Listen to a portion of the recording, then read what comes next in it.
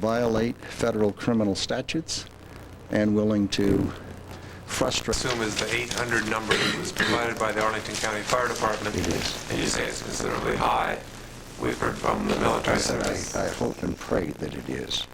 The military services, information from the military services indicates that it may be more in the neighborhood of 100 to 150. Is that closer to reality, or can you give some We just better won't guidance? know until we finish the work. The problem with trying to do roster checks with units, it may not include people that were connected with the heliport, it may not include people, contractor people, it may not include watchmen, it may not include work people who were working in the area. So it is folly to try to pretend that there's a number before there's a number. There is not a number, nor have we pinned down precisely how many people were in the aircraft who would also be in that general area. There are some in the Middle East who are saying that the United States does not have the belly to do the kind of response to this attack on the United States that this administration, previous administration, don't have it to go after them the kind of way that they have to be gone after, without any specifics whatsoever. Help us with the attitude that you go into this process with. Well, I guess time will tell.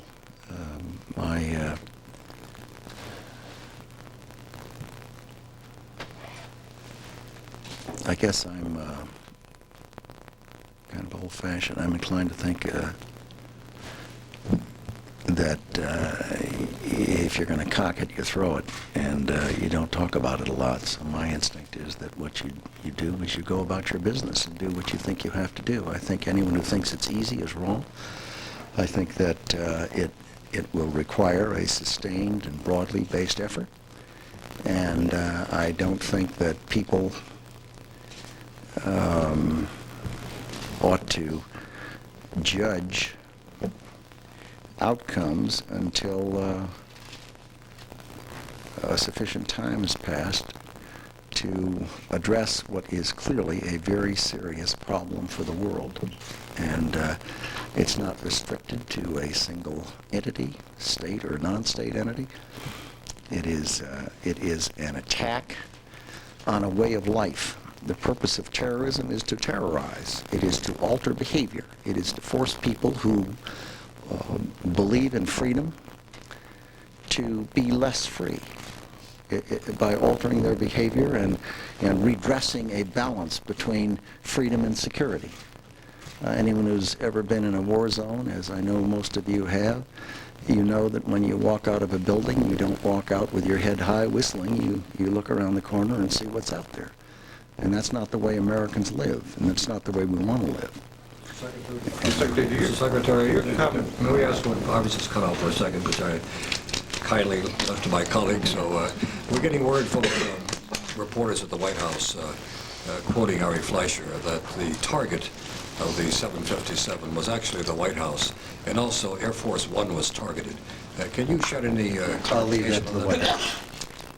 I'll leave that to the White House. Mr. Secretary, your comments on the handling of classified information, are you suggesting that it's time to move to a more secretive government in which there's less transparency about what it is you're doing, and how does that square with the goal of openness that reassures both friends and foes around the world that the United States intentions are good? We all know that there's a wealth of material that's classified unnecessarily and doesn't necessarily need to be. Well, as I'm sure you've discovered, I do believe in this, and I think it's enormously important in a free system with a free press and a democratic underpinning to our wonderful success as a country, that we recognize that and respect it. I also know that you're quite right. There are things that get classified that ought not to be classified. But what I said is enormously important, and that is that when classified information is compromised by people who ought to know better because they're unprofessional or uncaring and perfectly willing to violate federal criminal law and seemingly willing to put people's lives at risk, their colleagues and their neighbors and their friends, I think it's something that should stop. Yes. Secretary, was this... Jim's question, folks, he needs to leave. We need to get you across the river. Was- Question. Was sloppy handling of classified information, did that play some role in the attacks? Not to my knowledge. Okay, sir? It is an issue that I think, however, needs to be elevated and looked at, and that people in all aspects of government. What's the catalyst? Why are you raising that today? Yeah, has it happened in the aftermath? It has been happening daily. Sir? Thank you, sir. Thank you. Secretary of Defense Don Rumsfeld, one of the true veterans of this administration, former Illinois congressman, former director of the OMB, former Secretary of Defense, former White House Chief of Staff, widely considered to be one of the most skilled political operators in Washington, with a wide-ranging portfolio, and a conservative warrior who is determined to bring a new kind of discipline and realignment to United States military forces, sending a very strong message to the U.S. military services today that he will not tolerate any sloppy handling of classified material. It seems to me that he was sending a very strong warning in advance of what will be at some point a military operation against the people who were responsible for this terrorist war that was declared on America yesterday and carried out in New York and in Washington, D.C.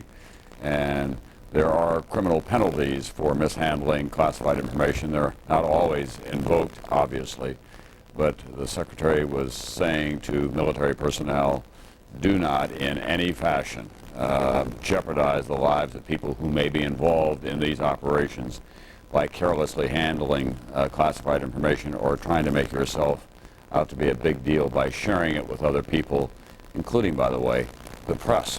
So that is Don Rumsfeld, who gave us an update from the Pentagon. Now he goes off to the White House for a meeting. He would not comment on reports from the White House that, in fact, the White House itself and Air Force One were targets of the hijackers based on what Ari Fleischer is describing as credible evidence. He also said that the estimate of the death toll at the Pentagon given to us by the Arlington County Fire Department of 800 was far too high. We had been reporting earlier today that they have revised that estimate down to just over 100, but he wouldn't get into a number because he said we won't know until we're able to go in there and get a complete accounting of the roster of the people who were there and the people who were supposed to be there.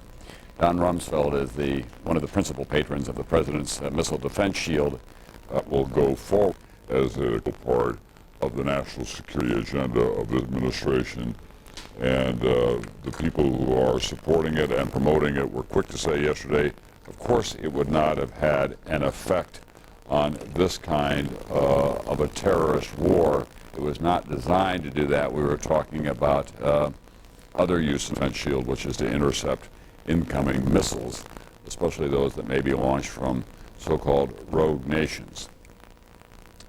Dan Abrams, you're in Lower Manhattan. Can you tell us if there's anything new? Certainly, is there any encouraging news to come out of the search and rescue operations? Well, Tom, the rescue effort continues, and every once in a while there's a good piece of news, and that is either that they have found an additional person, they have found an additional firefighter, but it has been few and far between. I think a lot of the triage units here a little disappointed, only disappointed that there are not more people that they can help. There aren't more survivors there. They are set up there. The hospitals here are prepared. And I think one of the most disappointing aspects of this for the hospitals is that there aren't more survivors. With that said, they are still working furiously behind me. I can tell you that I've been talking to firefighters, I've been talking to EMTs, I've been talking to doctors who've been emerging from that scene, who have just been talking about the heroic efforts, in particular by the fire department there, to literally dig through feet and feet of rubble. And that is exactly what they're doing. And Tom, I can also tell you from walking the streets here, remember, all of Manhattan is closed below 14th Street. And from those who are not from Manhattan, that is an enormous portion of Manhattan Island. And from walking around what are fairly empty streets, as a lifelong New Yorker, I can tell you I've never seen anything like this. People who don't know one another saying hello to one another. People who don't know one another sitting down at cafes with one another talking about what has happened. There's this image of New Yorkers as this sort of jaded group. This, I think, has changed everything. Tom? All right, thanks very much, NBC's Dan Abrams. Within 30 seconds or so, the Attorney General of the United States will be briefing. We've heard from Secretary of State Colin Powell talking about an alliance of nations. Here is now the Attorney General, also Defense Secretary Don Rumsfeld. The local agencies that have worked tirelessly yesterday and today to help the victims of this act of war find relief and to help the United States of America locate the people who are responsible for these terrible acts of war. Immediately after the first report of a plane crashing into the World Trade Towers, numerous federal agencies coordinating with the White House mobilized their resources. Throughout the day, secure video conferences took place among the National Security Council, the Department of Justice, the Department of State, the Department of Defense, the Department of Treasury, FEMA, CIA, the FAA, and other federal agencies. Both the President and the Vice President presided over a number of cabinet and sub-cabinet meetings and video conferences.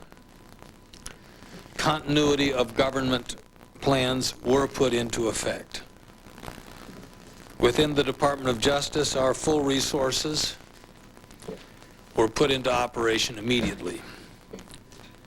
As I will explain in greater detail in a few moments, these resources have been deployed both to investigate this act of war and to assist victim survivors and victim families. But let me stress that this is not simply a Department of Justice effort. The response of the federal government across the board has been, I believe, from the President of the United States to the rescue workers, magnificent. I'll now turn to the information that the response we have been making has developed. I'll give you the information that we can give you. However, we will give you only facts that we can confirm. You may be hearing things that we have not told you, but some people have the luxury of speculating.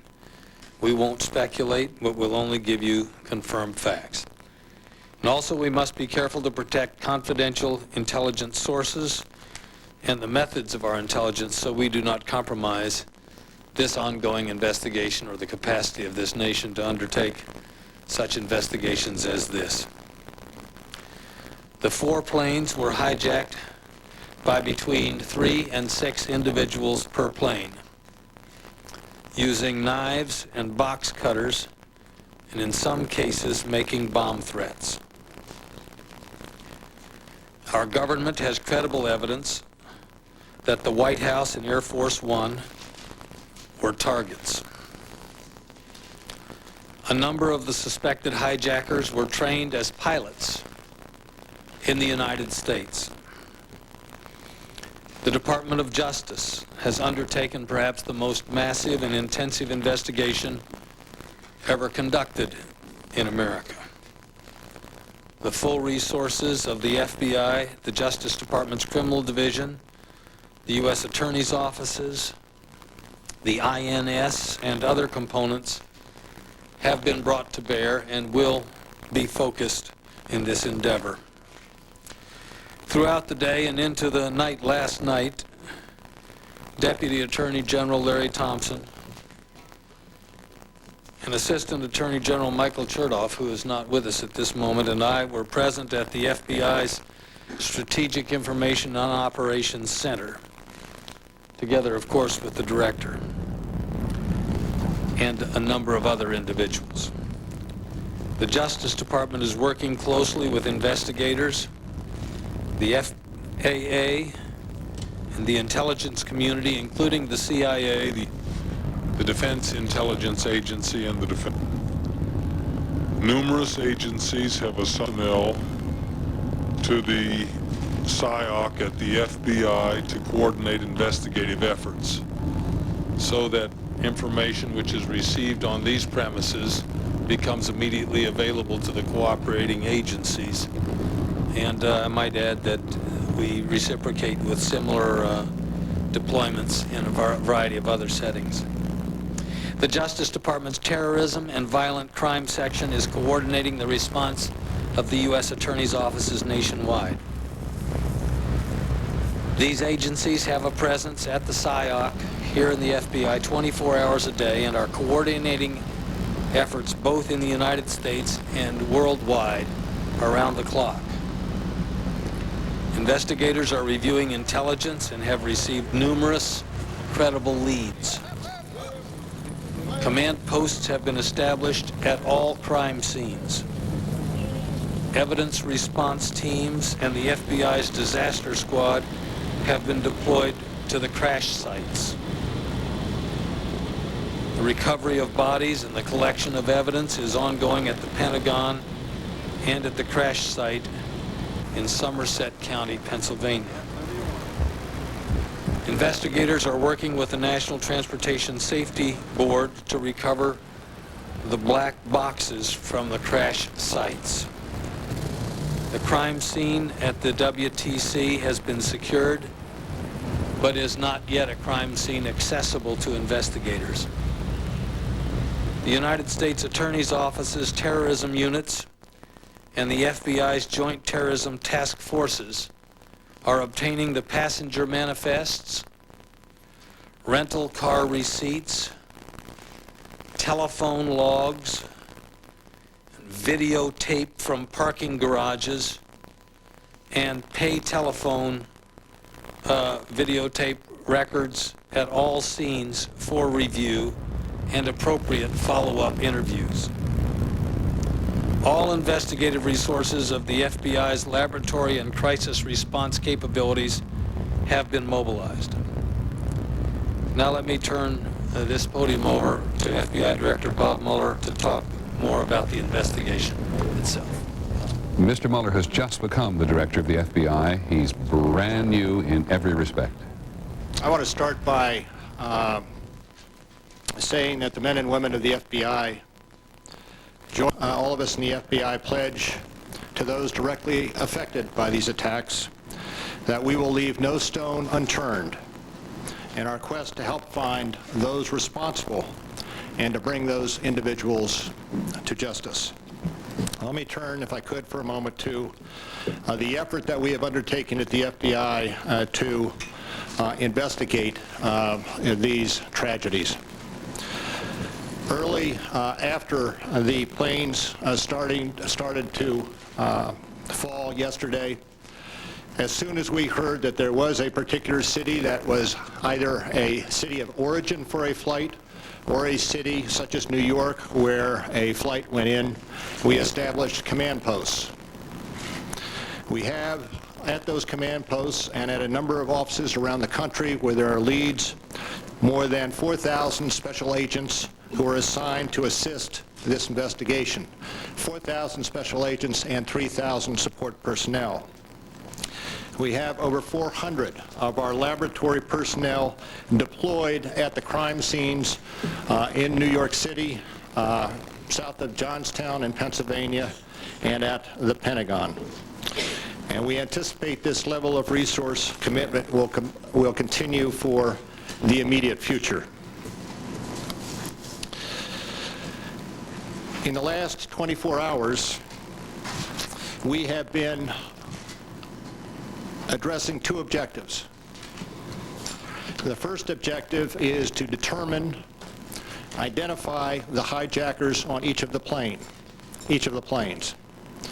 Having identified the hijackers on each of the planes, we then have sought to identify any of their associates remaining in the United States. Our first effort is to identify any associates in the United States who might be related to the hijackers and to remove those associates, investigate, and arrest, given the evidence, those individuals, and to remove any threat to the air system in the future. That is our first objective. The second objective is to gather any and all evidence we have as to whom assisted the hijackers, and not only in this country, but also overseas. We have, in the last 24 hours, taken the manifests and used those as an evidentiary base, and have talked to many of the families of the victims, and have successfully, I believe, identified many of the hijackers on each of the 4 flights that went down. We also have identified through a number of leads, principally at the cities of origin, a number of individuals whom we believe may have had something to do with the hijackings, and we are pursuing those leads aggressively. Let me conclude at this juncture by emphasizing again the FBI's total and unwavering commitment to this investigation. We will not stop, and as I said before, we will leave no stone unturned until we have determined who was responsible for these attacks on our freedom. Now, I would be happy to entertain questions, as I'm sure the Attorney General would. Director, has there been any arrests of any of these associates that you've identified Now, I understand that there is reporting out there that the FBI has made arrests with regard to the hijacking. That is not accurate. There have been occasions where we have interviewed individuals and come to find that the individual is out of status, and that individual has been detained on an immigration hold. But there have been no arrests relating to these hijackings at this point.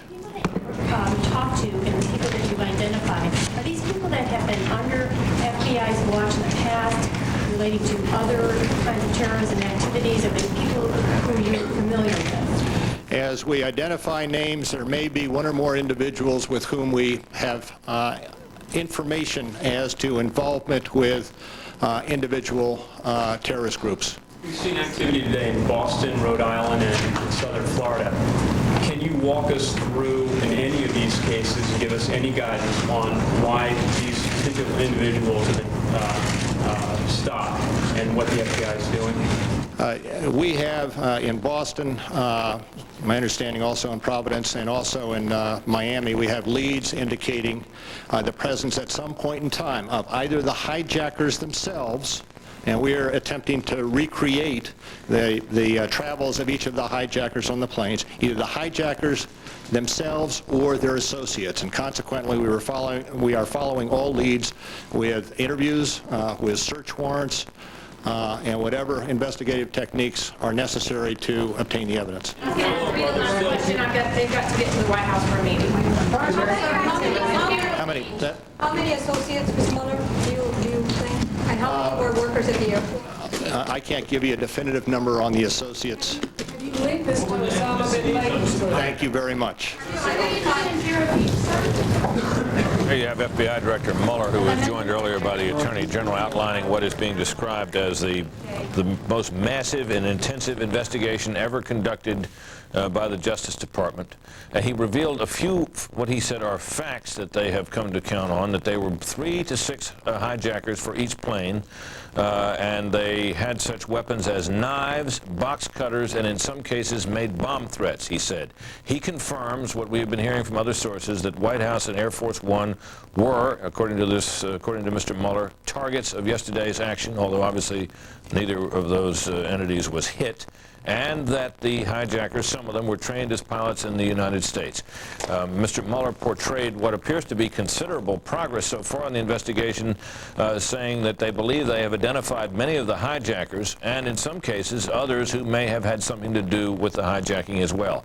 We, of course, have been covering this afternoon, considerable flurry of activity up in New England. You saw the scene outside the Copley Plaza Westin Hotel there in Boston, where police had descended and according to some reports, arrested several people. No arrests, said Mr. Mueller. There's an FBI news conference going on in Pennsylvania now. We're going to join that as we await the beginning of Ari Fleischer's briefing at the White House. Let's listen. Need for information in terms of the specifics, capabilities of the items shown here. feel free to call the NTSB at their headquarters at 202-314-6100. Again, we're looking for human remains, aircraft parts, the black box, and other items of evidence.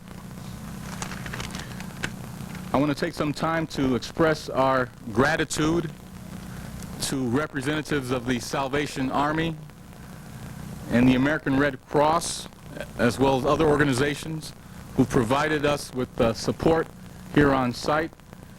As you can imagine, we're working long hours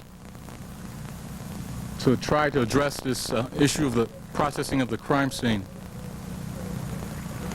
Again, for information regarding attacks that occurred in New York and Washington, you can call 866-483-5137. If you have any information to provide to us, you can call the FBI Pittsburgh office at 412-471-2000 or go to ifccfbi.gov. At this point, I'd like to defer to the Lieutenant Colonel who will speak to United Airlines. This morning, a number of you had inquired about United Airlines, and the response from the United Airlines is that their communication through the media would be, or to the media would be from Agent Corvington of the FBI. However, there are a couple of numbers that I want to give you. The United Airlines contact number in Chicago is 847-700-5538. They also have a website, www.united.com. The United Airlines contingent has a facility at Seven Springs Resort, which is nearby here. They will have a media room for families who come to this area and opt to talk to the media. The phone number at Seven Springs Resort is 814-352-7777. You are listening to an FBI presser that has been going on, one of many today, trying to sort out the details of who was responsible for what in the greatest calamity ever to hit the United States of America. A day after the fact, still a lot of questions.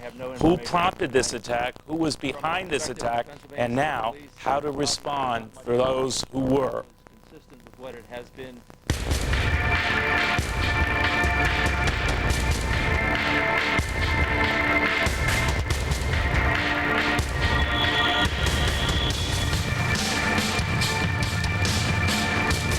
Welcome back, everybody. Neil Cavuto here as we continue another hour trying to ascertain exactly what happened yesterday and who is responsible for it. You've been going back and forth to a number of press conferences as we plan to continue to do that right now. We are also awaiting a press conference from White House Press Secretary Ari Fleischer.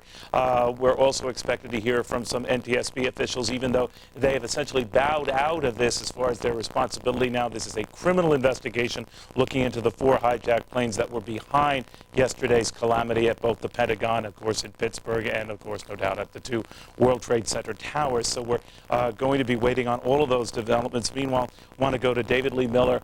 He has some of the latest at the sort of epicenter of all of this. David. Neil, authorities at this hour are in a race against the clock to get to the survivors trapped under the rubble that was once the World Trade Center. Now, we have some videotape recorded just a short time ago at the scene. This is a home videotape, and it is the most recent video that will show you exactly what is taking place only a few blocks from where I am now standing. So far, 9 survivors have been pulled from the rubble. Thousands, though, are feared missing, presumed dead. The most miraculous story to date, a Port Authority cop named John McLaughlin. He was on the 82nd floor of one of the towers when the building collapsed. He says he rode the debris to the ground, and incredibly, he only suffered 2 broken legs. Now, 6 New York City firefighters have also been found alive, but unfortunately, these type of stories are really far and few between. Right now, as many as 259 cops, firemen, and uniformed personnel, EMS workers, those who were first on the scene, are still reported to be missing. One rescue worker told us that in the last few hours, they pulled 15 bodies from the wreckage, and that they have located other bodies as well, but it is simply too difficult to get to them. It is too dangerous at this point to remove some of the bodies that are trapped at the World Trade Center. And to give you some idea how difficult and grisly that this type of undertaking is, they have brought to the scene cranes, heavy equipment, tractors, all types of equipment. They have welders on the scene who are actually cutting into the steel girders of the World Trade Center to try and dismantle the structure. Then by hand, the workers are actually removing the debris from the scene, hand by hand, taking what was left of the World Trade Center, placing the debris in trucks, those dump trucks, if you will, then making their way up Church Street, where we are now standing, and then they're taking the debris to 59th Street, where there is a dump. The FBI has a special staging area where they are going through the evidence. We have some breaking news now, Neil, so I'm going to toss it back to you. All right, David, thank you very much. David Lee Miller. Now on to Ari Fleisch at the White House. Phone calls to leaders around the world to rally an international coalition to combat terrorism. He has spoken today with Prime Minister Blair, with Prime Minister Chrétien, with President Chirac, with Chancellor Schroeder, with President Jiang of China, and twice with President Putin. The President will continue to reach out to leaders throughout the world to develop this coalition, to send a message that the United States and the world stand united, all the freedom-loving countries and others, to fight terrorism. The President is also gratified by the action taken today by the North Atlantic Treaty Organization, NATO, in which they invoked Article 5, saying that an attack on one NATO nation is an attack on all NATO nations. The President is also gratified by the United Nations Security Council resolution that passed today condemning this attack and saying that it was a threat to international peace and security. Finally, as the President has said in his remarks this morning, freedom and democracy are under attack. The American people need to know that we are facing a different enemy than we have ever faced, with the President's words. In this case, we have specific and credible information that the White House and Air Force One were also intended targets of these attacks. As the President also said in his remarks, this battle will take time and resolve, and make no mistake, we will prevail. I'm happy to take questions. In terms of the specific threat that you talked about against the White House and Air Force One, we have heard from administration officials that the plane that went into the Pentagon may have originally been targeted at the White House. What can you tell us about that? John, we have real and credible information that the airplane that landed at the Pentagon was originally intended to hit the White House. Can you tell us about the nature of that evidence? No, of course I cannot. Any questions relating to how we have obtained any of this information, sources and methods, I will of course not answer. Why it changed course, or why it went to the Pentagon and not the White House? We really do not know the answer to that, but we are aware of what we have. Why did Vice President Cheney remain in the building? The Vice President was removed to a secure area at the White House. We were told he was working out of the Situation Room with Condoleezza Rice. The Vice President worked out of several locations, and the White House has sufficient secure locations in events such as this. And this follows a regular plan that the White House has in case of any such incidents. Campbell? Reports, though, that the plane flew over the Pentagon and passed over the U.S. Capitol. If the White House was indeed a target, there have been military sources who say... I've not heard that report. I've not heard that report. Are you threat against Air Force One? Kelly? All right, then do you have credible information that the plane that crashed in Pennsylvania was intended for Air Force One? Do not have any information about that, plane. If Air Force One happened to be a target, isn't it true that when the President went to Louisiana, at that point, once he took off from Louisiana, there were no flights in U.S. airspace? No, at that moment, there were still reports of airplanes that had not yet been identified as to the whereabouts. That's another reason that the White House and the President operated in the secure manner that they did. At that moment, when the President had left Florida and was on his way to a base that no one knew where the President was heading to, there were still reports of planes that had not yet been brought onto the ground per the FAA's order. But I have to follow up, though, but when Air Force One left Louisiana and headed to Nebraska, I believe at that time there were no U.S. planes, or any planes still in U.S. airspace. So then why did the President go to Nebraska and not back here to the White House? Because the information that we had was real and credible about Air Force One, and the manner in which Air Force One operated maintained the security of Air Force One at all times, and that also was one of the reasons why Air Force One did not come back to Andrews, where some people may have thought it would. If we can make the connection here, that would suggest, Ari, then that the threat against Air Force One came in the form of another aircraft?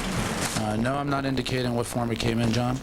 And it will know. Time did the White House get this information? On the flight from Sarasota to the first location. So did the evacuation of the White House come as a result of that information?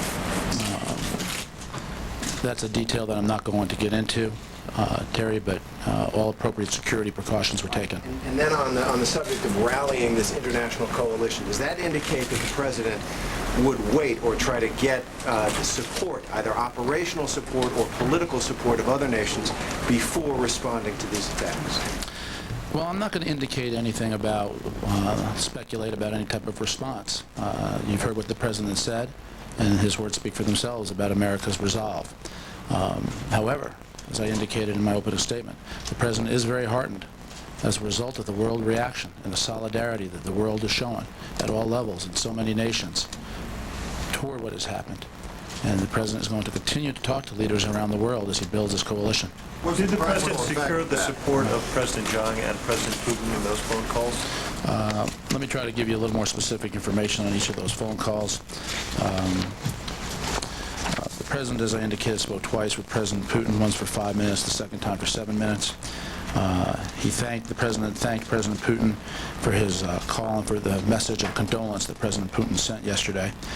President Putin informed President Bush that he had signed a decree that there be a moment of silence at Russia and throughout Russia at noon tomorrow, with flags at half-mast to express the outrage and solidarity of the Russian people with the American people. The two presidents agreed that they would work closely together in the coming weeks to fight those responsible for yesterday's acts of terrorism. The President's phone call with President Chang of China lasted for approximately 10 minutes. President Bush thanked President Chang for his condolences and concern for the American people as well, and the two agreed to work together also to combat terrorism, which is another indication, as I mentioned, of the coalition the President is seeking to form as the world unites in the fight against terrorism. All right, will that coalition look at all like the Persian Gulf Coalition? Is he reaching out to Arab nations as well? The President is going to continue to have conversations throughout the world, and as you know, Secretary Powell has too, talked to many people, and we'll try to keep you informed of the conversations the President has. But is it right that the President has not yet reached out to any Arab nation leaders? I'm going to try to do my best to keep you informed, but this is a process, and the President is going to continue to make phone calls. The President is, as you know, he has a meeting this afternoon with the security team. Following his meeting with the congressional leaders late this morning, the President had lunch with the Vice President. He made additional phone calls. He has a meeting with the security team today, and we're going to keep you informed of all the information we can about the President's phone calls and activities. Terry and Jim. Given the scale and the level of killing in these attacks yesterday, can the President assure the American people that the response will be commensurate with that? I'm just not going to speculate about the response. You have what the President said about how the United States will prevail. But I'm not going to go beyond that. I'm not going to speculate. And I leave it at that. Can you say how close the U.S. is to knowing who is responsible for the attacks? The United States is in the process of gathering all the facts about this matter. The full resources of the federal government at all levels have been dedicated to this, and we will continue to gather those facts and ascertain all the information available. Follow-up, has there been at least early consideration of possible U.S. responses, or is the U.S. government not at that point? Again, I'm not going to speculate on that. Jim? Yeah, what is the practical effect of invoking Article 5 of NATO that it's an attack against the entire alliance? It is a message of solidarity with NATO. And I'm not going to go beyond that in terms of anything else that has a practical effect. It is highly unusual, if not unprecedented, for NATO to have taken this step. It does suggest a unified military response, though. I think it suggests a unified response. And again, anything dealing with anything military, I'm not going to speculate about.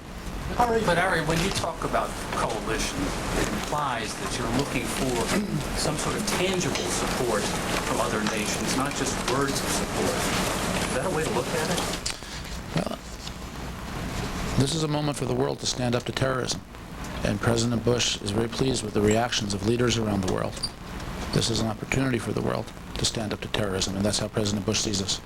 Ari, is the White House going to make an open-ended request to Congress for funding, or is there going to be a figure given to Congress? No, Keith, the President thinks it's important that this not become an open-ended request. The President, and by the way, the meeting with the congressional leaders today, bipartisan congressional leaders, was a very important and stirring meeting of patriotism. The outpouring of support, shoulder to shoulder, regardless of anybody's political party, was wonderful, it was impressive, and it should make every American proud. The President will continue to work with Congress, but he does not think that there should be an open-ended commitment. So just to follow up, is there going to be a specific request given to Congress today or tomorrow for a specific amount of funding? We're going to work with Congress on the specifics of it, and as soon as we have something to announce, I will announce it or provide the information to you. Given NATO's decision today and the kind words from so many, or supportive words from so many foreign leaders, does the President feel that at this point he has the international support he needs if he decides to strike, if one decides to strike? Again, I understand that you're trying to determine what may or may not come next, but it is just an area that I'm not going to speculate about, and I'm sure you can appreciate the reason why. Can I just go back to the threat on Air Force One? I mean, at the time the 4 planes were hijacked, the President was in Florida. If you have a threat to Air Force One, it seems as though you're raising an additional threat that perhaps we don't know about.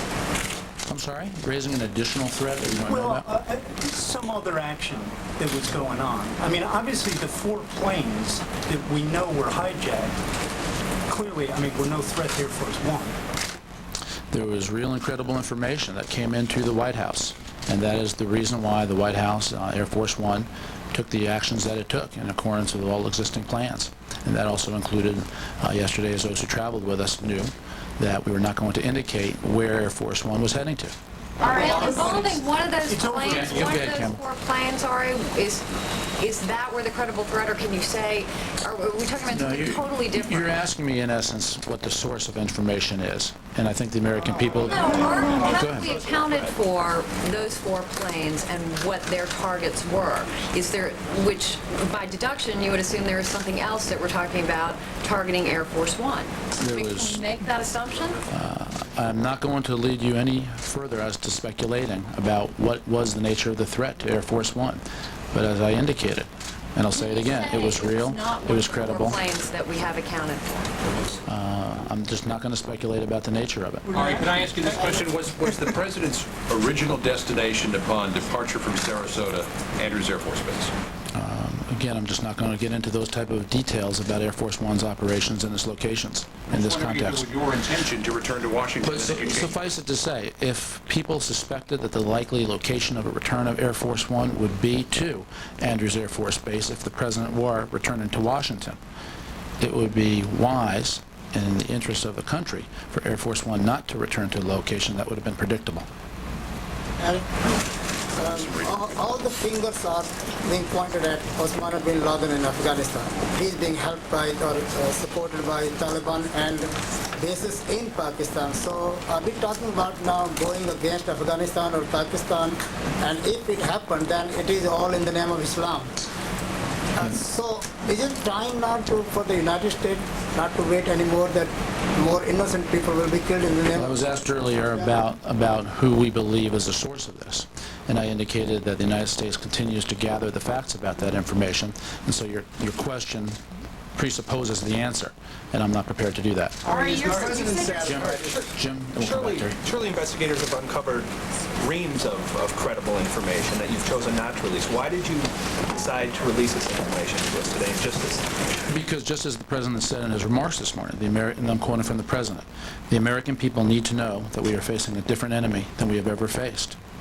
And the President, having said that, thought it was appropriate to let the American people know the lengths to which those who perpetrated these terrorist acts were prepared to go in an attack on our nation.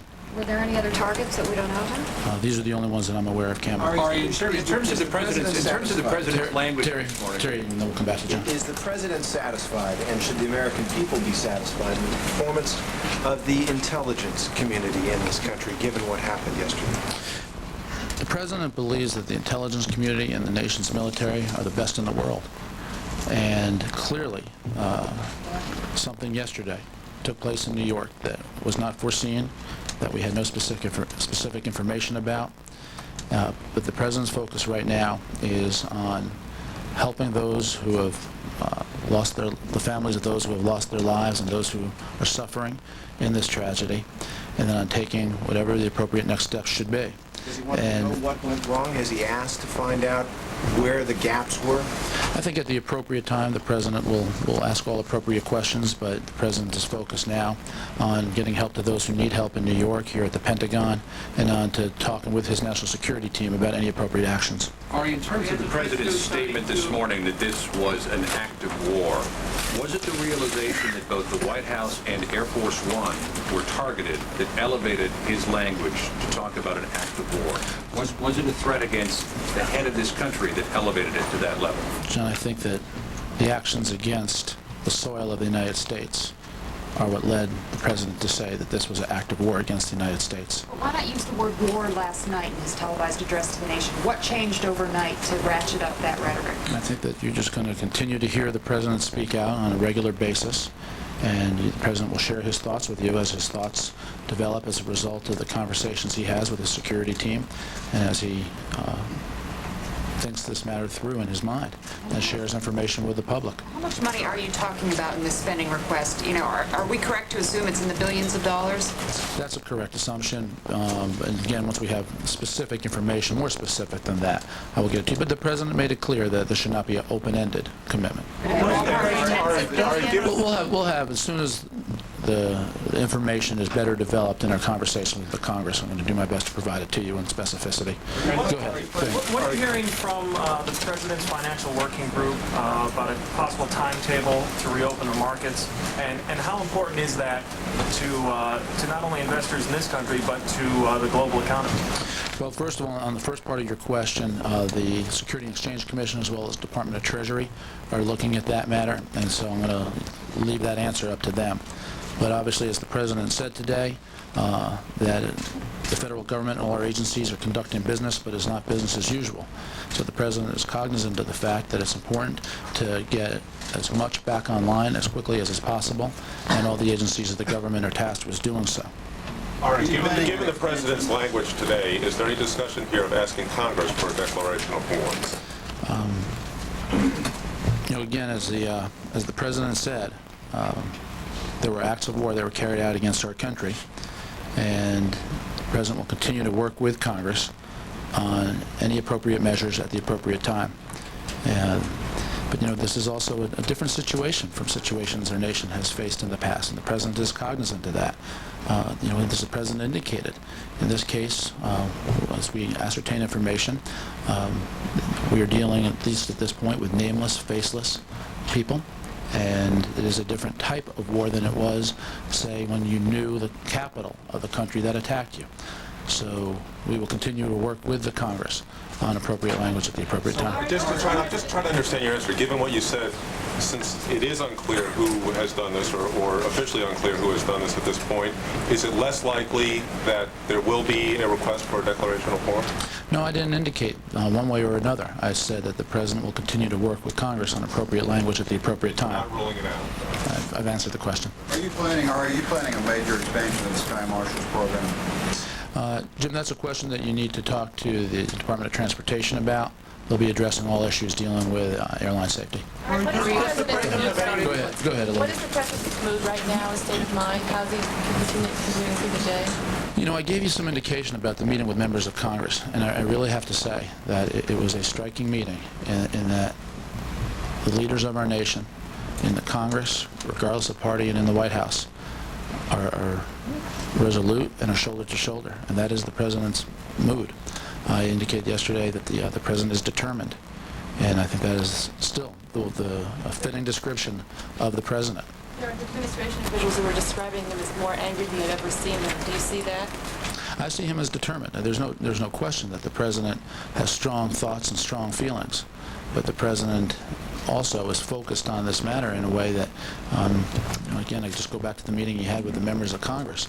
He is focused on rallying our nation, on helping those who need help at this time in New York and at the Pentagon, expressing his sorrow to the families involved, and on ascertaining all facts and all information so that the United States can and will do the right thing. Ari, has he heard from or reached out to former presidents for advice, for counsel, for support?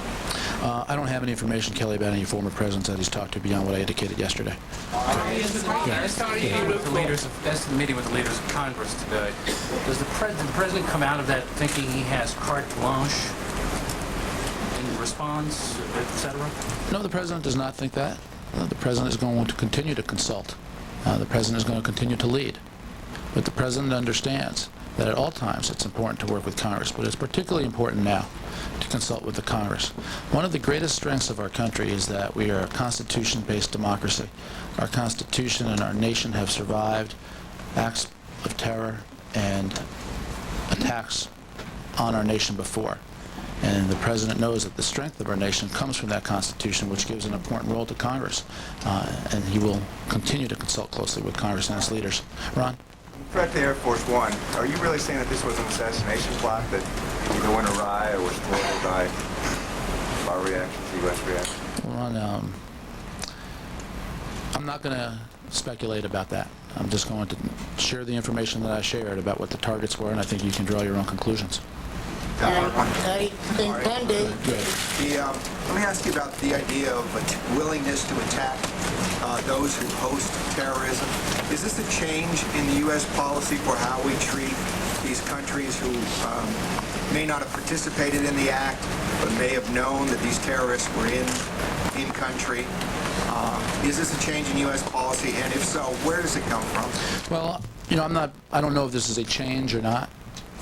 Of course, given the fact that President Bush has been in office now for 9 months, this is, I think, an example of how President Bush is going to address this in a resolute manner.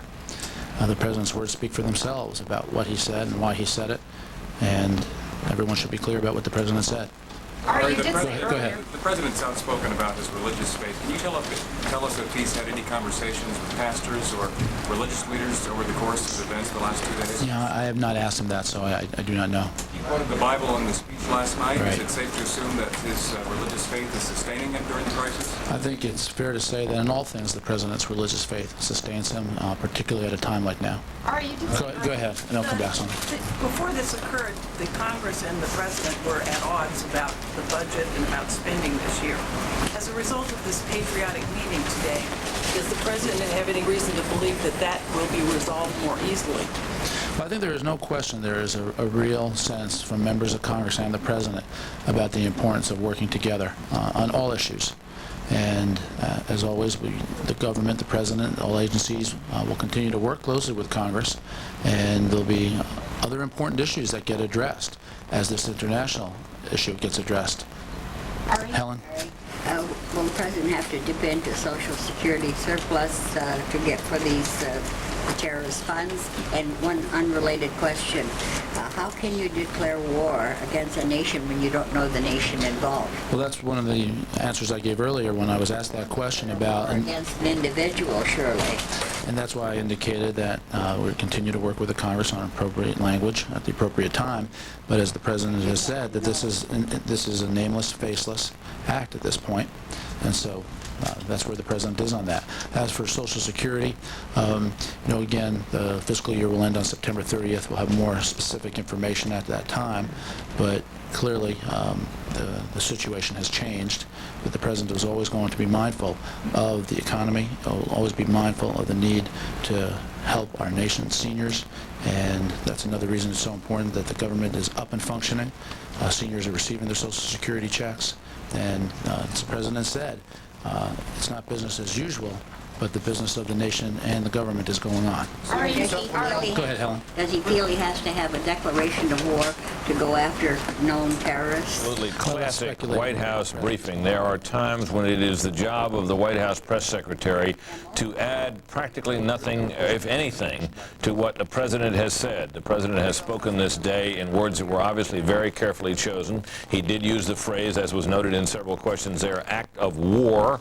And Barry Ari Fleischer, as you saw, was asked to elaborate on that and its implications, which he very carefully declined to do. He did enumerate the conversations that the president had with other world leaders, principally the heads of state of the members of the National Security Council, the UN Security Council, which is obviously a very important organization to work with and through if you're seeking to build what Colin Powell described as a worldwide coalition against terrorism in all its forms. But on this day, the news was made first by the president this morning, later by Colin Powell at the State Department, and then subsequent to that by John Ashcroft and the new FBI Director Robert Mueller at the FBI headquarters. And you saw the White House reporters trying to get a little bit more news from Ari Fleischer and not having a little luck on a day when they wanted to let the president make the news. That concludes it from here. We've got other briefings to come, but for now it's back to Neil Cavuto in New York. Neil? All right, Britt, thank you very, very much. I want to quickly go to Jerusalem now. Jennifer Griffin keeping an update on Middle East reaction to this, particularly among the Israelis. Jennifer, what do you have for us? Hi, Neil. It's been a day of mourning here in Israel. The Israeli government called the day of mourning to show solidarity with the American people. They also have taken very serious security measures. They closed their borders, and only El Al, the national airline flights, are allowed into the country. The pictures you're seeing now are of Palestinians celebrating yesterday in the streets after hearing news of the attack on America. Palestinian leaders here have been have come out very strong in distancing themselves from those celebrations, if you will. There were about 4,000 people in the streets in Nablus. Yasser Arafat's personal security services actually threatened cameramen who shot these scenes because they were worried about the PR that they would be getting from this. Yasser Arafat went on his own PR blitz today. He actually donated blood to the Americans hurt in the attack. He'll be sending that to the United States. Also, the Israeli Mossad has offered to help Israeli intelligence in any way they can. Right now, sources here are telling us that the Israeli intelligence community suspects that Osama bin Laden, the Saudi billionaire exiled in Afghanistan, is behind this attack, and that in the past, Israel has not been a target, but now they feel they are. Neil? All right, Jennifer, thank you very much. Jennifer Griffin reporting live from Jerusalem. We want to very quickly update you on some other developments concerning the financial markets. As you heard Ari Fleischer in the press briefing here, the president is eager to see at least the capitalism return to business as usual, even though it's going to be very tough to do when much of it was occupied in those two towers that went down yesterday. But we are getting indications, at least from the Securities and Exchange Commission, that its preference would be for the markets to go ahead and open tomorrow. Separately, the Chicago Board of Trade is indicating that it will open for business tomorrow. I'm going to take this up with Diane Swank and Terry Keenan in just a second, but in the meantime, I do want to go to Rita Cosby. She's not available? Okay. Then, guys, what I will do is go to Terry Keenan and Diane Swank. First on the financial information stuff that I've got. Terry, on you first, because Diane has a separate little story with you that's just remarkable I want to get into. But Terry, on this issue that the exchanges could be looking to open, if not tomorrow morning, certainly sometime tomorrow, psychologically the impact. Psychologically very important. There is a rule, perhaps an unwritten rule, that the stock market should not be closed for 4 consecutive days. That means that we would need to have an opening on Friday morning. For that reason, the day after Thanksgiving, the market's always open, even though it's unpopular and only for a half day, to give that confidence that we do have the biggest and most liquid markets in the world, and indeed we do. Although there is precedent for 2 days in a row, the markets being closed right after World War II. That was really a celebration. But of course, this is a different case. Yeah, this is certainly a different case. So everyone is mobilizing to try to get the markets open. A lot of the firms that were headquartered in the World Trade Center may not know exactly what their positions are and where their books were when those buildings went down. So that, of course, will be a factor as well. But right now, SEC officials, along with major market officials, are meeting in Midtown Manhattan, just a few blocks east of here. They've been meeting all afternoon. They continue to meet at this hour to try to get those financial markets open. In fact, you've been sort of assessing that as we speak, haven't you? Yes, we've continued, to monitor the entire situation. The problem is with Manhattan closed below 14th Street, how do those specialists and those traders on the floor of the New York Stock Exchange, thousands of them, get into the building? And so far today, when I've been calling down there, only the security guards have been in that New York Stock Exchange building. All right, we should. Terry has indeed put something together on the bigger issue, what happens in Wall Street. Let's take a look. As fear grips a nation still in horror, will that fear also tip the economy into a recession? The question is a valid one. As terror tore apart the twin symbols of American capitalism Tuesday, the economy they represented was already in decline. Unemployment up, the stock market down, and the consumer the only thing holding it all together. With confidence shaken to the core, the economy could be the next casualty. I felt we were in a recession starting early this year, and this, of course, is just going to make it more likely that we're in a recession. If so, it would likely be the first global recession in a generation, a cruel conclusion to the longest economic expansion in U.S. history. Reflecting that possibility, global markets have cratered since the attack. Japan's Nikkei closing below 10,000 for the first time since 1984. What's more, eerie parallels with the Gulf War period a decade ago have begun to emerge. Back then, the outlines of recession were written as the U.S. drew a line in the sand. Now as then, oil prices are on the rise, some airlines and insurers on the brink.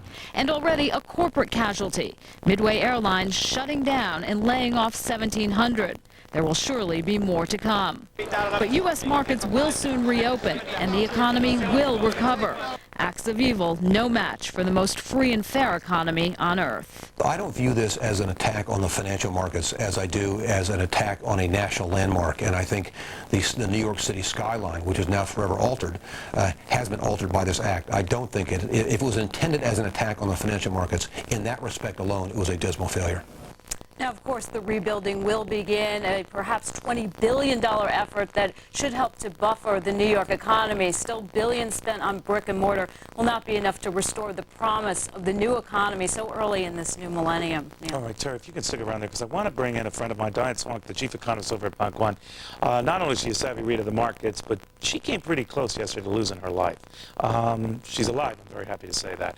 But Diane, explain to me, you were at a gathering, a business gathering, right at the World Trade Center. We had our association I was former president of, Alan Greenspan's been president of the National Association for Business Economics, had their annual meeting at a place that I actually chose. I was on the choosing team several years ago, and we went to the World Trade Center at the Marriott and chose that site, so the feeling that I have of guilt and all of this is also extremely personal. We were in the main ballroom, the grand ballroom, where Bob Scott from Morgan Stanley, Dean Witter, was delivering his CEO address to about 250 NABE members, mostly business economists, a lot of top economists on Wall Street as well. And all of a sudden, about 2 minutes into his speech, we heard the shake, felt like an earthquake, and the entire ceiling of the Marriott ballroom is made of glass chandeliers, and that was shaking, looking very close to breaking. And immediately, I give so much credit to the Marriott staff, who very efficiently, obviously very well trained, tried to evacuate us. We should stress that, if I'm getting my perspective right, this is when the first plane hit. This is when the first plane hit, and we got out from the first plane and began to, I was mentoring some students. One student had come from the Arab Emirates just to meet me and take her picture with me, and she had asthma, and she was starting to panic, and she had no medicine on her. We had several people try to gather around, hold hands to make sure we could stay together as a group and not lose anyone, and we're making it away towards the water and running away from the building. She said she couldn't run, and we said, you have to do whatever you have to do, just keep moving. And every time people would look back, unfortunately, they looked back and they saw the second plane hit, which was a very gruesome experience, because you could see. So they're running back, they're trying to get out of there. They look back, they see the second plane hit. And that one was quite severe because all of a sudden everything is falling out of the sky. Including bodies. And trying to keep these kids, I'm a mother, and my instinct is keep kids calm, and they're not kids, they're in their early 20s, but they were scared to death. They're from different countries. None of them had their passports with them. Everything was in the hotel. And so we all, somehow, three of us chief economists from Chicago, Tim O'Neill at Harris Bank and Carl Tannenbaum, found each other, along with Steve Landefeld, the head of the Bureau of Economic Analysis in Washington, was with us. And we got a group, it ended up being about 12 of us all together that walked into Battery Park, and then came the soot. and as the soot started to come, people panicked again in Battery Park, and it was terrible. You saw, acts of extraordinary kindness. In our group, I saw a woman who was walking with a crutch, and people said, "Walk faster," and we're trying to almost trample her, and she didn't have a mask, and they had been giving out masks, so I gave her my mask, and Steve handed me his tie, and I tied the tie around my face, and because I could move faster than she could. I saw people in wheelchairs, and people were, trying to throw chairs at windows to get inside of buildings to escape. Was anyone in that group, Diane, hit by any of this shrapnel or falling? Actually, a good friend of mine who was reporting from the conference, Mike McKee at Bloomberg, he ran into us later on. He was there when the building collapsed and somehow caught up with us in the park, and he was covered in dust and blood and cuts all over, and we were trying to clean him up a little bit with what water we had, and then he ended up having a truck came by that he recognized the people in, and he got in it, and I caught contact with him later, and he was okay. But as far as I know, everyone got out of the hotel, but there's still people that, my friends, that we couldn't track down. We sort of set up, at Bank One, we set up a main space. They had food for us when I got there. I was in contact with the chairman's office. They were making phone calls from Jamie Dimon's office around the country to anyone I met that I could get a line out, just because no one could get any lines out of New York. They're making phone calls to assure people. Also, Bank One, Jamie is an old New Yorker. Did you say Jamie Dimon is the head of Bank One? Chairman of Bank One. He has established a fund already where Bank One will match for the disaster relief $1 up to $1 million in contributions. Diane, I'm glad you're well. But Thank just you. a quick psychological question for both of you. Terry, I'll raise this to you. Is that, a lot of people came very close and saw quite a bit yesterday. And I'm wondering, among the survivors, the friends of the survivors, how that affects going back to business. Well, it has to. Even if you're just watching these horrible images on TV, how can you just go back to business as usual?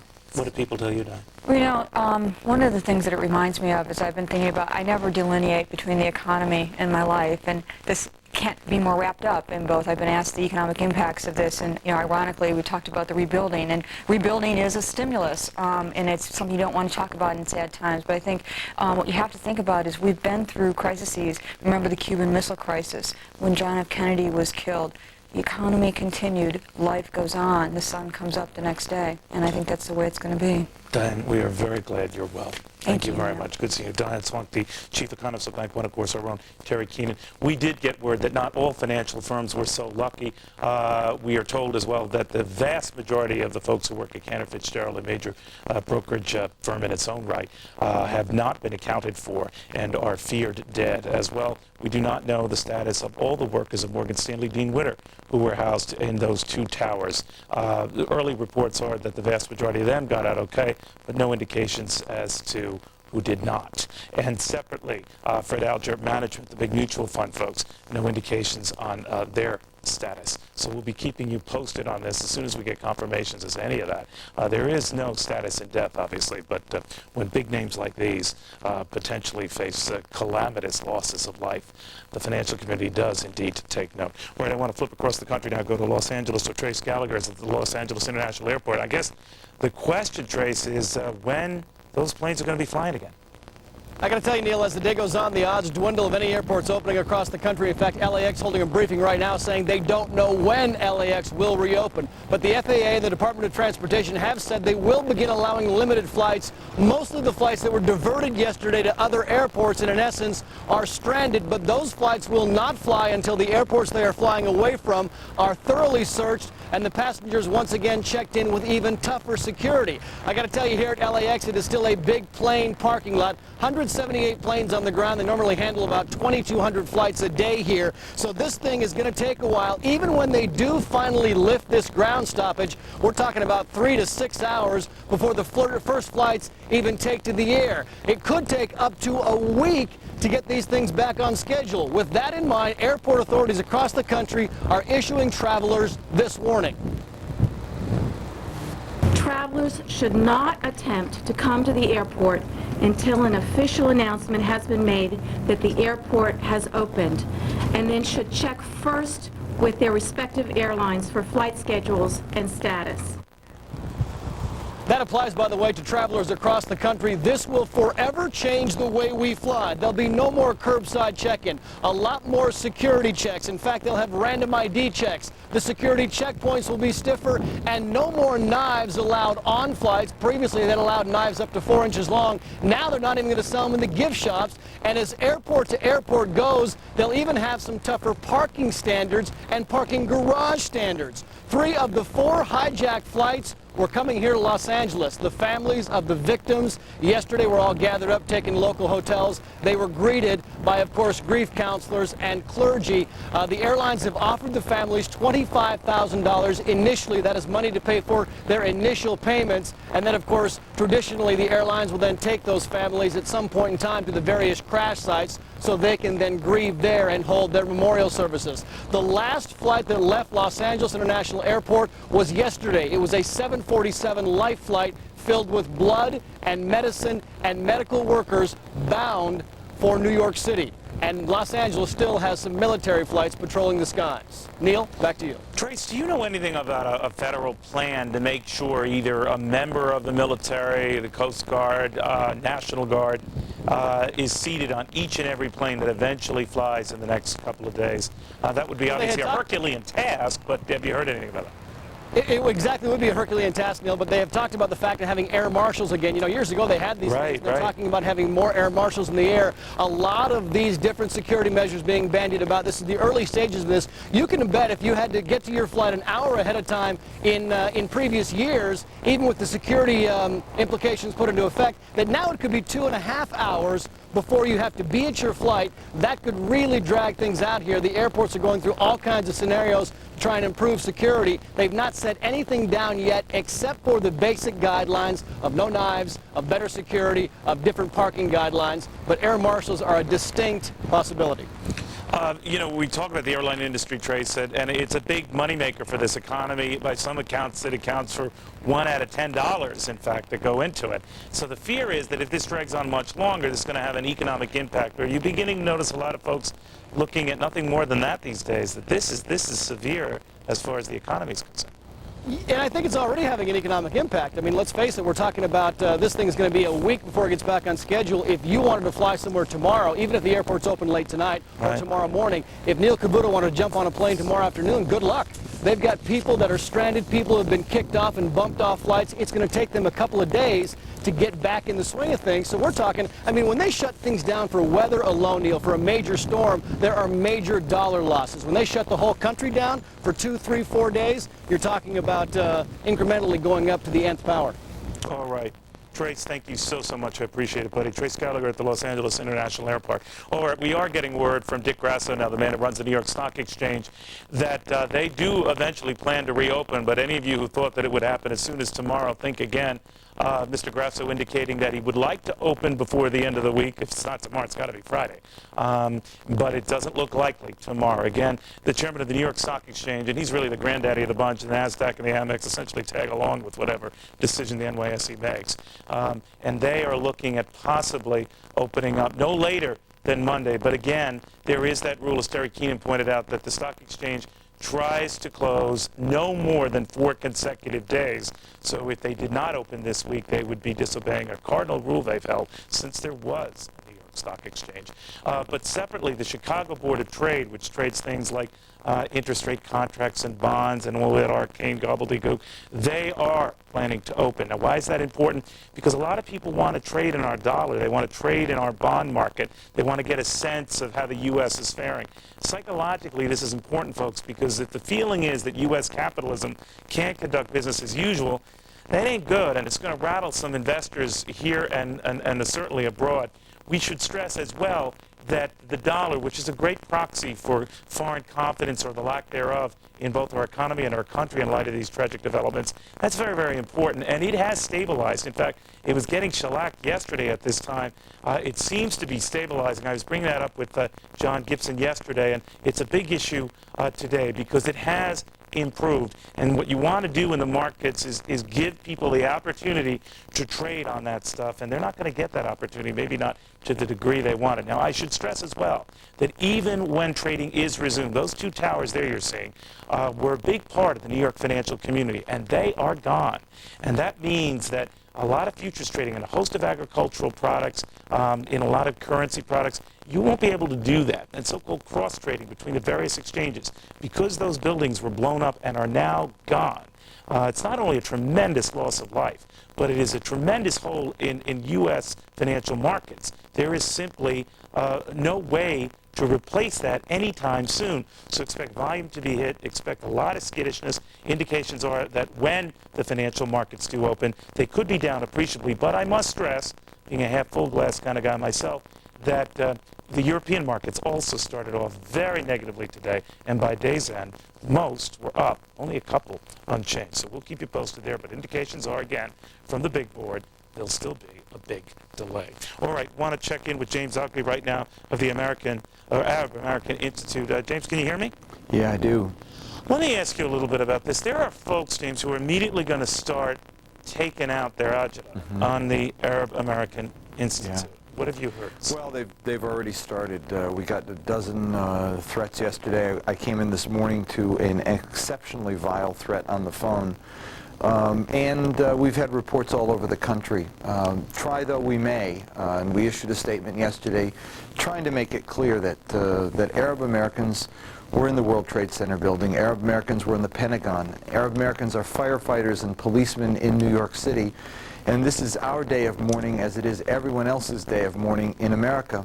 We have nothing to do with these actions, and we condemn them because our friends and our family are victims like everyone else. But while we want to mourn, we end up having to look over our shoulders because some people point a finger, and frankly, it's unfair, and I'm hoping that we will get statements soon from the Attorney General, from the President, making it clear that there should not be the assumption of collective guilt on Arab Americans. James, what did this caller tell you? Give me the nice version. He said he was going to slit my throat and kill my kids. And frankly, that doesn't make me feel awful good. Simply because you're an Arab American? He said, yeah. Yeah, he said, you guys will pay for this. And frankly, that is the kind of prejudice that has affected Jews and affected blacks and affected others in this country. And it's affecting us. It's wrong, but it is the same kind of violence that we saw in New York on a minor scale when it targets individuals in a targeted community. It, like any other form of racism, is terrorism because it goes after victims mindlessly. The people who died in the World Trade Center died because they happened to be Americans in the wrong place at the wrong time. And when you target an individual ethnic community, just blindly going after them because of their ethnic association, you're doing the same kind of thing. That is what we've got to stop. It's at the root of all of this hatred, and it's important that we get rid of it. You know, there are a lot of people in this country, fairly or not, James, who are going to sort of associate anything bad that happened yesterday with the Arab community, the Muslim community. They're not going to distinguish. They're not going to differentiate. Are you fearful of a sort of a hate wave in this country? We saw it after Oklahoma City, and it was obviously misplaced, and we may see it again. But you know, even if this action that took place, the terrorist actions that took place, come from the Middle East, it's not Arab Americans who did it, and it's not Arab Americans who will support these actions or want to be have anything to do with them.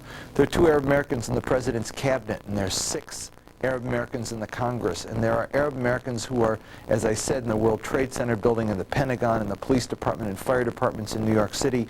We are not the people who did it, and so well, how do you compensate for that? I mean, you obviously have to go stretching over the other way to say this is offensive and revolting and all of that. I know you guys have issued statements to that effect. Do you have to keep doing that? What we're hoping is that, as Bill Clinton and Janet Reno did, that George Bush and John Ashcroft will also issue statements and make it clear that it is something that they want to see. All right, I apologize, buddy. I want to go to Transportation Secretary Mineta right now. As the President said last night, these despicable terrorist attacks have shaken the foundation of our greatest buildings, but they have not shaken the foundation of this great nation. And I hope that we will all heed the President's call to keep the victims and their families in our prayers.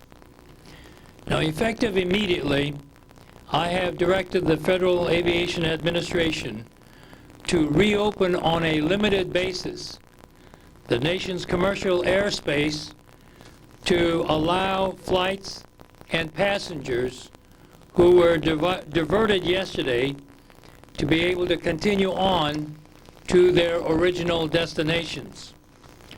Only passengers on the original flights will be allowed to reboard under strict security, and only after airports and airlines have implemented strict screening measures. Now, airlines will also be allowed to reposition empty aircraft in preparation for the resumption of regularly scheduled airline service. I have also directed that the FAA temporarily extend the ground stop order that was imposed yesterday while additional security measures are being completed and we continue to assess any potential threats. Safety is always of paramount importance, and in these extraordinary times, we intend to be vigilant as we remain committed to resuming commercial flights as soon as possible. Therefore, I have ordered a variety of security measures to be instituted at our nation's airports upon reopening to improve the security of our aviation system. A thorough search and security check of all airports and airplanes will take place before passengers are allowed to enter and reboard aircraft. We will discontinue curbside check-in at the airport, and passengers will be required to go to the ticket counters to check in. We will also discontinue off-airport check-in. We can no longer allow passengers to check in for their flights at hotels or other venues. Passengers must check in at the airports. We must reserve boarding areas for passengers only. Only ticketed passengers will be allowed to proceed past airport screeners to catch their flights. And all vehicles near airport terminals will be monitored more closely. I know that all Americans want us to move as quickly and prudently as possible to return our national airspace system to normal, and we will, as soon as we can do so safely. In addition, I have the following announcements to make concerning other major transportation modes and venues. Major railroads are reporting normal operations and minimum delays. Amtrak is operating on a normal schedule and has returned normal operations in the Northeast Corridor. Many bridges connecting Manhattan and New York City remain closed, open only one way, or with limited access. New York City Transit is 95% operational, with the exception of the traffic around the World Trade Center site. Washington, D.C.'s Metro Rail system is operating on a regular schedule. Greyhound bus service has returned to normal operations. The Port Authority of New York and New Jersey, in terms of their terminal operations, remains closed. Our biggest concern is for the victims of yesterday's terrorist attacks. I would also like to commend our Department of Transportation employees who have shown an outpouring of support. Hundreds of our employees have asked what they can do in the wake of this catastrophe, whether donating blood or supporting rescue efforts. The United States Department of Transportation has been coordinating industry volunteer efforts to provide buses to transport emergency rescue personnel to Stony Creek, Pennsylvania. Again, let us leave here this afternoon with our thoughts and our prayers for the victims of yesterday's terrorist attacks. Secretary, to take a couple of questions now. Jonathan Salant. Both the General Accounting Office and the Office of Inspector General said that part of the problem with secured airports are the low-paid, high-turnover screeners. What's being done to improve the screening of passengers before they board the planes? Well, we started this process actually earlier this spring by coming out with a rulemaking to allow the Department of Transportation to have the increased powers or authority to require not only in terms of requirements, but the monitoring of the screening people at airports. And so as part of that process, we are looking at the whole issue of how to improve the ability to screen passengers as they come into the airport. As I said, one of the things that we're going to say is that no passengers are going to be allowed beyond that point. So they will only be screening passengers from now on. The second part of it is, how do we make sure the ability of those folks and what they're doing in terms of screening passengers is increased? That process we had started back in May of this year, I believe it was. Mr. Secretary, can you give us some sense of how long you think it will take to get the system back up with the new security procedures? Well, I can't give you a date or time as to when we will be back in operation. We're trying to make that determination based on the safety and the security of the passengers and the airline operation, given the intelligence reports that we are getting. Now, as I had indicated earlier, I had hoped to start operations today at 12 noon, but because of the concerns of the FBI and the intelligence agencies about intelligence information they had, and we had a meeting early this morning, and then there was a meeting of the Security Council, or a deputies meeting, and then we had, subsequent to that, a National Security Council meeting, which I was part of today. The determination was made to put off operations until we are sufficiently secure in our own information about when to resume operations. To the extent that we are moving or starting operations, that's why I said we're going to allow passengers who were diverted yesterday to be continuing on those flights and the repositioning of other aircraft. But beyond that, right now we are not resuming normal operations. Security concern that is keeping you from... Secretary of Transportation Norman Mineta is announcing that the Transportation Department will allow people who were caught in transit to return to their destinations, but airport operations, air operations in this country will not resume until we are sure we are secure. We're going to have more. Stick with us. We're going to be right back.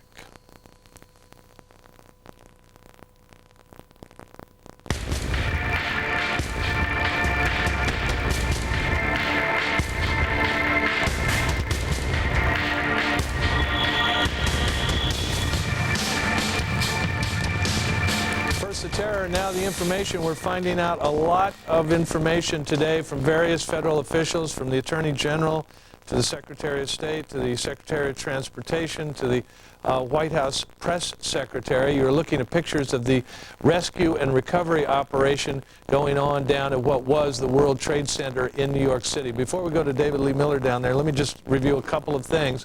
Attorney General John Ashcroft saying today that the hijackings that occurred yesterday involved 3 to 6 people on each plane, and they accomplished the hijacking with knives, box cutters, and bomb threats, and that the White House and/or Air Force One were primary targets. Somehow their efforts in that area failed. We may know more about that soon. Also, the air traffic system in the United States is not going to start again until the federal authorities, including the National Security Council, are assured that we are secure. Evidently, there is still a security threat, so no one is going to be flying except those people who were caught mid-trip.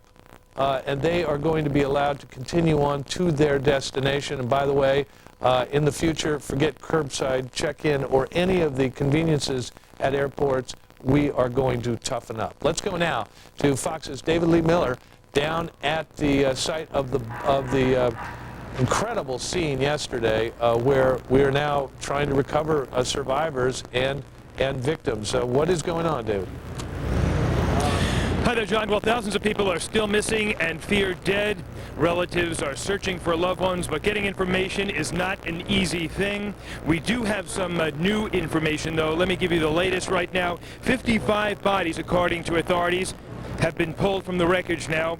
300 New York City firefighters, though, are unaccounted for. 40 New York City police are missing. 30 Port Authority cops are still not located, and 200 employees of the Port Authority here that work downtown at the Trade Center have not been located.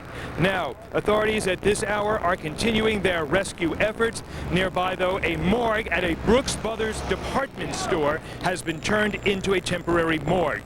We have some videotape that was recorded at what was once the site of the World Trade Center. Let's take a look at it. This was recorded just a short time ago. It is our best insight into what is taking place now at the scene itself. As you can see, they have very heavy equipment located there, and essentially what they are doing now is they are cutting into the wreckage, they are cutting into the steel, and then hand by hand they are removing the wreckage itself, placing it in dump trucks. Those trucks are then making their way up Church Street, which is where we are now located, and the wreckage is being taken to a dump on 59th Street. But the FBI is very interested in going through that rubble. Among the other things they're looking for, of course, the black boxes that belong to the 2 aircraft. They have a special staging area set up not too far away where they have a collection point. They have 3 trucks at that point, but unfortunately, as best we can tell, they have only collected 3 small boxes of evidence at this point. Now, there are some miraculous stories to report. There is some good news in all this. So far, 9 survivors have been plucked from the wreckage. One of them, incredibly, a Port Authority cop named John McLaughlin. He was on the 82nd floor when the building collapsed. He says he rode the debris to the ground. Incredibly, he's not only alive, but his injuries are minimal. He has broken legs, only 2 broken legs after such a horrific fall, but those type of stories are few and far between. Also, we are learning from the New York City Police Department at this hour that there is an increase in the number of bias crimes that are being reported, attacks against people of Arab and Pakistani ancestry. The New York City Police Department is saying that they will do all they can to protect those people. And finally, John, one very poignant story. A short time ago, we talked to a woman here who said she lived in the area. She identified herself as a high school teacher, and she was wiping the white ash off of a car. We asked her, is this your car? And she replied, telling us, no, these are my friends. John, back to you. All right, David, hang on just a second. I want to come back to you, but while you were speaking, Linda Vester, who is up on the roof of this building at 1211 6th Avenue, has some news that's just come into us about what is going on around David Lee Miller. Linda, what can you tell us? John, it looks like there is a hitch in the rescue operation. As you know, there are hundreds now, if not thousands, of rescue workers who are around the World Trade Center. WNYW, the Fox's New York affiliate, is now reporting that some of the rescuers at the World Trade Center are being evacuated because because of a gas leak. This is a major problem, and it's not something that authorities have been able to secure even these many hours after the attacks on the World Trade Center. That's part of the difficulty of trying to fortify that structure and get people out. I mean, they've had sniffer dogs there. They've had robotic cameras. They're trying to find people in the crevices. They have been sifting through rubble. They have been trying to fortify what is left of the two towers of the World Trade Center. And now it appears that there is a gas leak, and that leaves everyone in danger. Not the least of which is inhalation, gas inhalation, but an explosion. It's a very unsteady situation, as you can imagine. These two towers were 110 stories tall. One of them is now only 2 stories tall, and the other one is only 7 stories tall. It's very, very unstable. It's unclear how many people they've had to evacuate or when they're going to be able to get back to them. But you remember that we have had reports of people making cell phone calls from the inside of that building saying they're alive and they need help. Well, this is going to hamper that. Those rescuers who are trying to get those survivors out now can't do it. They've got to leave the area until they get this gas leak problem solved. John?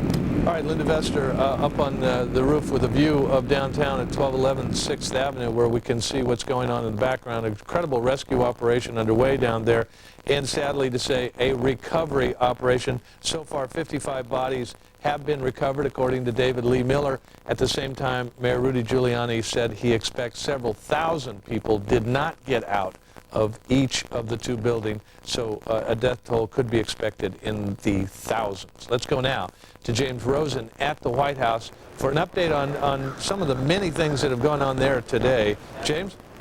Well, John, the White House now confirms that the White House itself and Air Force One were also both targeted during yesterday's deadly coordinated series of terror attacks in New York and Washington. White House Press Secretary Ari Fleischer telling reporters that the Bush administration has specific and credible evidence that the plane that crashed into the Pentagon was originally intended to strike the White House. However, Fleischer would not say from where the threat to Air Force One originated. At the same time, a well-informed source close to the Bush administration tells Fox News that authorities have identified the hijackers, at least, of United Airlines flight number 93. That is the flight that left Newark, New Jersey, bound for Los Angeles, and of course met its end in Pennsylvania. According to this well-placed source, the key to solving the entire investigation is, and I quote, what we're finding in Pennsylvania at the wreck site, located 80 miles southeast of Pittsburgh. There is much there that did not burn and has been salvaged, the source says, based on materials already found in Shanksville, Pennsylvania. The source said, and I quote,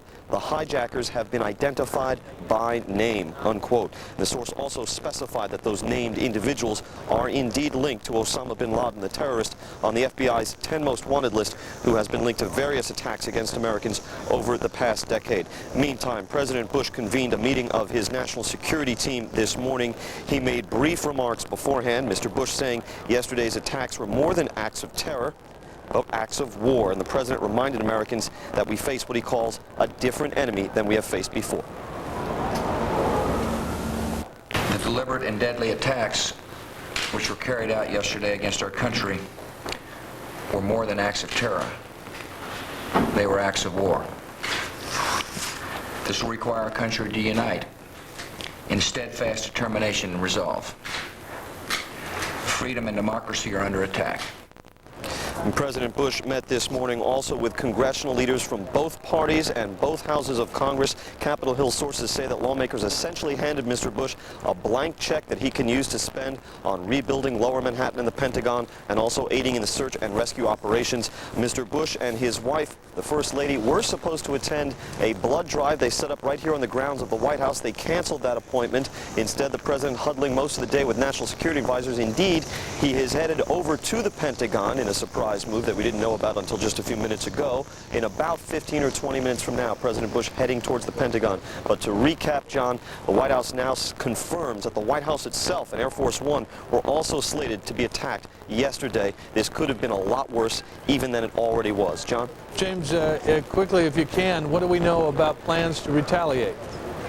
Well, the White House is saying it's far too early to talk about those things. What we do know is what the congressional leaders had to say when they came out and spoke to reporters after their meeting with President Bush. They didn't have very much to say at all, but what they did say is that we stand figuratively and literally shoulder to shoulder with the president to do whatever he wants by way of retaliation and by way of resolving this deadly crisis that is now confronting the country. John? James Rosen at the White House talking about United Airlines Flight 93 from Newark to L.A. All the information needed to solve this puzzle apparently coming out of the investigation there. We have wire reports now that one of the passengers called his wife from that plane and said he and other passengers were going to try to stop the hijacking. That may explain why it went down in Pennsylvania instead of reaching a target in Washington. Let's go now to Brian Wilson at the Pentagon, who has new information. Brian, James says the president's on his way to where you are. Yes, we're making preparations for his arrival here to see what kind of coverage we can get. As you know, there's always a group of reporters that travels with the president. That'll probably be the primary source of our pictures, but he apparently is coming to our location within the next few minutes. Here at the Pentagon, the cleanup continues. Take a look at these pictures that we shot earlier today, a little closer to the scene to give you some idea of what's going on behind me in that battle-scarred building, the Pentagon, that has undergone such trauma in the last day or so. We could probably more accurately call this a recovery operation at this point rather than a rescue operation. The expectation is that there are no other living persons left there to be rescued. However, late today, the Secretary of Defense, Donald Rumsfeld, held a news conference, and he says all this talk about a very high death toll in the neighborhood of 800 people, well, that may be a little bit too high. Take a listen. We currently believe and are certainly hopeful that the number of casualties being reported in the press is high.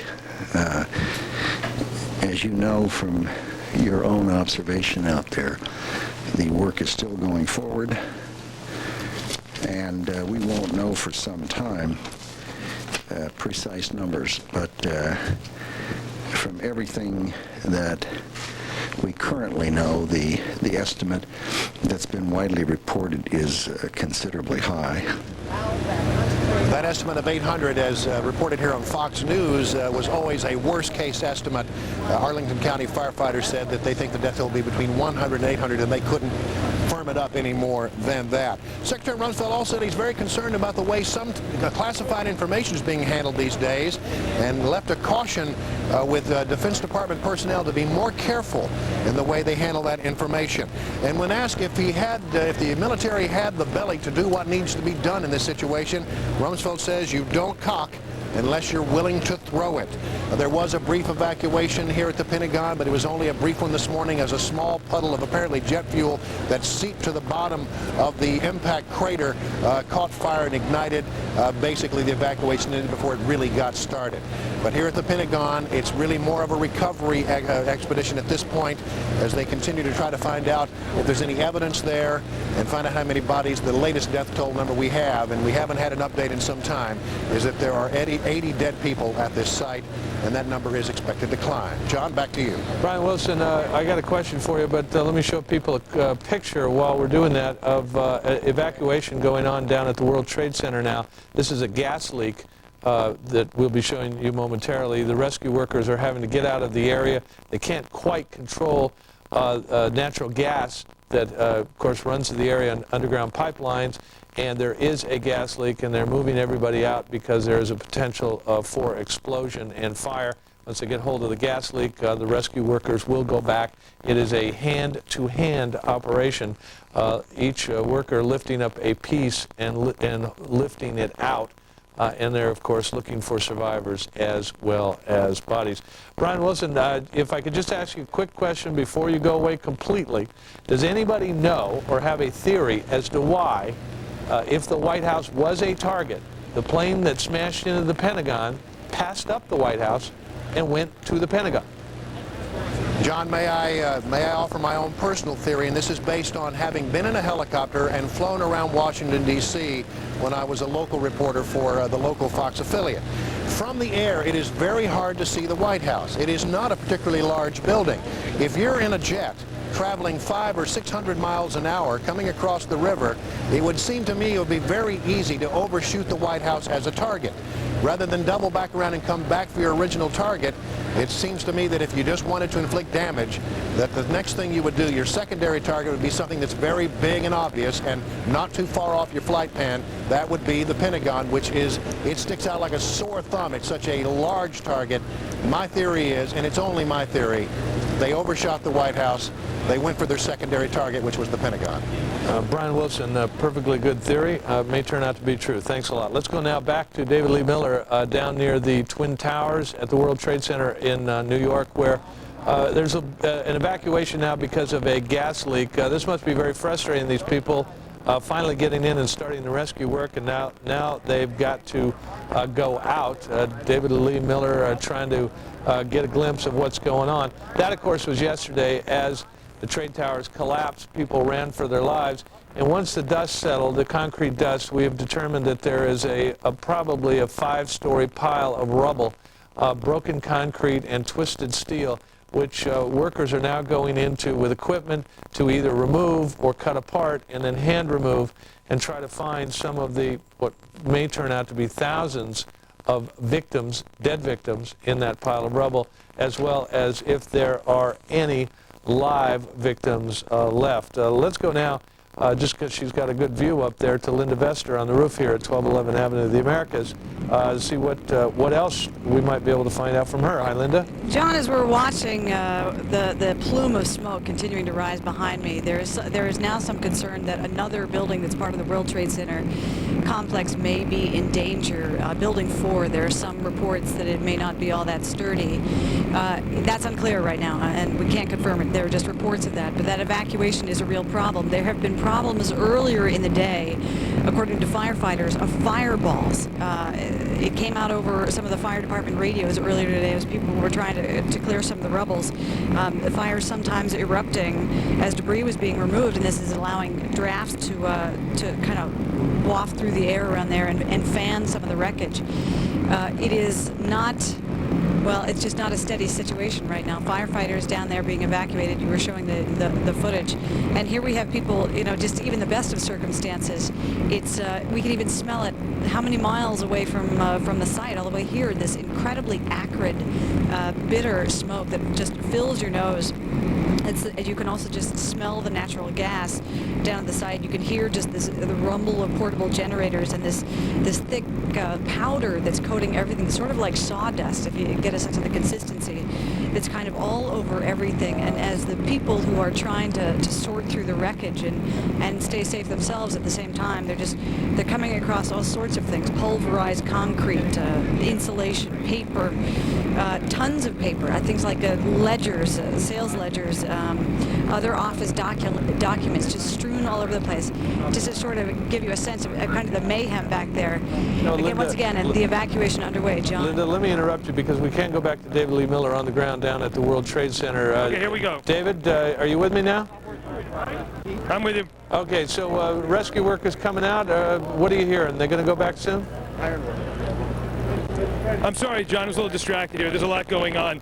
We're getting 2 reports that there's a gas leak and a fear that number 5 World Trade might collapse, and that's a building down the street about half a dozen blocks from where I'm now standing. It was adjacent to the 2 twin towers that went down. We're going to take a shot of that now from the camera on top of our live truck, and you can take a look at the scene here. In the past few minutes, people, rescue workers, MTA, firemen, police have been literally running down the street, running down Church Street, where for the past 12 hours, if not longer now, they've been bringing heavy-duty equipment down this street, cranes and all types of equipment to conduct a search and rescue operation. Now, just the opposite is taking place. They're bringing all these vehicles out towards northern Manhattan, away from the site of the devastation. So the search and rescue effort, for at least the moment, has come to a complete halt.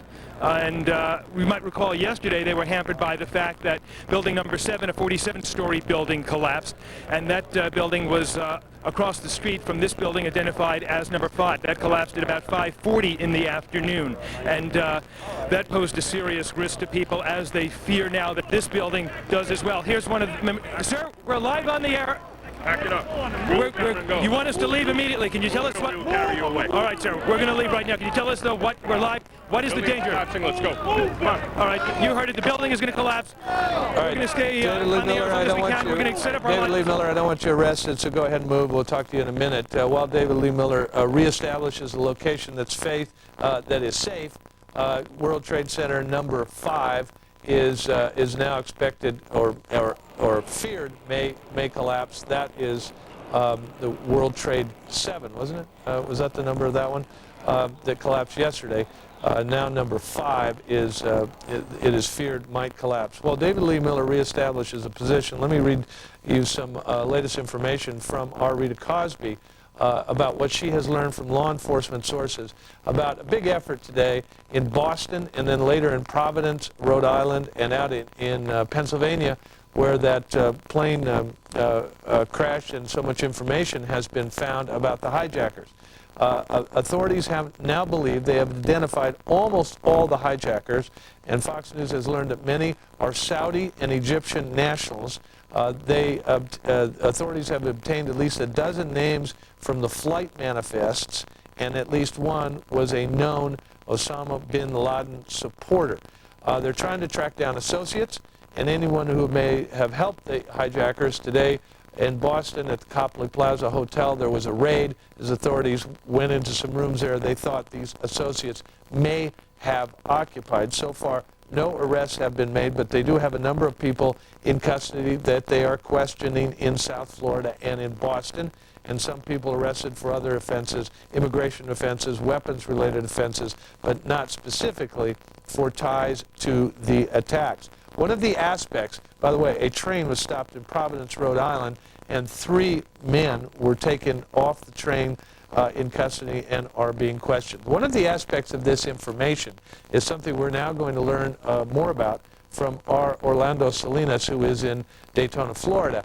There is a flight school there in Daytona that teaches people how to handle heavy commercial jets, and evidently some of the people involved in this terrible event yesterday were known to have attended that flight school. Orlando, what else do we know? Hi, John. Lots of attention being centered on Embry-Riddle Aeronautical University here in Daytona Beach, Florida. Yesterday, federal agents swarming all over this flight training school. Now, a short while ago, a spokesperson for the school, a lady by the name of Lisa Ledowitz, came out, John, and gave her take, the school's take, on what has happened so far. At this point, we hope and pray that the university has not been a victim in this madness. Now, the madness she's talking about is the possibility that one or more current or former students from Embry-Riddle and maybe other flight training schools across the country unknowingly trained some of the terrorists involved in yesterday's attacks in New York, D.C., and PA. Embry-Riddle in Daytona Beach has close to 800 students from all over the world: Iraq, Iran, Saudi Arabia, Pakistan, Syria.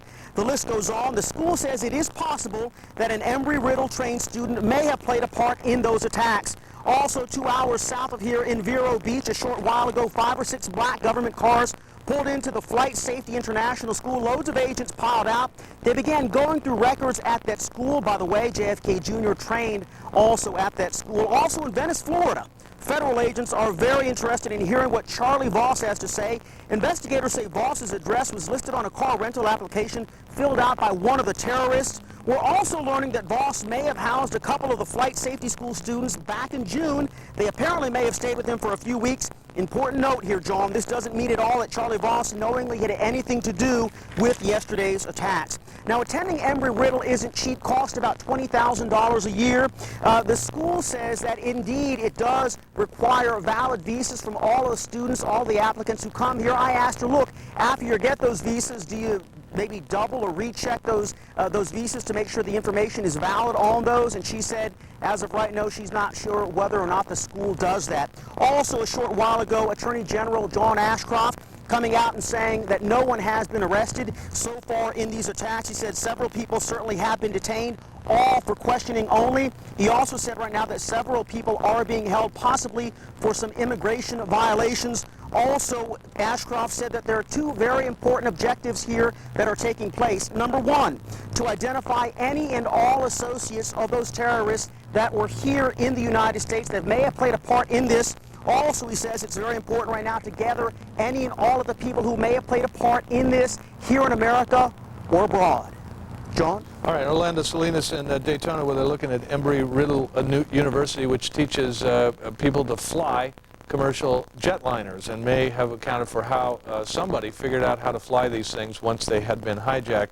Also, we have fresh information and maybe a picture here. Down at the World Trade Center, there's been a secondary collapse of the rubble of one of the trade towers that were hit yesterday by terrorists and then collapsed. So it is a demonstration of how unstable the pile of rubble is and how dangerous it is for rescue workers to be in there looking for either survivors or for the victims, the dead victims. Let's go now to Gary Ackerman, a congressman from New York, who joins us from D.C. Gary, I don't know where to start, but I guess maybe the first thing ought to be what you have learned from Mayor Giuliani or Governor Pataki or federal officials about what is going to be the death toll here. Well, we haven't gotten any numbers. One of the things we've learned from Mayor Giuliani is that he's the right guy to be in charge in this particular situation. Hats off to him. He's doing an extraordinary job with all of the people in his administration under unbelievably trying circumstances. I think they're being very cautious and very prudent about the death toll, and there is nobody suggesting any real number right now other than it's going to be high. We know that the number of firemen that have been lost is around the 200 mark, and the police... While you say that, Gary, let me just mention that our picture is showing people, rescue workers, running out of the area of the collapsed towers. A combination of events. A gas leak is going on. Also, the pile of rubble has proved to be unstable, and there's been a secondary collapse. I just want to explain that to the viewers while you continue to make your point, please. This is a tragedy that keeps on giving, evidently. This is really horrendous. So the numbers are certainly unclear, but if you have a facility that has 50,000 people, in which the elevators, we presume, are out because of the crash, and the electric is out in most of it, how many people can you evacuate in any short period of time? So the suspicion is that the numbers are very high, that it's somewhere in the thousands, not the hundreds, and some people are speculating 10 or 15,000 or so. We don't really know, and we don't really know because New Yorkers are tough and they don't give up, and the mourners don't know that they're mourners yet, and they're just hoping upon hope that their loved one is found. Gary Ackerman, meanwhile, there is the question of what to do about all this. The president is trying to figure out how to strike back, how to retaliate, what exactly to do. Your advice to him? My advice is to get all the information he can, which he's doing, get the best possible briefings and the best advice from the key people that he has around him. Most of them are highly professional. And the rest of us are going to be supportive. I think that it should be known that there is no Democratic or Republican perspective on this. This is a New York and an American and a civilization tragedy, and we're all going to stand together and we're going to support the president in whatever actions he's going to take. All right, Gary Ackerman, congressman from New York, dealing with this. I should add, however, that it seems apparent that we know from everything that has been indicated to us so far who is really responsible for this, and we know what his address is, and we know which neighborhoods he habitats when he's not living in his own address.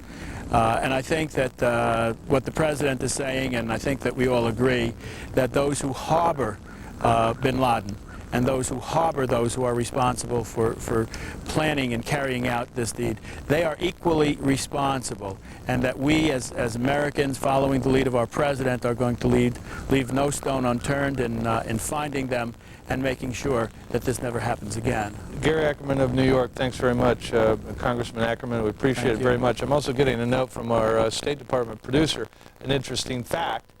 Because of the interruption of air service, there are quote, tens of thousands of Americans who are stranded outside of the country, namely Canada and other countries where they transit through to get to America and can't now because the air system has been shut down.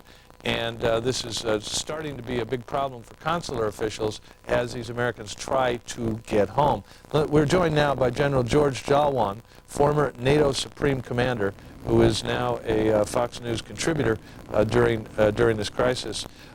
General, as we look at these horrible pictures, I must pick up where I left off with Congressman Ackerman with you, and that is the whole issue of what to do about this stuff. The President is starting to consult with allies. NATO has said that it considers an attack on the United States to be an attack on NATO. That is the basis of the NATO agreement. So what should we expect to see? Well, I think the President, as Commander-in-Chief, is going to the Pentagon shortly, as I understand it. He not only will, I think, review the carnage there, but also meet with his top military, civilian, and military leaders. I would hope to get up-to-date intelligence information and discuss the alternatives or options open based on that intelligence information. What we need is a quick, decisive, focused retaliation, but also a sustained effort. This is not something, this threat is not going to go away. We need to understand that. Our intelligence community needs to understand that. And we need to develop a strategy, a campaign plan that's going to go after this cell, this person, whoever has done that, and we're getting close to who that is, and make sure that those that harbor him, this person himself, his organization, are targets, and retaliation will take place against them. Okay, if we have, and I'm almost making up a number here. We don't know how many dead there are in New York. The mayor of New York has suggested that there was several thousand in each building that may not have gotten out. But if there is a number, a large number, like 10,000 dead, does there have to be what we would call a massive and punitive retaliation against not only countries, but their leaders who may have had any connection to the people who carried this out? Even with numbers less than that, John, we would react. Given those numbers, I think that whatever we do needs to be massive, and there is no sanctuary for this individual or his organizations. And we need to make, if it's state-sponsored, those states will understand that they are accountable here, and we need to make that very clear. But the point I'm trying to make is that this is different than a multi-echelon Soviet attack in the Fulda Gap in the Cold War. This is a different threat that faces us, and we need to get our intelligence and military and political and diplomatic apparatus geared to this new reality. And that's going to be very important. It's going to take risk. It's going to take different types of intelligence, and we need to be prepared for it. All right. Are you suggesting, as others have, that the 1976 executive order signed by President Ford, which prohibits any U.S. government agent involvement in the assassination of a foreign leader, that executive order be rescinded, freeing the hand of the government to attack an individual leader we believe is plotting these kinds of things against the United States? First of all, I'm not sure a leader of a country is plotting this. And that's part of the clarity we need here. But we need to go after, if this is Osama bin Laden, we need to go back. He doesn't lead any country. He leads a terrorist organization. But what if it's Saddam Hussein? Then we need to understand that we need to go after him and go after him in a big way. Yeah, but what does that mean? Let's just say, and I realize I'm speaking almost hypothetically, but if it's a country that we can identify that has a leader, do we go and target the leader, find the building he's in, and put a missile in a certain window of a room he's in? Or do we bomb the electrical grid, the oil-producing facilities, the library, a punitive attack? And if we get him, we're lucky, but we're going to just bomb the thing back to the Stone Age. All of the above, but again, I think it's prudent here to get the facts straight. I think they're doing a very good job trying to get those facts. It's coming together. Let's make sure that if we fire a bullet, it hits the mark. Okay, but what about a complicating scenario, such as that the origin of the terrorists who conducted the attack come from a group, let's say like the Islamic Jihad or a fundamentalist Islamic group in, let's say, Egypt, a country that is overall friendly with us? What do we do about that? Well, I believe the hypotheticals here, we have to be very careful. Let's get the facts right. I truly believe if that were the case, Egypt is a partner and an ally. I think they would cooperate with us in finding out and rooting out this cell. We had a very good response, as you mentioned, from NATO. This appears to be an Article 5 response, which is out of the 1949 treaty. Let's build that team as well. Let's not knee-jerk out here. Let's get the facts right. Okay. And then when we do something, we do it right. All right, General George Shalwan, a former NATO Supreme Commander, advising us in this crisis, a Fox News consultant. We appreciate you coming on and bringing us your perspective. And, of course, we will be talking to you later. Let's go now to Senator Bob Graham about what is being planned in the corridors of power in Washington, D.C., and what is expected of the President and what we might expect in coming days. Senator, we've heard some calls out of both houses of Congress that have come very close to, if not have been actually calls for a declaration of war. Is that the kind of direction we may be moving in a retaliation? John, I agree with what the General has just said. Let's be prudent. Let's be sure first that we know who the perpetrator, who the supporters of the perpetrator were before we start aiming our bullets.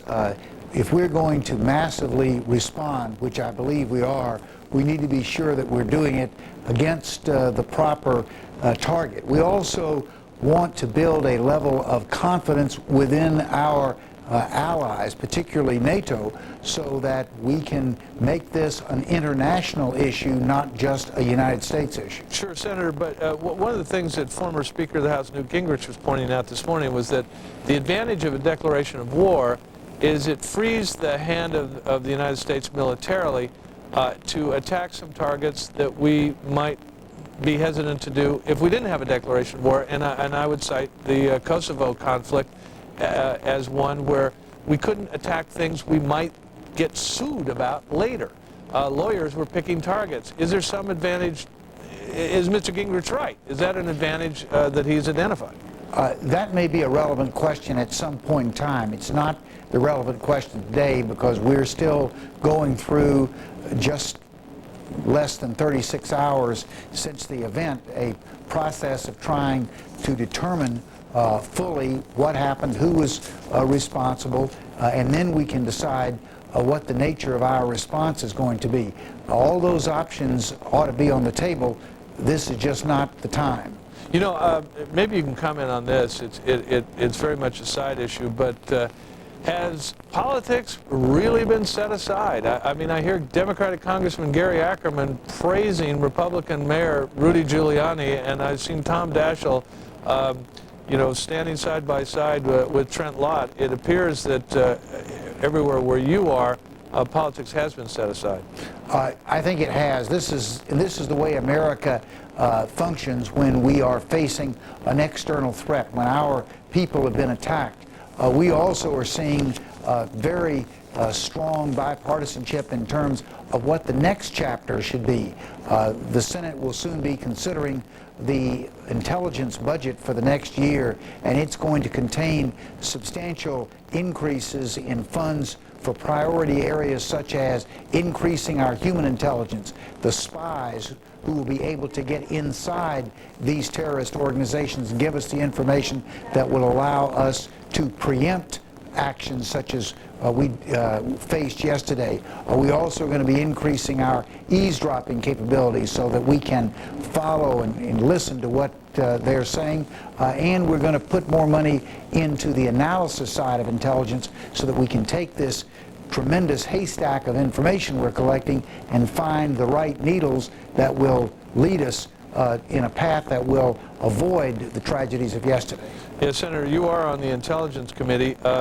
Were you one of those who was angry we didn't have any hint this was coming?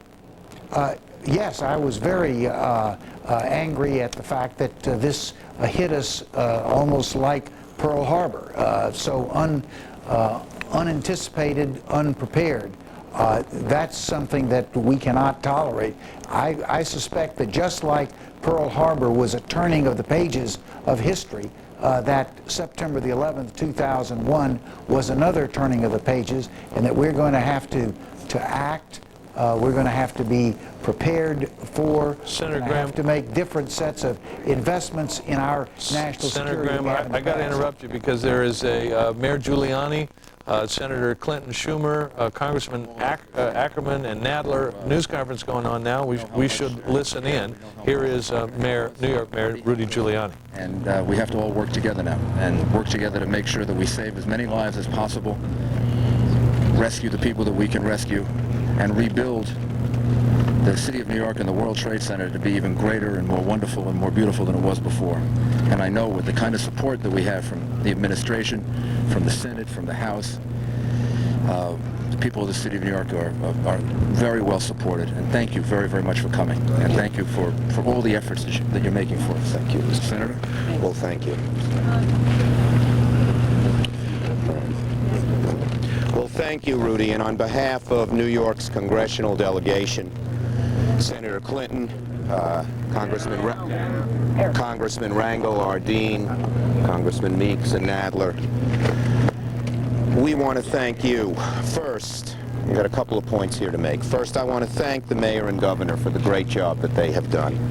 We have watched television, and I have heard from more than 20 senators that they feel, as bad as they feel about this, they feel relieved with people like Giuliani and Pataki down here in charge and keeping things as best as they can be under these difficult times, so we thank you.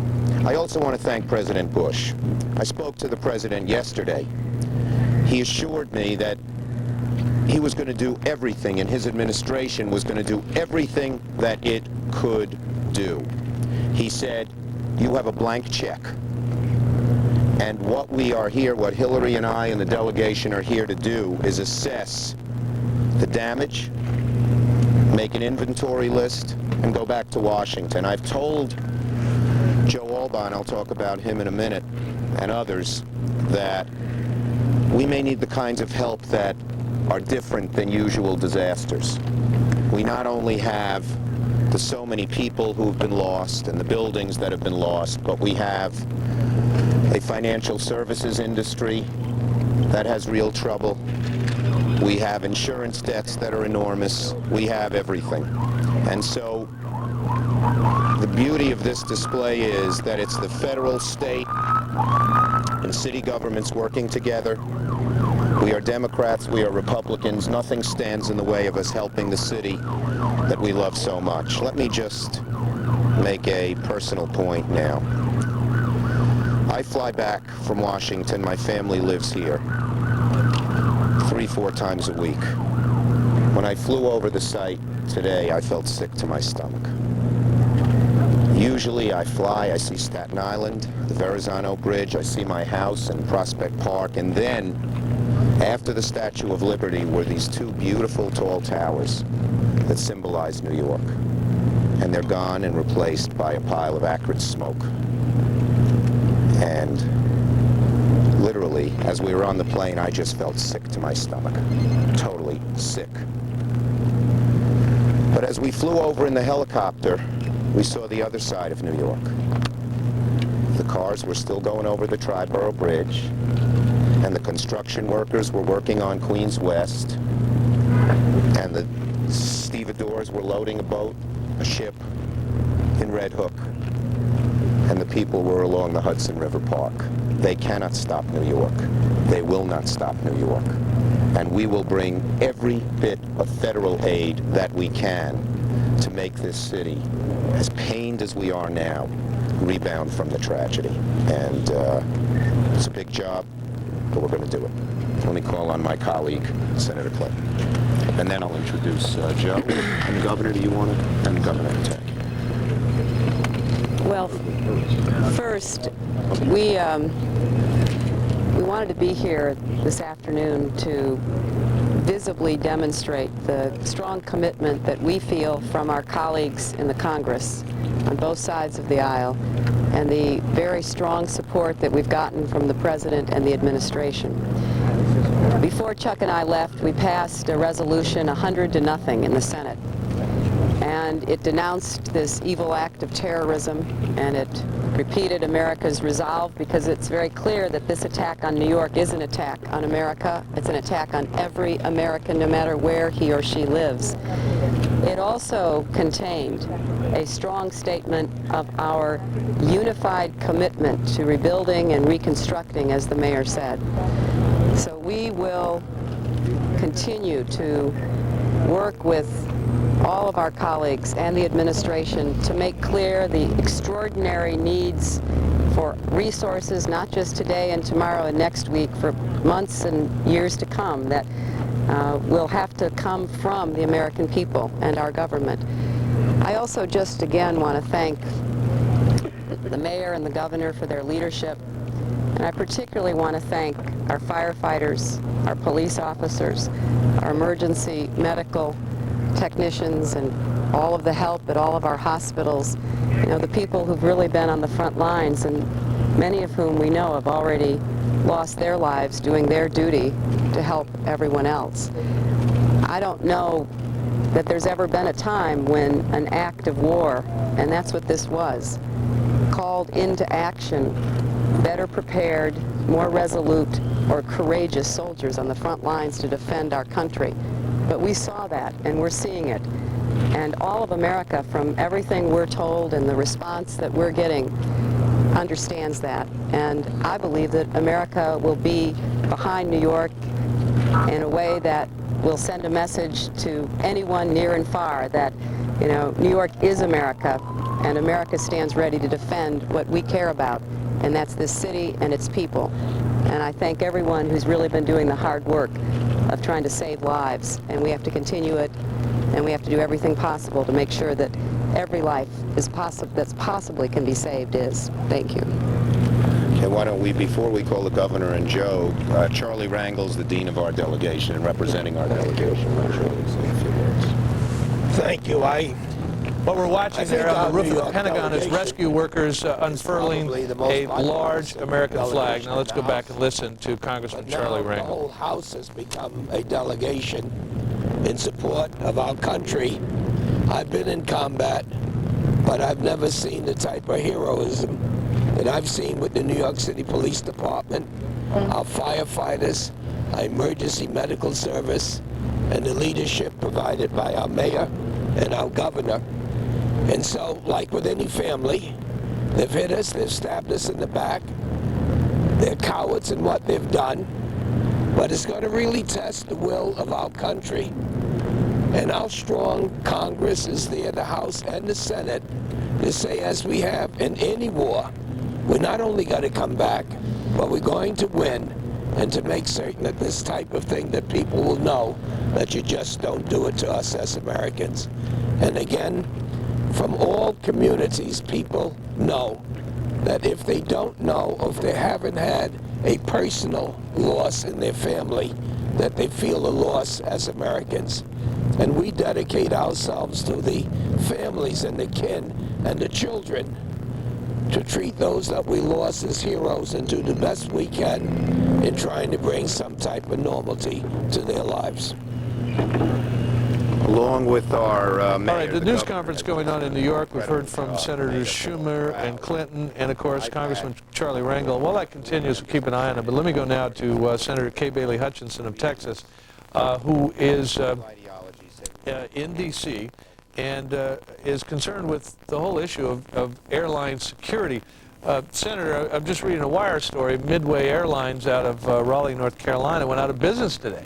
Just plain out of business, because people won't book reservations and are calling for refunds. They don't want to be on planes for a while, and they're worried about security, and they ought to be.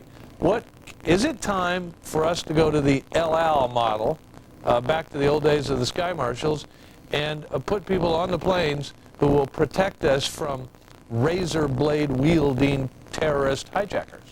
I think we do have to have some sky marshals on certain flights, not maybe every flight, but I would let the FAA have the discretion to do that on a much more numerous basis than we have now. There are a few sky marshals now, but I think we need to beef it up. I think El Al has set a good example.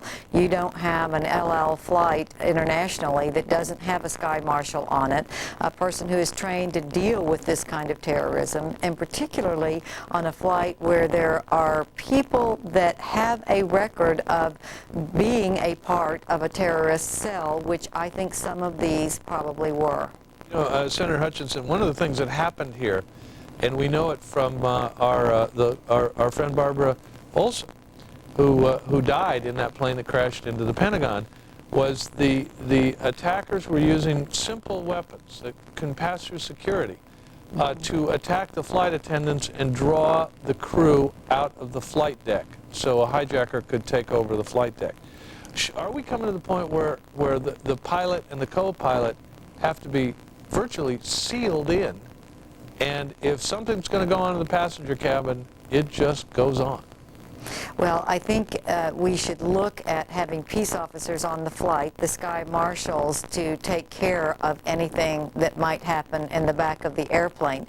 But the kind of knives that apparently were being used were the small ones that are allowed, which have now been absolutely disallowed. The FAA has today said there will be no even pen knives or cardboard cutters. So that's a new regulation or ruling that I think is absolutely correct. We just can't take that kind of chance anymore, and I think there are some other areas where we're going to have to crack down, and it's going to mean probably longer waits to get onto an airplane. You're not going to be able to run in and get on an airplane in 15 minutes before the takeoff time, but I think people are willing to have that kind of delay in order to have better safety. You know, I should tell people, Senator Hutchison, that while we're talking, down near the World Trade Center, or that wreckage, that is inside the lobby of one of the towers. The One Liberty Plaza building, which is in the general area, it's a 40-story building, is now said to be in danger of collapse. And I'm getting a note from my colleague David Asman that the Millennium Building is buckling, according to one workers. I'll get corrected here in a moment. Those may be the same building. In any case, there's still a lot of damage down there. What level, Senator Hutchison, what level of inconvenience or, I don't know, annoyance do you think Americans will now accept in order to get on airplanes and feel secure? I think they will accept more inconvenience. I think that they will accept the waiting, because I think people understand when there are flight delays that they want to be safe because they don't want to go in bad weather. I think they will feel the same way about security, and I think there are some loopholes that we can close for people who have access to an aircraft and going through the monitors. But let me just say that we also are looking at the devastation on the screen right now, and I don't want to limit our efforts to aviation security. This was an area of vulnerability, and these terrorists found it. But I think we have got to also look at our infrastructure, our public works systems, our subways. We've got to have a missile defense against an incoming ballistic missile from an island or a close-by country. I just think we have to look at all the terrorist threats to our country and be very sober in realizing that there are crazy people out there who have no regard for innocent human life, and we are going to fight back just as Senator Schumer and Senator Clinton said we would. We are united in the United States Senate on this issue, and not only do we want to retaliate, we want to protect our citizens better. You know, Senator Hutchison, there is one other thing, if you'll allow me to connect the dots, which I've been interested in doing in this thing. United Airlines Flight 93 from Newark to Los Angeles was turned around, hijacked, almost as it got to Cleveland, and apparently the hijackers were making their way back to Washington to crash into the White House or Air Force One or Camp David or something. This is the one of these efforts that failed. This is the one that crashed in the field near Pittsburgh, and where they're getting so much information. We're also learning now from the mother of a passenger that the passenger called his mother and said, "We're being hijacked. There's a few of us here who are going to do something about it." And evidently, they rose up in a, hijack-y mutiny and tried to take over the plane. And if it was going to go down, it was just going to go down. But they weren't going to. They'd heard about the Trade Center. Do Americans now have to say to themselves, when you get on a plane, I may have to get out of my seat and attack somebody? Well, we don't want Americans to have to say that. That's why I'm introducing legislation tomorrow to add sky marshals and try to beef up the security on the aircraft so that people will feel secure and so they will not feel that they have to go into a protection mode when they get on an airplane. That's ridiculous, and people wouldn't travel. Just like you said earlier in the newscast, an airline is going to go out of business because people are not flying. Well, we want people to fly, and we want people to feel safe, and I think we can do that. We're up to the task. We can close these loopholes. I think sky marshals are one way. I also think we can limit access more severely for anyone that can go on an aircraft. They should be certified, and they should have criminal background checks, and I think we need to check baggage more carefully, which we can do. I think there's some simple things that can make people feel safer and be safer. Kay Bailey Hutchison of Texas, Senator from Texas, thanks very much for your ideas, and we will be looking for your ideas as they work their way through Congress, because I think a lot of Americans are interested too. We're looking at the Pentagon. Let's go now to Rick Leventhal down by the World Trade Center. He was there shortly after the first plane hit the World Trade Center. He was there as both of them collapsed over his head, and he is now there as yet another building is weakened, and people are trying to get out of the area from gas leaks and the weakened rubble. Rick, what is going on down there? The situation has changed dramatically in the last few minutes. Police evacuated all the media from where we were, but certainly evacuated everyone who was at the building site that was working to move the rubble and save possible people buried in there and then clear the area.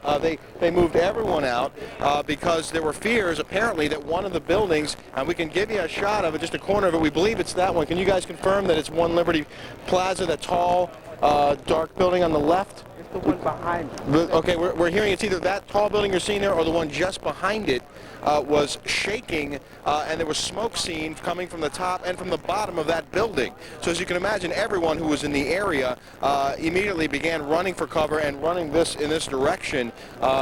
We heard a lot of other rumors from the site as to what may have been going on up there. But some of the guys who I've spoken with, one guy who was working below in the subway said that he heard a rumble and he came out and he saw the building shaking. This gentleman just came from the site. What did you hear and see when you were over there? Basically, it was a loud noise, and at that point, you don't want to sit back and think. When somebody says run, you're going to sit back, grab the person that's on the right and the left side of you, and you're going to run as a team. Nobody's selfish, nobody's greedy. Everybody's working as a team, and everybody's united, all right, for one purpose only, and that's to find out if there are any remains, any survivors in there. The debris can be basically disposed of, but not a family member. Yeah, we've been talking, and you're obviously shaken by what you've been seeing in there. Not something that's easy to talk about. You cannot sit back and put any kind of horrific scene into words. I mean, you're dealing with something that's really disturbing mentally and emotionally, all right? And then when you sit back and you're busting your buns and trying to help them physically, I mean, the only thing you have going right now is spiritually. Well, you also have a danger apparently looming above you, and I'm guessing under your feet as well, because the conditions in there are not stable. Let's put it like this: when you're supporting the next person, you always put them before yourself. I'm a union worker, I'm a hard worker, and I'm a family man, and I'm not going to sit back and not contribute my heart, body, and soul to something, because I know in my heart we're in the United States of America, especially New York. Everybody may have an attitude 364 days a year, but God forbid one day we have a tragedy, you'd be surprised. Your worst enemy's right next to you saying, hey, what can I do for you? What do you need me to do?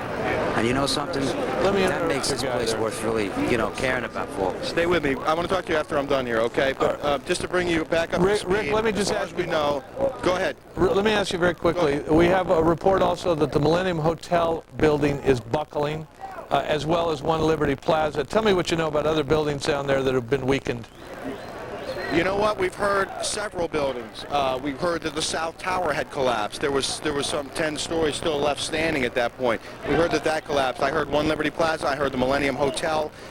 It's tough getting the same answer from different people because everyone's hearing different things. There's a lot of chaos out here. I also heard gas leak was the reason for the evacuation, and I heard there was a bomb in there. These are all rumors. None of it confirmed. But as far as what people have told me, they saw one of those buildings shaking, a very tall building, and the fear was that it would come crashing down. All right, Rick Leventhal is down there in the rescue area as they continue to work. We see some flames, actually, in the area where rescue workers were trying to set aside rubble. This is going to continue, and the Fox News coverage will continue as well. Britt Hume will join us momentarily to continue Fox News' continuous coverage of terrorism in America. We've been struck in Washington and here in New York, and we will be back momentarily with more with Britt. Next on Special Report, the president says we will win the war against terrorism. Federal agents pick up suspects in Boston and in Florida. And we'll talk to former Israeli Prime Minister Benjamin Netanyahu about how the United States should fight this war against terrorism.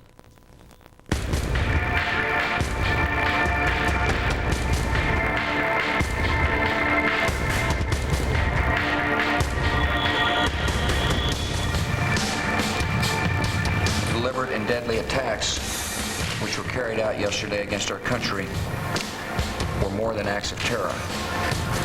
They were acts of war.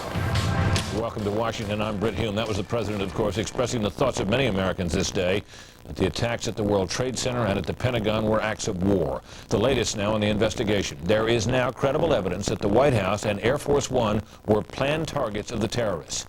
Federal agents in Boston searched hotels for suspects and evidence pertaining to Tuesday's hijackings. At least some of the hijackers have been identified, according to the U.S. government. Transportation Secretary Norman Mineta has reopened U.S. airspace on a limited basis, with flights diverted yesterday being allowed to resume to their original destinations. Otherwise, commercial flight traffic is still grounded. The FAA is warning carriers about potential follow-up attacks. NATO, meanwhile, says the terrorism against the U.S., it says it's by resolution, is considered an act against the entire alliance. Cleanup, of course, continues at the World Trade Center, where a few survivors have been pulled from the wreckage. New York's mayor says thousands of people may have been lost in each of the buildings. At the Pentagon, officials say they expect to find no more survivors in the wreckage there. The building was partially evacuated at one point today, but that was quickly determined to be a false alarm, and workers were allowed back in. The Pentagon remained open. There is more information now about why President Bush was diverted to 2 locations in Louisiana and in Nebraska before returning to the White House last night to address the nation. The administration is now acknowledging the plane that hit the Pentagon seems to have been intended for 1600 Pennsylvania Avenue. Senior White House correspondent Jim Angle has the story. After the president held a round of meetings with members of Congress and national security officials, the White House made a startling disclosure. We have specific and credible information that the White House and Air Force One were also intended targets of these attacks. In other words, terrorists sought to assassinate the American president. That explains why military fighter jets escorted Air Force One Monday as it flew from one military installation to another before returning to Washington. The threat to the White House, officials believe, came from the plane that hit the Pentagon. Real and credible information that the airplane that landed at the Pentagon was originally intended to hit the White House. That matches eyewitness accounts that a plane was seen headed for the White House before it veered off toward the Pentagon. President Bush met with his national security team as he contemplated the nation's response to the worst attack on the United States in half a century. This battle will take time and resolve. But make no mistake about it, we will win. The president, seeking to steel the nation for whatever may come next, warned that the nation is facing a different enemy than ever before. This is an enemy who preys on innocent and unsuspecting people, then runs for cover. but it won't be able to run for cover forever. The administration is also worried about additional attacks. The Federal Aviation Administration, in issuing new rules eliminating curbside check-in and other security precautions, also sent the airlines a sobering message. The FAA is warning U.S. air carriers of the potential for follow-on terrorist attacks. It said anti-U.S. terrorist levels during the past 7 months suggest that extremist groups are actively targeting U.S. interests. The directive goes on to say that terrorists retain a capability to conduct airline bombings, hijackings, suicide attacks, and possess surface-to-air missiles. But in spite of that and the determination to respond forcefully, officials said the U.S. will not be cowed by terrorists. On a bipartisan basis, I think it is accurate to say that we literally and figuratively stand shoulder to shoulder. We cannot be a people who are afraid to live. We cannot be a people who will move away from a relatively open society. We cannot be a people who walk around terrified. We're Americans. We don't walk around terrified. The NATO allies are also standing shoulder to shoulder with the U.S. NATO said today that the terrorist attacks on the U.S. are considered an attack on the entire alliance. Secretary of State Powell says that doesn't necessarily mean using NATO troops in any retaliation, but it does help the U.S. with its key approach of trying to build an international coalition, much like the one Mr. Bush's father built for the Persian Gulf War. One other point, Britt, President Bush has gone to the Pentagon late this day to visit rescue workers, thank them for their efforts, and talk with Pentagon workers. Britt? Jim, I would now assume that this debate we've been having over the disposition of the Social Security surplus and whether it could be used for any purpose other than paying down the national debt, is that over? I believe that debate is finished, Britt, and that is certainly the indication from some members of Congress. You know, Mr. Bush had said there were 3 reasons that you could dip into Social Security, and 3 reasons only: recession, war, or, he added recently, a severe emergency. Asked today if this qualifies as a severe emergency, White House spokesman Ari Fleischer said this is the definition of a severe emergency. And you talk to members of Congress, they are all saying that they are willing to do something without regard for what it costs. Money, the White House says, is not a consideration. They are talking about a supplemental, which you'll hear more about later, but obviously at this point, money is not the question. Yeah, the supplemental, they're talking about anywhere from $10 to $20 billion for just the fiscal year that ends in a couple of weeks. That's right. More money presumably to come after that. I would expect so, Rick. All right, Jim Angle, thank you very much. Senior correspondent Rita Cosby now has the latest on the search for suspects and on those taken into custody in Boston and in Florida. Rita? Heavily armed agents, along with a bomb squad team, searched this Boston hotel, and law enforcement sources say they found a vacant room where a man believed to have hijacked one of the U.S. airliners once stayed. Government officials say they have identified almost all the hijackers and some details of how they took over the planes. The 4 planes were hijacked by between 3 and 6 individuals per plane, using knives and box cutters, and in some cases making bomb threats. Sources say they got the names of the hijackers with help from the plane manifests and intercepted cell phone calls. Fox News has learned that at least one hijacker was previously known to authorities as a supporter of Osama bin Laden. Sources also say the hijackers were mainly Egyptian and Saudi nationals, the 2 groups that comprise a good portion of bin Laden's followers. The FBI says those that assisted the hijackers are now aggressively being sought.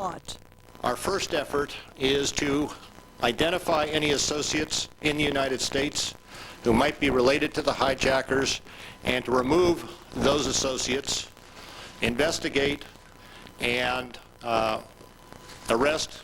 Law enforcement sources tell Fox News several people have been taken into custody in South Florida, Providence, Rhode Island, and Boston on various charges ranging from immigration offenses to weapons violations, all in an effort to thwart what authorities say may be future attacks. In Boston, sources say 3 people were arrested. They were tracked down by the credit card numbers used to buy the hijackers' tickets. In Providence, at least 3 Middle Eastern men were taken off an Amtrak train and taken into custody.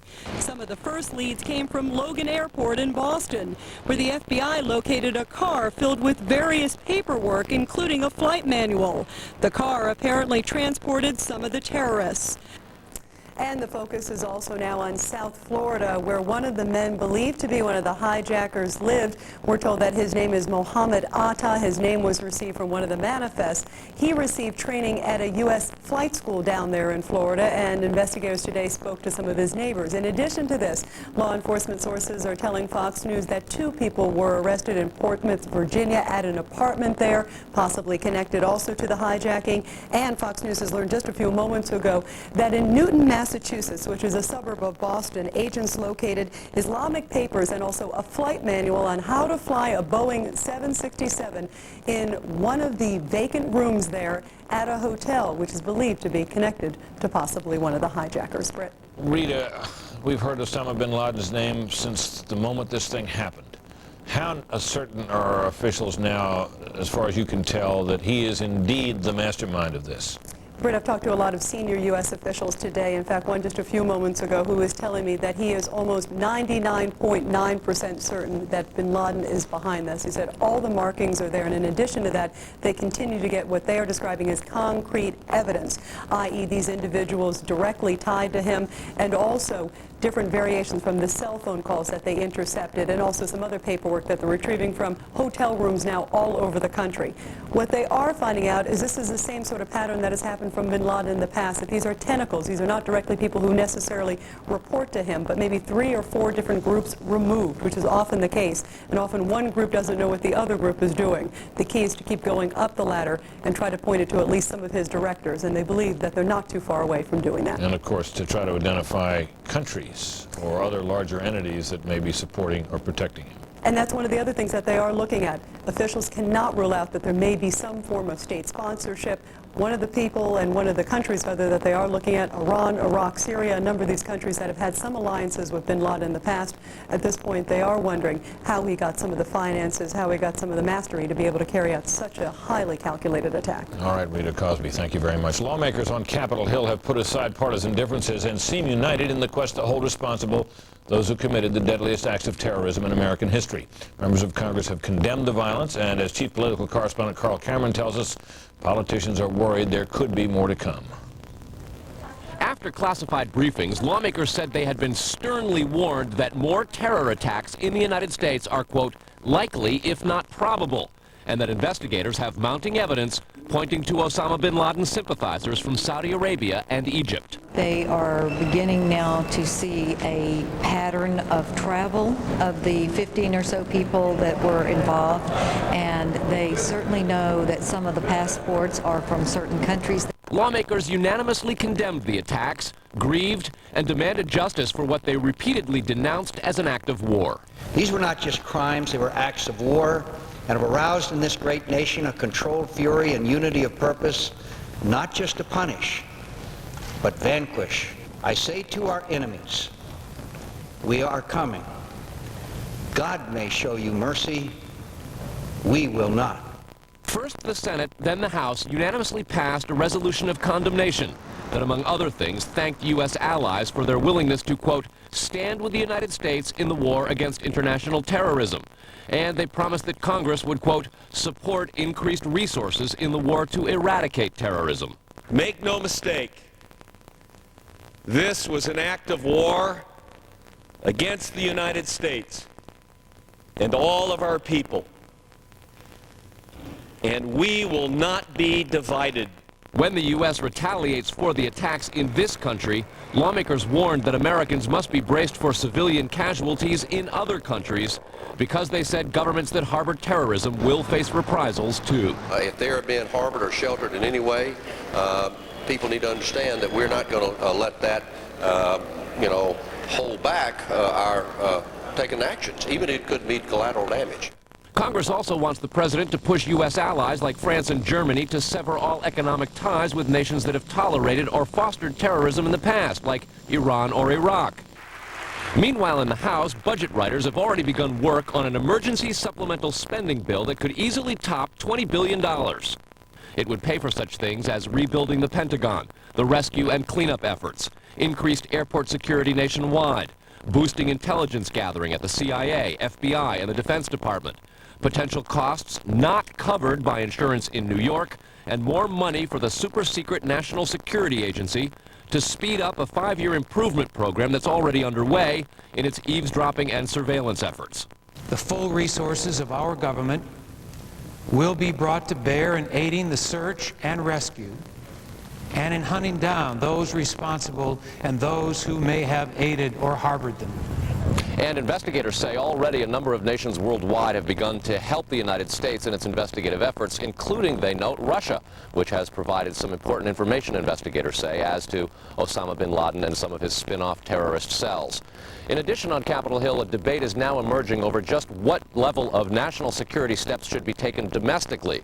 Some Democrats are suggesting that proposals for flight marshals, armed security people on commercial airlines, and a variety of other steps that would give the FBI and other law enforcement agencies increased authority to investigate might be an infringement on U.S. civil liberties, thereby changing the quality of American life and handing terrorists a moral victory. Republicans say under circumstances such as this, where the United States is facing attacks and all but a war-like status, tough sacrifices should be made and such security measures should be seriously considered. Brett?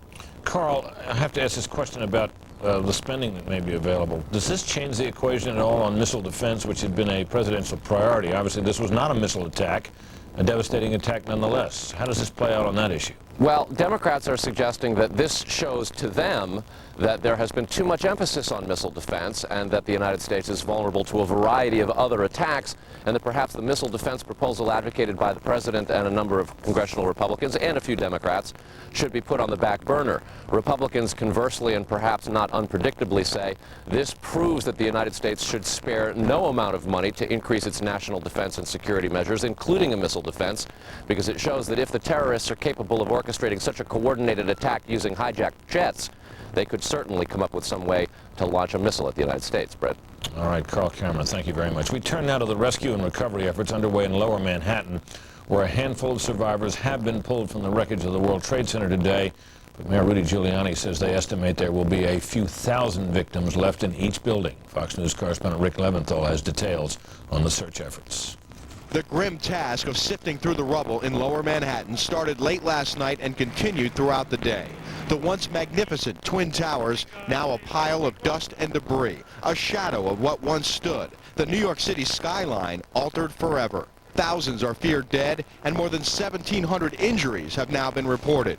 Mayor Rudy Giuliani says more than 250 police and firefighters are still missing. I apologize to the families of people that are lost right now. We have lots of families seeking information about who was in the World Trade Center. Did they get out? Didn't they get out? Are we able to recover them? Aren't we able to recover them? And we don't know the answers to all those questions yet. We're going to get them out, you know?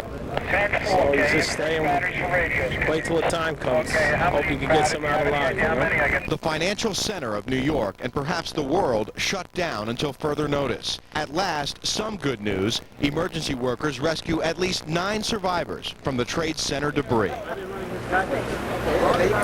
And the situation continues to change here by the minute. Just a short time ago, all of the rescue workers on site were evacuated, forced out of the area because of concerns that yet more buildings might collapse. Roberto Marrero, a volunteer ex-Marine out there. What did you see? What did you hear? Okay, we went out there to check out a lot of debris for the trucks and the other vehicles that come in and try to do their job. When things started getting When things started, we went inside this building for the inspectors to inspect. A big crack came out of the building, windows started to shatter, and everybody ran out of the building. Everybody ran out. And then there's another building called the One Liberty Plaza. It's also bended, leaning towards the Millennium Hotel. And now they are investigating either they have to demolish the building down or if the building is still safe enough. All right, well, thanks a lot. We'll let you get back to it. I appreciate your time. Britt, there are a lot of problems out here. Apparently, just about every building immediately surrounding the World Trade Center complex has suffered some kind of structural damage. So now they're starting to see the signs of that. They're starting to see smoke coming from the buildings and seeing the buildings, hearing them rumble and seeing them shake. So now there are genuine concerns, real concerns for the safety of these workers who are still trying to go through the rubble of the World Trade Center and find possible survivors and obviously recover the bodies of the victims as well. Britt? Rick, one question. I assume that that all of those buildings that are immediately adjacent there that are apparently have further damage, they're all vacant, correct? They're all, the end of the question, they're all what? They're all vacant, right? Empty. Oh, yes, absolutely. They have been cleared out, but there's still plenty of work to be done in and around those buildings. I talked to some transit workers who are down below one of those large buildings working in the subway, trying to get the tracks cleaned up and get the area cleaned up so that possibly one of these days soon the trains can start rolling again. But they obviously got out of there very quickly when they heard the rumble and saw things starting to shake. So now, again, concerns about where they go from here. Britt? All right, Rick Leventhal, good job, my friend. Thank you very much. Defense Secretary Donald Rumsfeld says he hopes estimates that up to 800 people may have been killed at the Pentagon are too high. Sources say about 100 military personnel are unaccounted for. Rumsfeld says the actual number of casualties won't be known until the work is all done there. Fox News correspondent Brian Wilson joins us now live from the Pentagon with the latest. Hi, Brian. Hi, Britt. Over my left shoulder, you will notice there is a large American flag which has been draped from the Pentagon in just the last few minutes. A poignant sign of patriotism now on display in the battle-scarred south side of the Pentagon, unfurled when the president visited earlier on this day. Let's show you some pictures of what's going on closer to the scene, some better vantage point pictures that show you just an incredible amount of destruction that you will see in that gaping chasm on the south side of the Pentagon. It is more accurate to call this a recovery rather than a rescue because experts say they do not expect to find many more people there, that the heat, the smoke, and the impact were just too much to have survived. The official death toll here now stands at 80, but Secretary of Defense Donald Rumsfeld says some early death toll estimates may have been too high. We currently believe and are certainly hopeful that the number of casualties being reported in the press is high. The building is still unstable, and that is creating some problem there. Firefighters and rescuers don't want to put their people at risk if they do not believe that there are people to be recovered alive. Britt, back to you. All right, Brian, first of all, just real quickly, the fire is still burning? No, pretty much the fire is out. You may see some smoldering, but really it's under control here. Now, you've been around this town a long time. Yes. Do you have a sense of why we now know that that plane that ended up crashing into the side of the Pentagon there appeared originally to be headed for the White House, and indeed people saw it overhead almost at the White House, in the sky low over the White House or in that area? Why do you suppose, or do you have any sense of why it veered off course? I have a theory based on some personal observations, Brett. I've been in a helicopter over Washington, D.C. It's very difficult to see the White House from the air. It's not a particularly large building. It's nestled in a bunch of other very tall buildings. It is surrounded by trees. It's not easily found from the sky, especially if you're in a jet moving 500 or 600 miles an hour. My theory, and it's only a theory, is that they missed their first target. They overshot it. They couldn't find it from the sky, and they went to their secondary target, which is very easy to see from the sky no matter where you are. It's a very big building. It's the Pentagon. Indeed, and of course, I guess once you pass over the roof of the White House once, there are guards up there thought to be possessed with Stinger missiles, so... Yes, you wouldn't get a second chance. Might not get a second chance. That's right. All right, Brian Wilson, thanks very much. Meanwhile, Israel has taken security precautions in the aftermath of the attacks in the U.S. Its airspace, I should say, is gradually reopening, but its land border crossings are still closed. Israel, is of course a country that has seen its share of terrorism, and it was quick to condemn the acts against its American friend. Fox News' Jennifer Griffin joins us now live with more from Jerusalem. Hello, Jennifer. Hi, Britt. Groups here in the Middle East are scrambling to distance themselves from this attack on the United States Tuesday, especially Palestinian leaders. We have information that Palestinian security forces that answer directly to Yasser Arafat have even threatened the lives of some journalists if they continue to air footage of Palestinians celebrating in the streets. Tuesday in East Jerusalem, Palestinians cheered the attack on the United States, Israel's biggest ally. The Palestinian leadership, deeply embarrassed by the celebrations, was quick to backtrack. We reach out to the American people and we express our extreme sorrow. Yasser Arafat showed up to donate his blood to the Americans, fearing any perceived sympathy by Palestinians for the attackers could be the end to U.S. recognition of his authority. Analysts say it's unlikely the Palestinians will set off any bombs inside Israel for a while, because Israeli Prime Minister Ariel Sharon will have a free hand to deal with the attackers, while the world's focus is on the United States. Israel declared a day of mourning to show solidarity with the Americans. This was not an attack just against America. It was an attack against civilization. Israeli victims of terror gathered in Jerusalem to express their condolences. A ray of hope for those who think life can never be the same. The Sparrow Pizzeria in Jerusalem, the site of one of Israel's most fatal suicide bombings, was back in business Wednesday. Britt, it's very interesting to note that when Israel faced plane hijackings in the 1970s, they upped the security on their airlines, their national airline El Al, and since then El Al has not had any hijackings on board. What they do is they put an armed guard on every flight that El Al makes overseas. Britt? One question, Jennifer. You mentioned that Yasser Arafat condemned these attacks and was embarrassed by the celebrations and so forth, but he has often said, or it has often been said about him, that he doesn't control the terrorism or all the terrorism that that hits Israel. But it seems to have stopped, doesn't it, for 24 hours? It's very interesting, Britt. Actually, Prime Minister Ariel Sharon has called Arafat his bin Laden, and at times it's very mysterious here why the terrorism, why the suicide bombing suddenly stopped. There are those who say that Arafat can crack down on these groups when he wants to, and that he sometimes uses them when it suits him politically. Right now, I'm not sure whether we know whether Arafat has actually cracked down on any of the militant Islamic groups who have carried out suicide bombings. All right, Jennifer Griffin, we lost her there at the end, making the point that there is a coincidence of timing, it seems, between Yasser Arafat's desire not to be further embarrassed and a cessation, at least for the moment, of terrorist attacks. Many of us have been wondering how these terrorist attacks could have been planned and implemented without any warning. Well, former Israeli Prime Minister Benjamin Netanyahu predicted something very close to this could happen in his 1995 book, Fighting Terrorism, subtitled How Democracies Can Defeat Domestic and International Terrorists.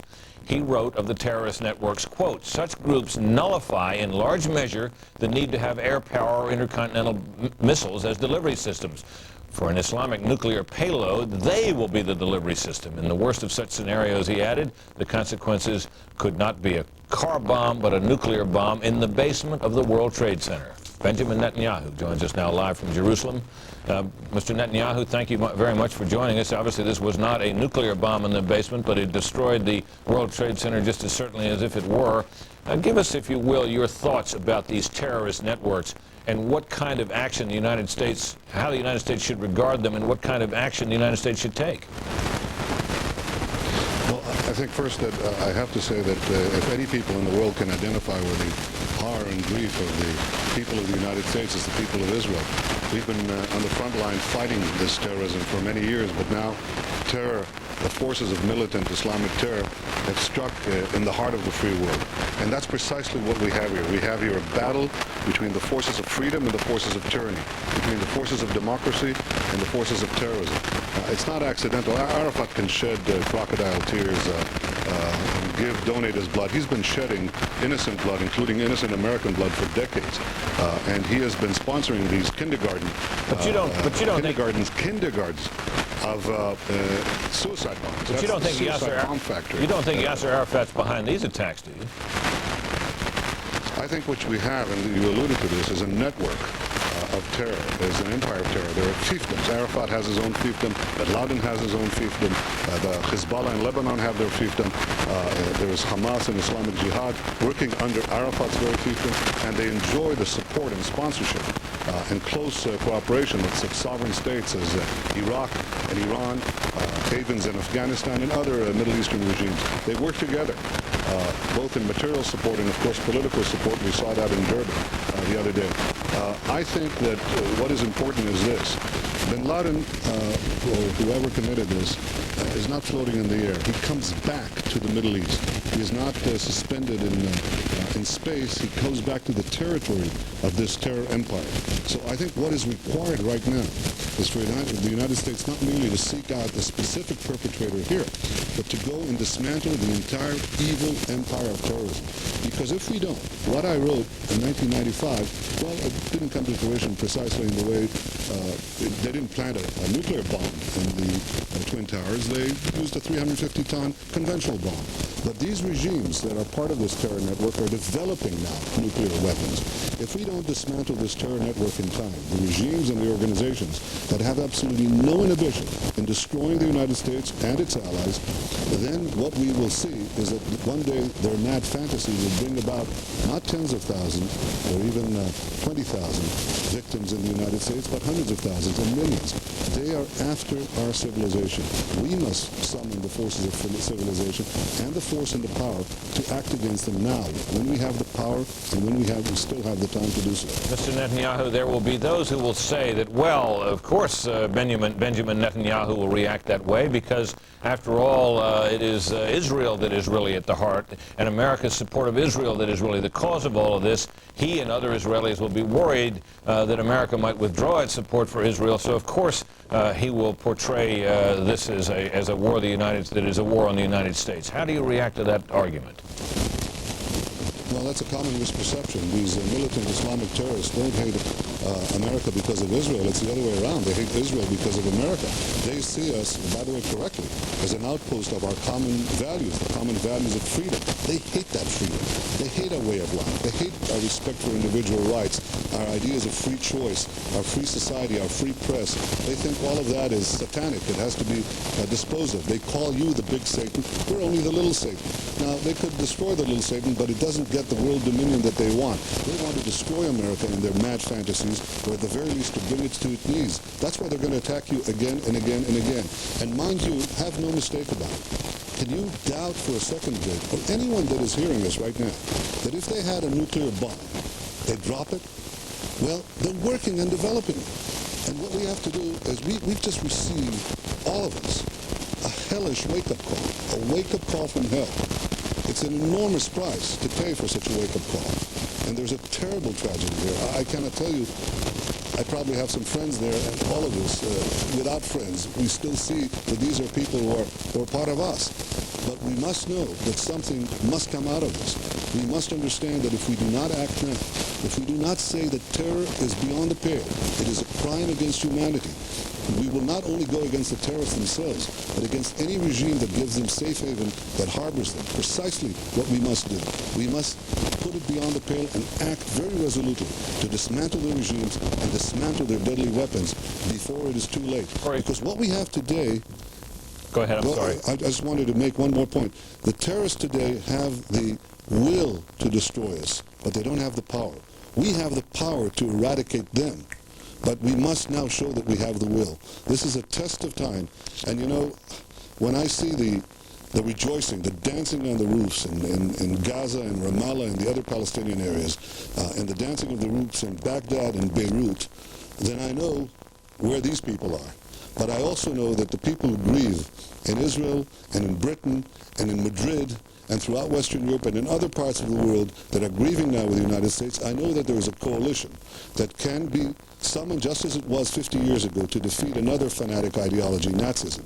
And it's time that the United States act. It will act, I have no doubt. I have confidence in the leadership of the United States. I have confidence in the people of the United States. And we all stand together, and we will win this together. Mr. Netanyahu, let me just ask you this question. What kind of life, what kind of footing, what sort of atmosphere needs to be created in the United States to bring about the kind of action you're talking about? Americans think, despite this, I think many Americans think we're basically at peace in the world and that life needs to be restored to normal. What does life have to be like, and what kind of effort are you talking about? On what scale?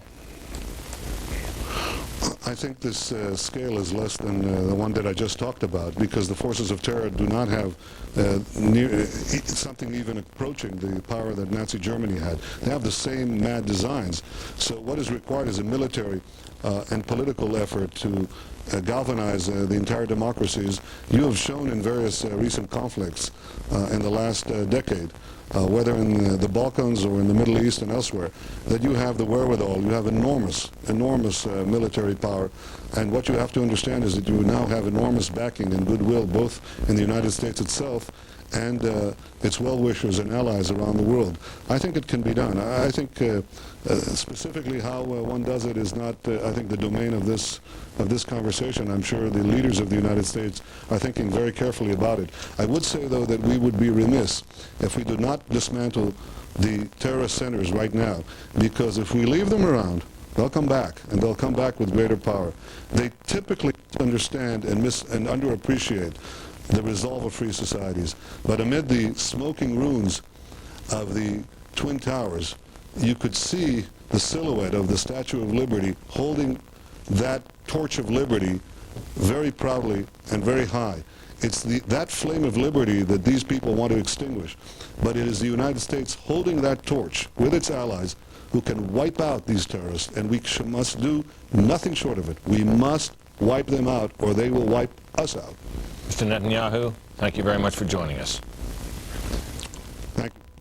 Polls taken in the wake of the attack show Americans do seem ready to take action to protect their way of life. 2/3 of those surveyed in a Washington Post ABC News poll say they would be willing to give up some liberties in order for the government to crack down on terrorism. 24% disagree. Meanwhile, 66% of those polled by CBS News said the U.S. should take military action against those responsible, even if it means the deaths of innocent people. 20% disagree on that. And a CNN USA Today Gallup poll shows that a vast majority of Americans, 86%, would describe terrorism as an act of war against the U.S. That same poll also showed most Americans, 78%, very or somewhat confident in President Bush's ability to handle the situation. Commerce around the world has been affected by the devastation yesterday at the World Trade Towers and at the Pentagon. Stock trading was halted, air travel paralyzed, consumer confidence shaken by the attacks. All that could spell serious consequences for the U.S. and the world economy. But the Federal Reserve and the group of 7 industrialized countries have pledged to give money to major banks to prevent disruptions. Fox News senior business correspondent Terry Keenan has more on the economic effects of this catastrophe. As fear grips a nation still in horror, will that fear also tip the economy into a recession? The question is a valid one. As terror tore apart the twin symbols of American capitalism Tuesday, the economy they represented was already in decline. Unemployment up, the stock market down, and the consumer the only thing holding it all together. With confidence shaken to the core, the economy could be the next casualty. I felt we were in a recession starting early this year, and this, of course, is just going to make it more likely that we're in a recession. If so, it would likely be the first global recession in a generation, a cruel conclusion to the longest economic expansion in U.S. history. Reflecting that possibility, global markets have cratered since the attack. Japan's Nikkei closing below 10,000 for the first time since 1984. What's more, eerie parallels with the Gulf War period a decade ago have begun to emerge. Back then, the outlines of recession were written as the U.S. drew a line in the sand. Now as then, oil prices are on the rise, some airlines and insurers on the brink. And already a corporate casualty, Midway Airlines shutting down and laying off 1,700. There will surely be more to come. But U.S. financial markets are expected to open by Monday. Acts of evil no match for the most free and fair economy on earth. I don't view this as an attack on the financial markets as I do as an attack on a national landmark. And I think the New York City skyline, which is now forever altered, has been altered by this act. I don't think if it was intended as an attack on the financial markets, in that respect alone, it was a dismal failure. Now the rebuilding begins, an estimated $20 billion effort that could help to buffer the U.S. economy. In the meantime, the Federal Reserve has opened its coffers, pouring $38 billion into the U.S. banking system on Wednesday. Terry Keenan, Fox News, New York. Some gas stations are now lowering their prices today, a day after jacking them up in response to the terrorist attack. State and federal officials have pledged action against any price gougers. Some stations, mainly in the Midwest, had boosted prices out of fear supplies would be cut off. But the American Petroleum Institute says there's no threat of a shortage, and OPEC has pledged to maintain price stability. By this morning, prices were falling, and one gas station owner says he'll hand out refunds to consumers who were overcharged. So far, Congress seems to be uniting strongly behind President Bush as he contemplates an appropriate response to Tuesday's attacks on the Pentagon and the World Trade Center. Will Congress give the president the means to go after perpetrators and bolster against future terrorist attacks? Senate Majority Leader Tom Daschle now joins me from Capitol Hill. Mr. Leader, Senator, welcome. Very glad to have you. Thank you, Brett. Good to be here. Tell me, sir, we just had an interview with Benjamin Netanyahu from Israel, and of course he came as close as anyone really did to forecasting just such an attack 6 years ago in his book when he spoke of how terrorists themselves could become the delivery systems that could, as he suggested, take a nuclear weapon to the basement of the Trade Center. Of course, this was not a nuclear attack, a conventional attack. He calls for an all-out war, a major military action to root out not just individual terrorists or individual cells, but the whole terrorist network and the nations and organizations that support them. Is the U.S. Congress ready to go along with something like that in your judgment? I think we are, Britt. I don't think there's any question. We will take every action available to us. We obviously want to consult with our allies, and we want to do all that we can to make sure that it is a smart strategy, whatever it is we employ. But without a doubt, we're willing to pull out whatever stops required to take action and to punish those who have been responsible for the actions yesterday. I wonder how many people have begun to consider the implications of this. For example, we're running a large surplus in Social Security revenues. Would you be prepared? Do you regard this as the kind of emergency which would make it that would be worth using those Social Security funds? Well, we're obviously very deeply concerned about Social Security, but we also recognize we do have an emergency on our hands. If there are ways in which to pay for the actions that we must pay for, we'll find them. But we recognize as well that we've got to be expeditious. We've got to be supportive of an all-out, comprehensive plan, and we'll do all that we can, as we do in any emergency, to address those challenges. Now, based on what you've seen so far from the administration, Colin Powell, Secretary of State, outlined today what he said was an effort to mount a worldwide coalition against terrorism, not just to respond to this individual attack. I take it that is the kind of diplomatic undertaking that you were talking about as being a prelude to action. Is it a necessary prelude, or is it just something that we should do and hope works, but be prepared to go on our own if it doesn't? Well, I think it is a prelude, and it is necessary, but clearly we've got to take whatever actions to defend ourselves that we decide are in our best interest. And if it requires taking actions beyond that, supported by allies, I think we have to consider that. But clearly our first step ought to be as cohesive and as coordinated with our allies as is possible. We were encouraged in that regard that NATO took the action it did today in responding as they did, the first time ever. There's been a lot of talk about a declaration of war. The only thing, any precedent that anybody seems to be able to think of for it would be the declaration of war that was made against the Barbary pirates, who were indeed terrorists, I guess. Is a declaration of war the kind of thing you could support? Well, we passed a declaration today. We indicated without equivocation our full support of the administration. We're going to be supportive of the administration's actions, and we'll decide what further legislative action may be required later on. The point we wish to make tonight, tomorrow, and the next day, and from here on out, is that we will be there standing shoulder to shoulder with the administration, unified in our resolve and in our response. But as for a declaration of war, I realize there's a long way from between the sense of the Senate resolution and a declaration of war, a big difference legally and otherwise. How about a declaration of war? Well, I guess, Britt, we'd have to ask against whom. And how do you enact a declaration of war when you don't have a precise enemy? Who is the enemy? And what does it mean with regard to personal liberties and the kinds of actions that can come from a government which is in a state of war? So we need to work through all of that, and we're prepared, of course, to examine carefully the ramifications of a declaration. But clearly, we don't want semantics to be an impediment here. We will do what we must to ensure that we have the unified action required. How worried are you, sir, about the U.S. economy coming out of this? Things were not looking good. There had been fears of recession. Now, obviously, concerns must grow about consumer confidence and about the stock market. What is your sense of that, and what further action in terms of stimulus might Congress now be prepared to take under your leadership? Well, obviously we have to be concerned about the tone we set with our own rhetoric, and so we need to be very careful, very wary of whatever kind of pessimistic predictions we'll make.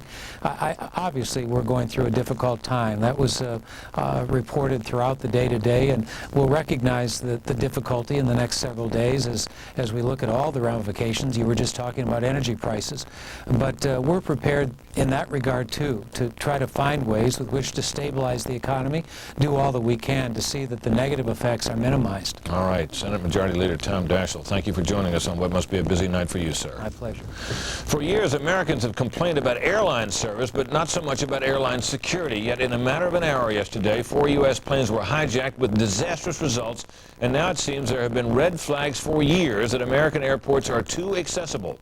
Fox News correspondent William Lajeunesse has that story.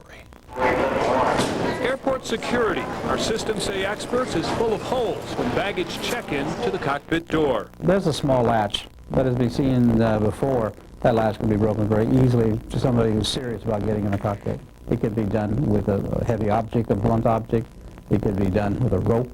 It could be done with a small knife. So it doesn't have to carry a gun through security. That poses a tough challenge for those who screen carry-on luggage.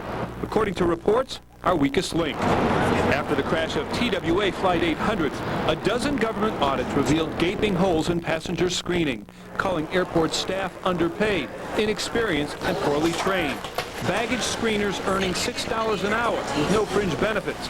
At some airports, turnover exceeded 400%, compared to 50% in Europe, where airlines typically hire ex-police. That's the key point right there, is the people who are checking the x-ray machines. Are they qualified? They know how to do the job. Are they strong enough to question people as they come through? Sorry. Another problem? Hoping to save money, some airports have outdated technology. Some airlines refuse to use bomb detection equipment because of flight delays. And while experts admit it's impossible to stop everyone in every threat, they can learn from every incident. One airport audit showed undercover agents using phony IDs and uniforms penetrating security 70% of the time. Others in plain clothes illegally boarded airplanes well before check-in. It got so bad that 2 years ago the FAA threatened to put armed agents on every plane, but backed down after the airlines complained. And next week the agency was scheduled to release mandatory tough new rules on baggage screening. In Los Angeles, William Lajeunesse, Fox News.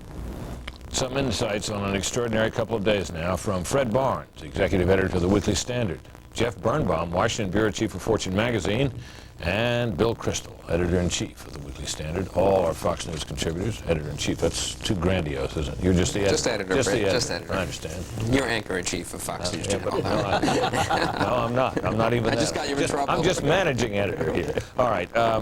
Let's review where we are in all of this.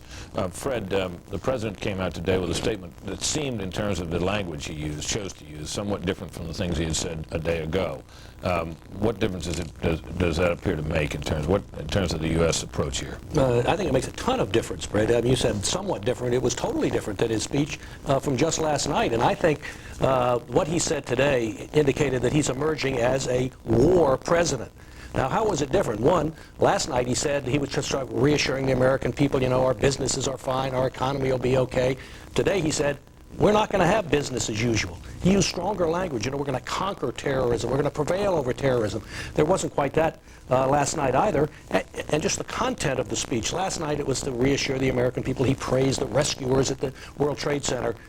Today he said there's a struggle ahead. It's going to be hard. And that's what he talked about.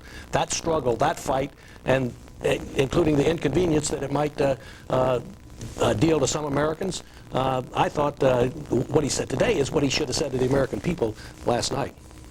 Bill? No, I think the president crossed the Rubicon this morning when he said it was not just an act of terror, but an act of war. Now Speaker Gephardt is, not Speaker, Minority Leader Gephardt of the House has said the same thing. Once you say we're at war, certain things follow. supplemental appropriations of tens of billions of dollars, probably, for defense, intelligence, a commitment to do what you need to do to win this war against terrorism, which, as the president said, doesn't mean just getting rid of individual terrorists, but getting rid of the terrorist organizations and punishing the states that host them or that assist them. It means the president, incidentally, is going to have to follow up in the near future by explaining to the Congress and to the American people, I assume in a speech to a joint session of Congress, what our strategy is to win the war. I mean, he's going to have to explain that this will be a long war. He's going to have to explain that it might not just be cruise missiles hitting a few towns around in the Middle East. We could be talking about ground forces engaged to root out these terrorist organizations. So far, Jeff, he hasn't painted any quite so dramatic a picture, but the reaction from Capitol Hill, based on the action taken today, sense of the Congress though it was, that's all it was, and what you're hearing, for example, on this broadcast from Senator Daschle suggests that he's fine with them. That's right. I think anything that the president wants, he's likely to get from Congress. It is one of those rare moments, a rally around the flag moment, a rally around the president moment, where he is in the driver's seat. At the same time, I do think it's incumbent upon him to show himself as a leader. To be a better communicator than he has been. He has given us a few very short statements of different messages on different days. I think that this is a very big challenge for him. He has to define the problem, I think, a little better than he has, and he does have to explain who the enemy is once they have made a case to explain who that enemy is, and then he has to explain the solution in a much broader, a much fuller, a much more persuasive way than he has been right now. People have doubts about his communications abilities, and they will be put to the test. You may recall that during the run-up to the Gulf War, people said the same thing about his father, who led not by rhetoric, but by actions. But I'm not saying that this Bush will fail this test, but it is a test that he has not yet taken, and that he must pass in order to, I think, win the hearts and minds of America. Is this a rhetoric test, Fred, or is this an action test? Well, it is well, it's an action test. It would be nice if George W. Bush were a rhetorical president. If he were a Reagan, a Churchill. We know he's not. His father wasn't. Richard Nixon. Most presidents are not that. But he can lead by his actions. Look, we heard what he said today. It was very strong. They now have the biggest federal investigation ever by the FBI and others into these bombings. Say they already know who a bunch of the terrorists are. They know who most of the terrorists are. Article 5 of NATO was invoked, I think, for the first time. That is the all for one, one for all. Exactly. An attack on one is an attack on all. That's a big step. I think a declaration of war is important for another reason. Most of the things that it would basically allow you to do, a president can do unilaterally anyway, freeze the Taliban's assets if they have any anywhere. I'm not sure they do, or things like that. It gives you powers to, stop neutral ships if they were shipping to your enemies. I think the president could probably do that anyway. But a declaration of war would show how deadly serious this administration and Congress are in winning over terrorism. Well, should the declaration come soon, or should the declaration come after more information is gained, more allies have been brought aboard, a clearer sense of what exactly is going to happen? Bill, what do you think? Well, I think might turn out to be a necessary or at least useful prerequisite to the actions that the president will feel he wants to take. I don't know that we know exactly right now. Who would you declare it on, though? Well, you could declare it on the terrorist organizations and the states supporting them responsible for this action. Generally identified, or no, not more identified than that? Right, you don't need to identify them that, and we've declared war on other nations in the past and then included in the war their allies who weren't in the original declaration of war. So it's not as if you have to specify ahead of time, I don't think. But I think, you mentioned the Gulf War. In a way, this is a continuation of the same war. I mean, I do believe Saddam Hussein, at the end of the day, is behind Osama bin Laden, or at least has certainly been an ally, a very helpful ally to Osama bin Laden. And that's a war that we engaged 10 or 11 years ago. We beat Saddam in the first round. We didn't finish him off. We now have taken casualties that begin to match up, frankly, to Saddam's casualties from 10 years ago. They'll not match up, but are pretty serious.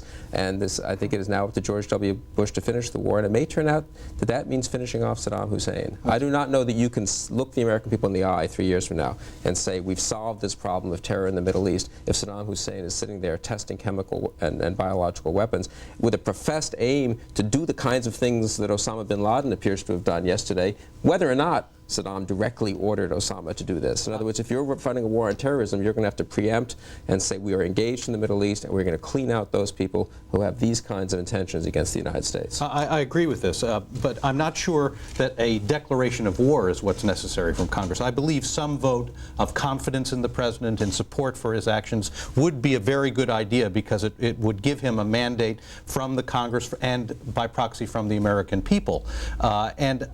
Whether or not there's a declaration of war, I think that's a moot point. And my guess is, judging from how this president has operated before, he's not just a president of action, he's also a methodical president. If you look at his stem cell research decision as an example, he had all his ducks in a row, had a very thoroughly thought out compromise. In this case, he will also, I think, make the case to the American public, in my view, my guess is, explaining why he wants to take the actions he does in a way that will be surprising in its thoroughness.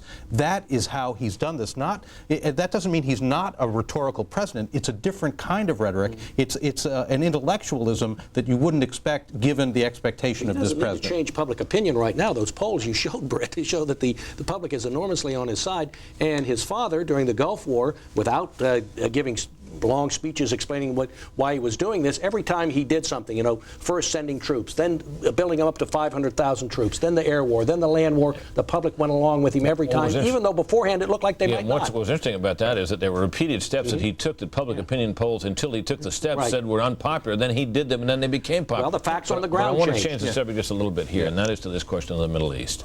It is a kind of conventional wisdom that it is U.S. support for Israel that occasions the hatred of us in parts of the Arab world, and that is really at bottom what this is all about. You heard that view contradicted by Benjamin Netanyahu, who argued instead that it is not Israel that is hated so much here. It is the U.S. and the hatred of Israel as a function of Israel's attachment to us, not our attachment to them. What about that, Bill? Well, I don't think it's exactly because we simply support Israel, but it is hatred of it is not enough just to say there are a lot of terrorists out there that don't like the United States. Do we honestly believe that Osama bin Laden would be targeting the United States if we were not the preeminent power in the Middle East who was supporting not just Israel, but moderate Arab regimes and thwarting the hopes of the radical types in the Middle East who want to turn it into a cauldron for anti-Western sentiment generally? So it is Israel's because only part of it in your Israel's part of it, but it is because the U.S. is a great power and a power engaged in the Middle East. And we have to understand that as part of that is their strategy. Their strategy is to drive the U.S. out of the Middle East. That is what Osama bin Laden wants to do. It's what Saddam Hussein wants to do. They then will pursue the rest of their agenda in the Middle East. I think that's why it's very important for us to now indicate that we'll not be driven out of the Middle East, that we stand by our allies and friends in the Middle East, and that we will punish those in the Middle East who harbor and assist our enemies who have inflicted all this damage on us, which means being tough with some regimes in the Middle East that we've, for other reasons, tried to be very nice to, and we've turned a blind eye to certain things. I don't think we can do that anymore.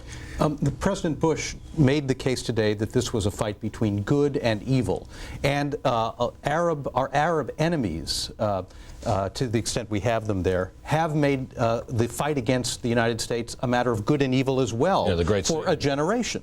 That is, we are the evil in their eyes, and it's not a rational hatred of the United States. It is rational, Jeff. It is. They want us out of there because we are stopping them from doing what they want to do in the Middle East, which is to destroy Israel and destroy pro-Western. What about the public passion in the streets, though? That's the passion behind the effort is not rational and is a kind of brainwashing that's been going on for a generation and more. That is why the Arab nations and so many Arab citizens are backing a crazy person like Osama bin Laden. What is it? Understand these attacks. I hate it when I heard from a number of members of Congress when they were talking about this resolution passed by Congress today, calling these attacks senseless.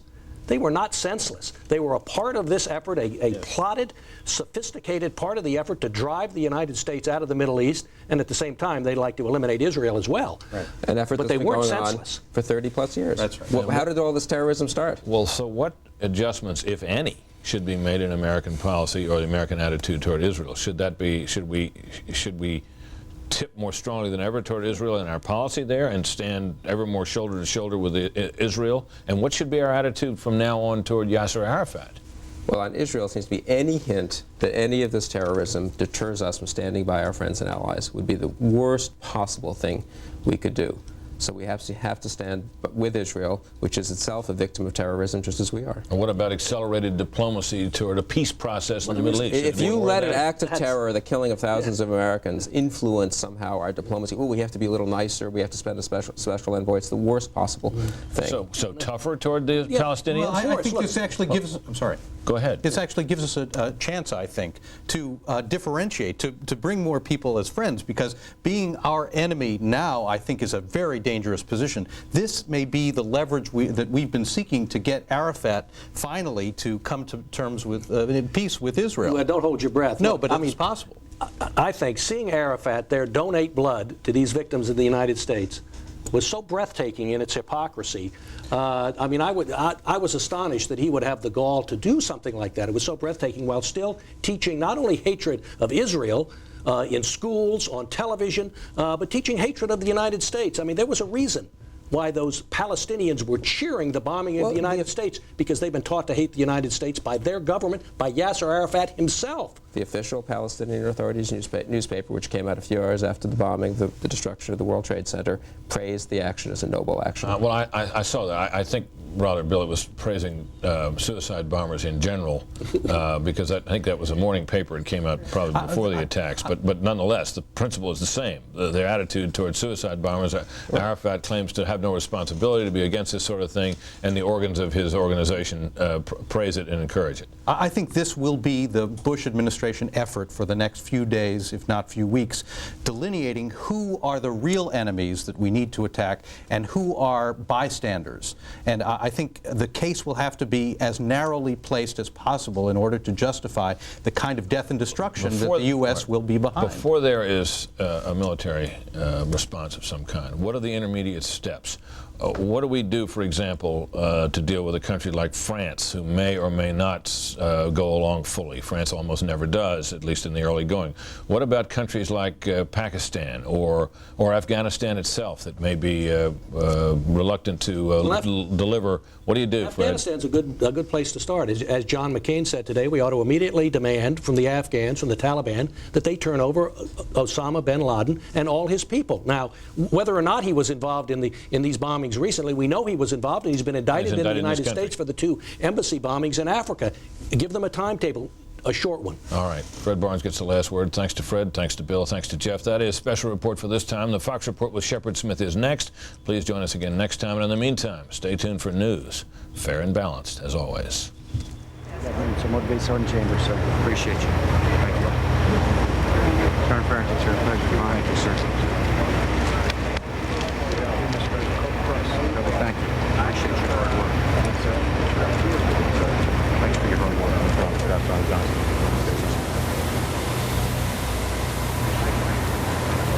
Over. Back to work. Thank you, sir. Appreciate you.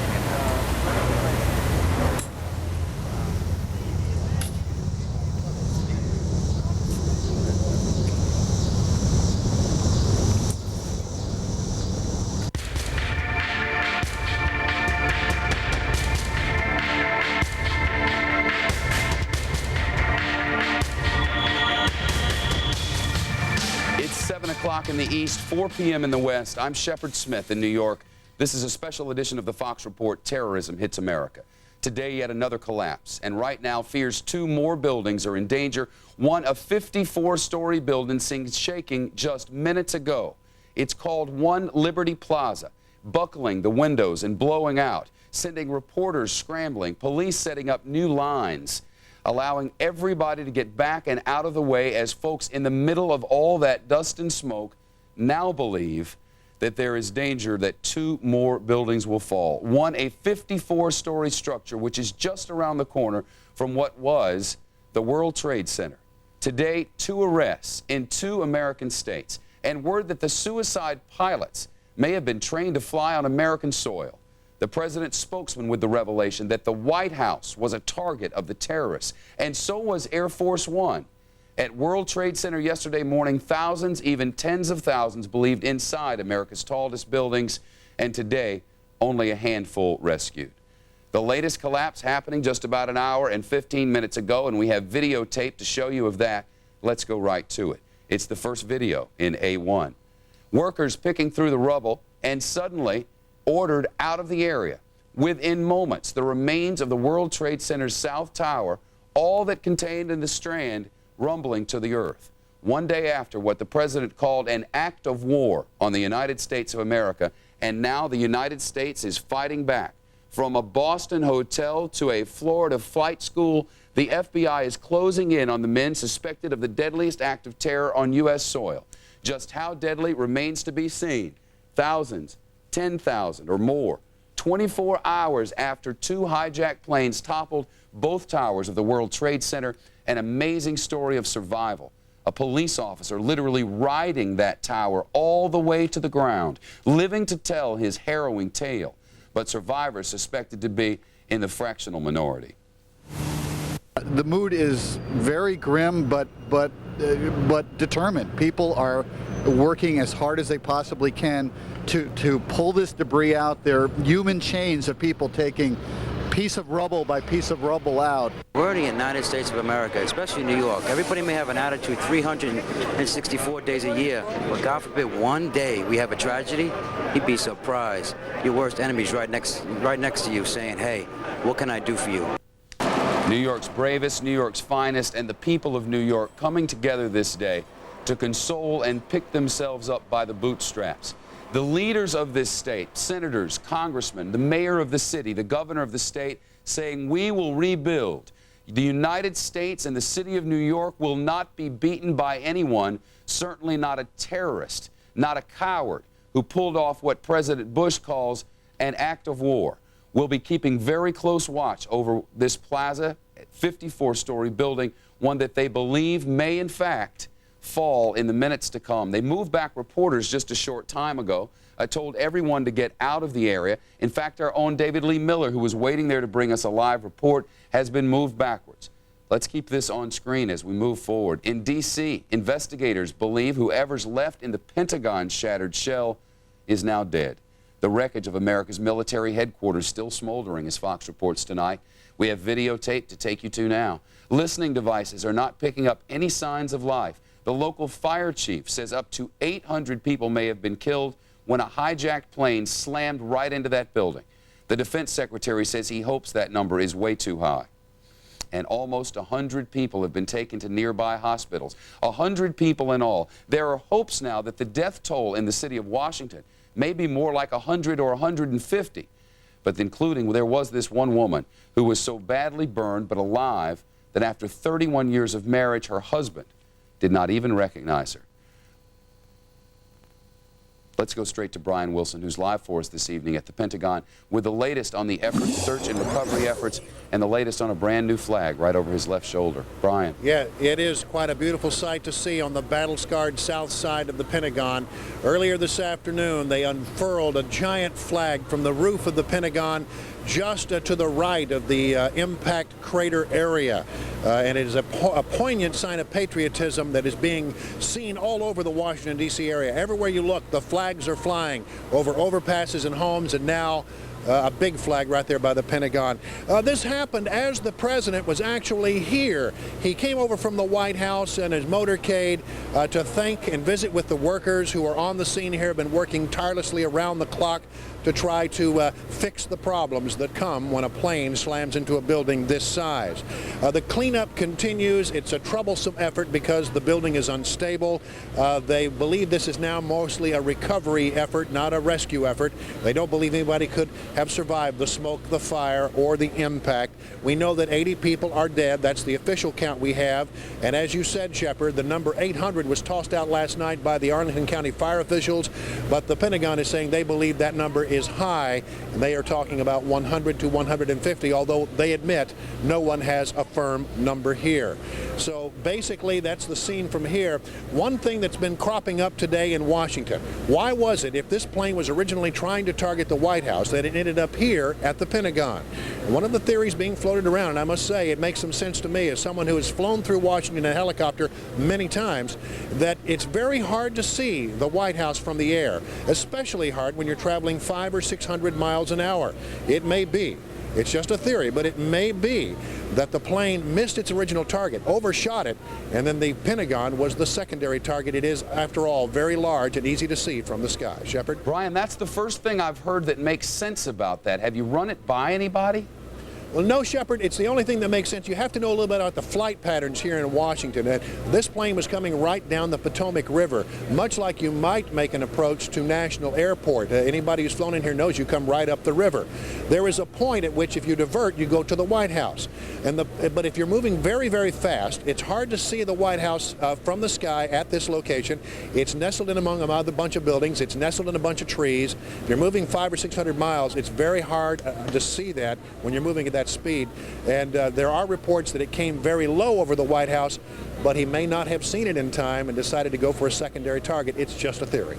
Brian, about the time that plane hit the Pentagon, I get confused with the timing on all this because it's all such a blur now. Had they already evacuated the White House then?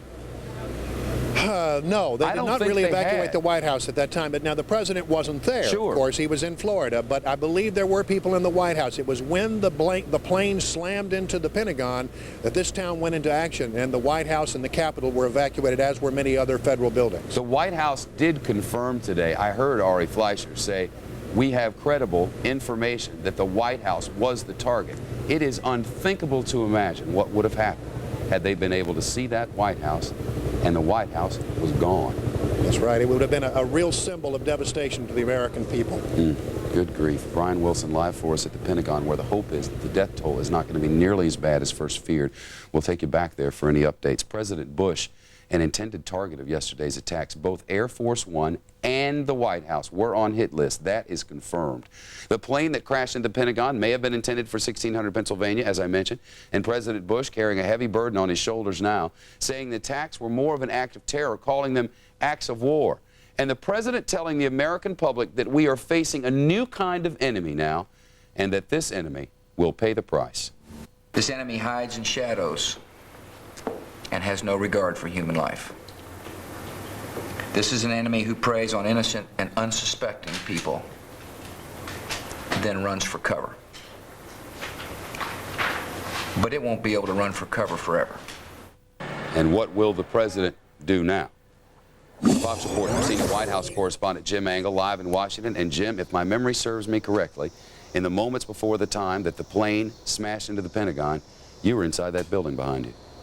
Well, a lot of people were inside this building, Shep, but then they were evacuated and people told them to get out of the building fast. Now, the president himself, of course, was in Florida and then flew around from military to military base, so he was never in any imminent danger, Shep, in part because American officials learned at some point that, in fact, the terrorists were targeting not only Air Force One, but the White House itself. In other words, officials are suggesting the terrorists intended to assassinate an American president. Now, that's why military jets escorted Air Force One as it flew from military base to military base before eventually returning to the White House. Now, the president, of course, is meeting with his national security team to try to nail down who is responsible and how to respond. In the meantime, the administration is still worried about additional attacks. Today, the FAA sent a security directive to the airlines in which it announced new security precautions, including eliminating such things as curbside check-in. But in that security directive, it also warned the airlines, saying the FAA is warning U.S. carriers of the potential for follow-on terrorist actions.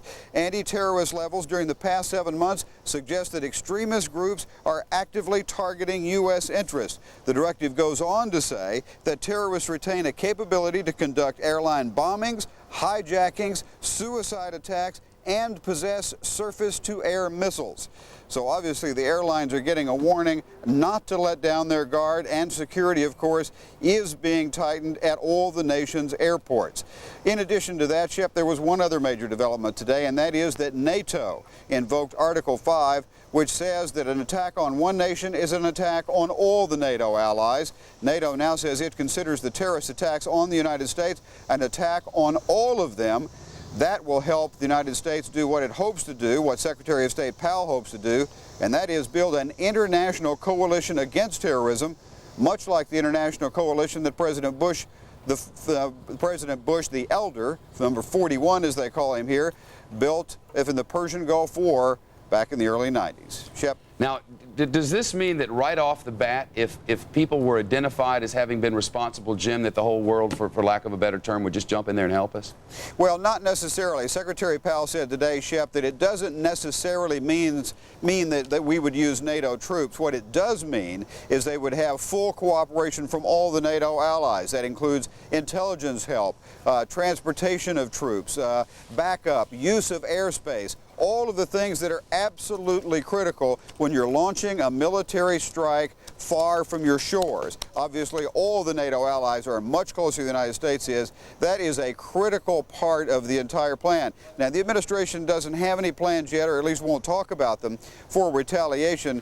It does seem absolutely clear that the U.S. will retaliate, and retaliate in a very forceful way, given the damage that was caused here in what is clearly the worst attack on the United States in the last half-century, Shep. Jim, we know that the president's jet was flanked by war jets or fighter jets yesterday. Is that a plan that's going to continue, do we know?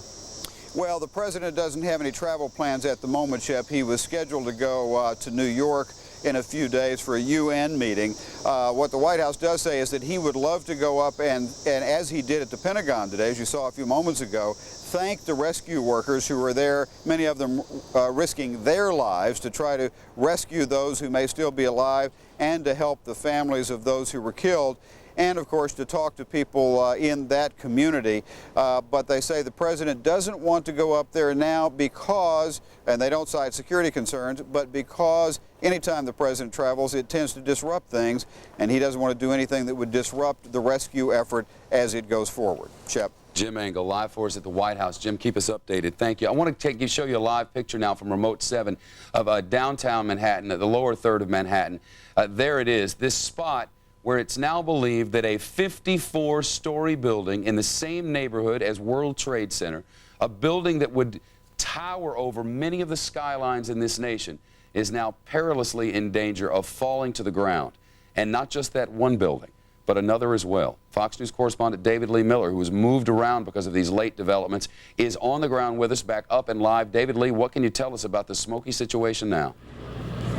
Well, there's a great deal of uncertainty here, Shep. At about 5:30, they relocated us, and they moved us about a block north from the World Trade Center. That after two buildings, we were told, were in danger of collapse. One of those buildings identified as One Liberty Plaza. You can take a look at it over my shoulder. It is a thin black building, and there's also a building behind it that they say is also in danger of collapse. Workers in the building say windows suddenly began to pop and that cracks began to appear in the walls. For nearly an hour, there was a caravan, a non-stop army of rescue workers, firemen, cops, and heavy equipment that then paraded down Church Street away from the site that used to be the World Trade Tower.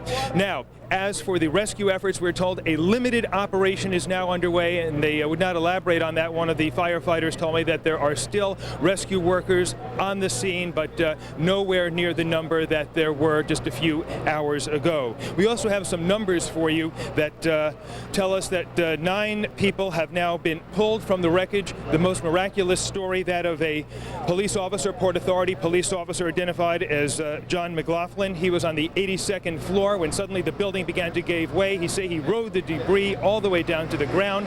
Miraculously, he suffered only broken legs. 6 other firefighters have also been rescued, but these stories are few and they are far between. Right now, 55 bodies have been pulled from the wreckage. We are told 300 firemen are still missing, 40 New York City cops, 30 Port Authority cops, and there are still more than 200, they say, workers from the Port Authority that are unaccounted for. To sort of put in perspective the gravity of the situation here, the Brooks Brothers department store, located right near the World Trade Center, is now a morgue. Now, not far from what was the World Trade Center are the federal building here and the courthouse, and it is virtually an armed camp. There are APCs, there are military with automatic weapons patrolling the streets. Meanwhile, on the other side of Manhattan, west of the World Trade Center, it is virtually a ghost town. Electricity is still off, as are the gas lines. There is still a fear here that there could be more explosions explosions. The situation is very precarious, and as we have learned, it is literally changing by the minute. Shep, back to you. David Lee Miller, live for us in Lower Manhattan. Our colleague Rick Leventhal is down there as well. Rick, we've been watching pictures of this building. I got to tell you, there have been reports on some local stations, local cable station as well, that these buildings had already fallen. It must be chaos down there. It is, Shepard, and it's tough to know what's happening at the scene behind us because we can't see it. Police have pushed us back far enough that we can't see what's happening at the actual scene, and almost every worker that you talk to who's leaving the area, many of them in a hurry, are telling different stories. We've heard about several buildings in the area that are shaky. We've heard reports that one or two of them have come down. What I can tell you is that I spoke to one guy who was a transit worker. He was in the subway. He was cleaning the tracks in the subway station, and he heard a rumble, and he says when he came out of that building, he saw it shaking. He saw smoke coming from the bottom and the top of the building, and he ran for his life, Shep. Rick, we're talking about a 54-story tall building here, aren't we? I mean, it's something you'd hear. Well, you'd certainly hear it if it came down. We haven't heard that, but we have been hearing a lot of loud noises coming from the site, and again, we're about 10 blocks away. The first report that I had was that a portion of what was left of the South Tower had fallen down. That we wouldn't necessarily have heard if it's a small amount of mortar and that sort of thing. And again, it's a pretty far distance away, and there are a lot of workers and construction equipment making noise at the site as well. But again, the point here is that there is apparently some real structural problems with many of the buildings in the immediate vicinity surrounding the World Trade Center complex. So there are ongoing concerns that not just one building might be cracked or be ready to fall, but several of them might be in trouble, Shep. Rick, I saw you about an hour and a half ago down there, my friend, with a worker wearing a hard hat who had just been rushed out of there, talking about how amazing New York has been in the last day, but the look on his face was unmistakable. They've only found 9 people alive in there, Rick, and there's supposed to be thousands. How do they seem to be doing? Well,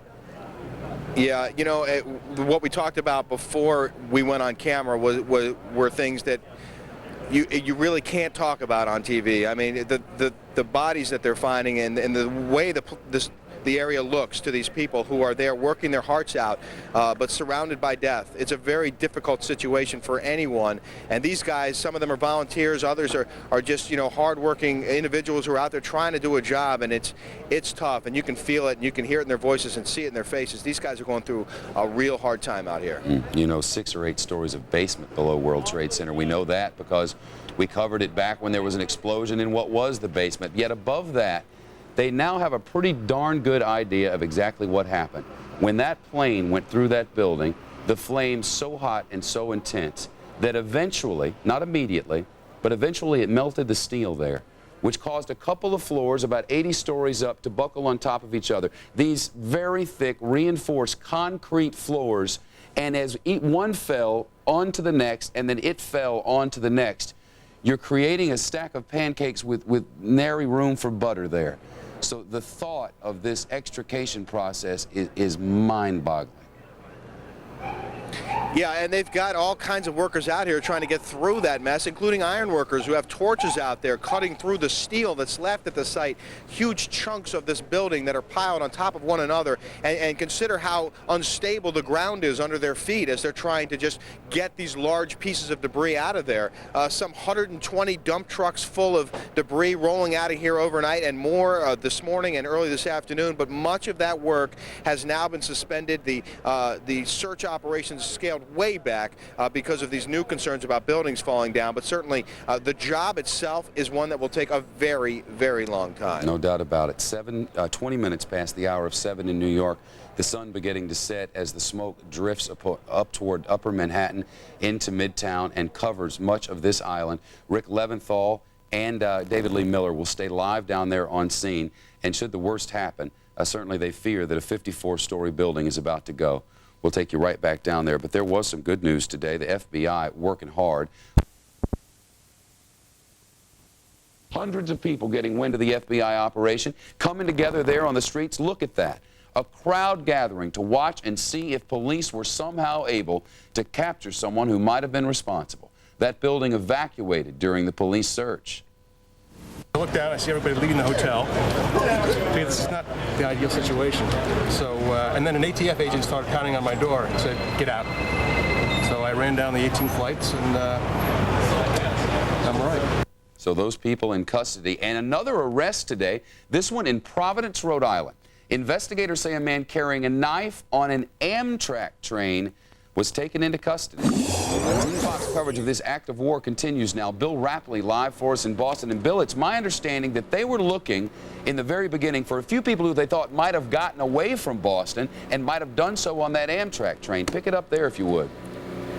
Well, Shep, that's exactly what was the original intention. What happened was the train was headed from Boston to Washington, D.C. And this is a case that shows just exactly how much on edge people are, because the passengers reported that they were suspicious about 4 of the passengers on the train, 4 Arabic-looking men, 2 of whom were wearing turbans. Well, the train was stopped just outside of Providence, evacuated. Everybody was questioned. It turned out that one of the men wearing a turban was indeed carrying a knife. As he was put into a cruiser and driven away, an eyewitness says a gang of teenagers chased after the cruiser chanting, "Let's kill him, let's kill him." Providence police chief says there's no connection at all with the terrorists. Meanwhile, as you mentioned before, the center of attention was here in Boston just a few hours earlier at the Westin Hotel. It's an upscale establishment right here in Copley Square in the historic Back Bay. 3 men, as you said, were taken into custody. They're being held, we're told, on immigration violations. And after the 3 were taken out, the Boston bomb squad moved in along with ATF agents, FBI agents, and they evacuated the entire hotel, searched it up and down with canine dogs, sniffing for bombs, but the building was swept for explosives and none were found. However, this interest in this case, once again, overbearing. People crowded around the scene, despite the possibility of being injured by an explosion, if that's exactly what they were looking for inside the building. These people, like moths to a flame, just an irresistible pull. There was no detonation. There was no harm here. But out at Logan Airport, safety is the watchword. Right now, they are towing thousands of cars out of a parking structure that now is too close to the terminals to comply with the new FAA regulations. There'll have to be many other adjustments to the safety out there at Logan Airport before it's reopened again, and no word yet on exactly when that'll be. Live in Boston, Bill Rapley, Fox News. Bill, thanks very much. Back to the World Trade Center now, and the planes that were loaded with fuel turned out to be the weapons. Like flying bombs they were, the aircraft becoming tools of terrorism, acting as missiles heading right for their targets. Now word that some of the suspects who are responsible for this trained to fly those planes right here in the United States. A flight school in Florida called Embry-Riddle University, an extremely well thought of university that's trained hundreds upon hundreds of jet pilots, apparently giving several terrorist pilots license and the information they needed to take control of those jumbo jets. A former school employee at one time sharing his home with the suspects. Listen. When they first arrived, they had no place to stay. They just popped in pretty much, as I recall, unannounced. And so we provided them, for the benefit of the flight school, provided them a place to stay for a few days. And those suspected of driving the jets into World Trade just before they collapsed to the ground, now believed to have been schooled right here. Team Fox coverage of this act of war continues now. Orlando Salinas live for us from Daytona Beach, where that school's located. Orlando? Shep, it is incredible, but tonight we are learning about the very real possibility that some Americans unknowingly may have played a very real part, a major part, in what is being called the worst terrorist attack in history. At this point, we hope and pray that the university has not been a victim in this madness. That madness, the mind-blowing, very real probability that this one flight school, along with others possibly, trained terrorists pretending to be serious student pilots at Embry-Riddle Aeronautical University.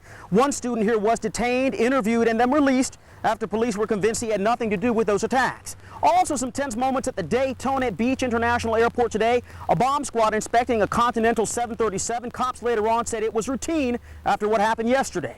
While rescue and recovery efforts continue in New York and D.C., in Vero Beach, Florida, FBI agents swarmed all over the Flight Safety International School. Meanwhile, in Venice, Florida, agents had a long talk with that man we heard from earlier, Charlie Voss. This guy's address was listed on a car rental application filled out by one of the terrorists. Today, Voss said he allowed those 2 student pilots to stay in his home last year. Then he told them to leave because he said they were acting crazy. Shep, tonight in Florida, several people have been detained, we're told, for questioning.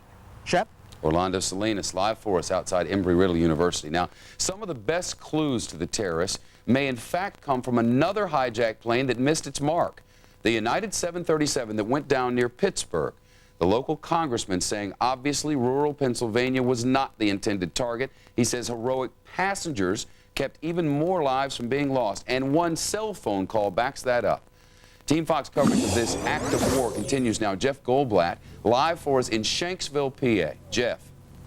Shep, indeed, it's starting to look like extraordinary heroism and selflessness played out on board United Flight 93, that perhaps passengers, knowing that they were going to eventually die, decided to storm the cockpit in hopes of thwarting terrorist plans to hit a more high-profile target. We're getting some insight into this tonight. The San Francisco Chronicle reporting tonight that a passenger named Thomas Burnett phoned his wife Dina from the doomed 757.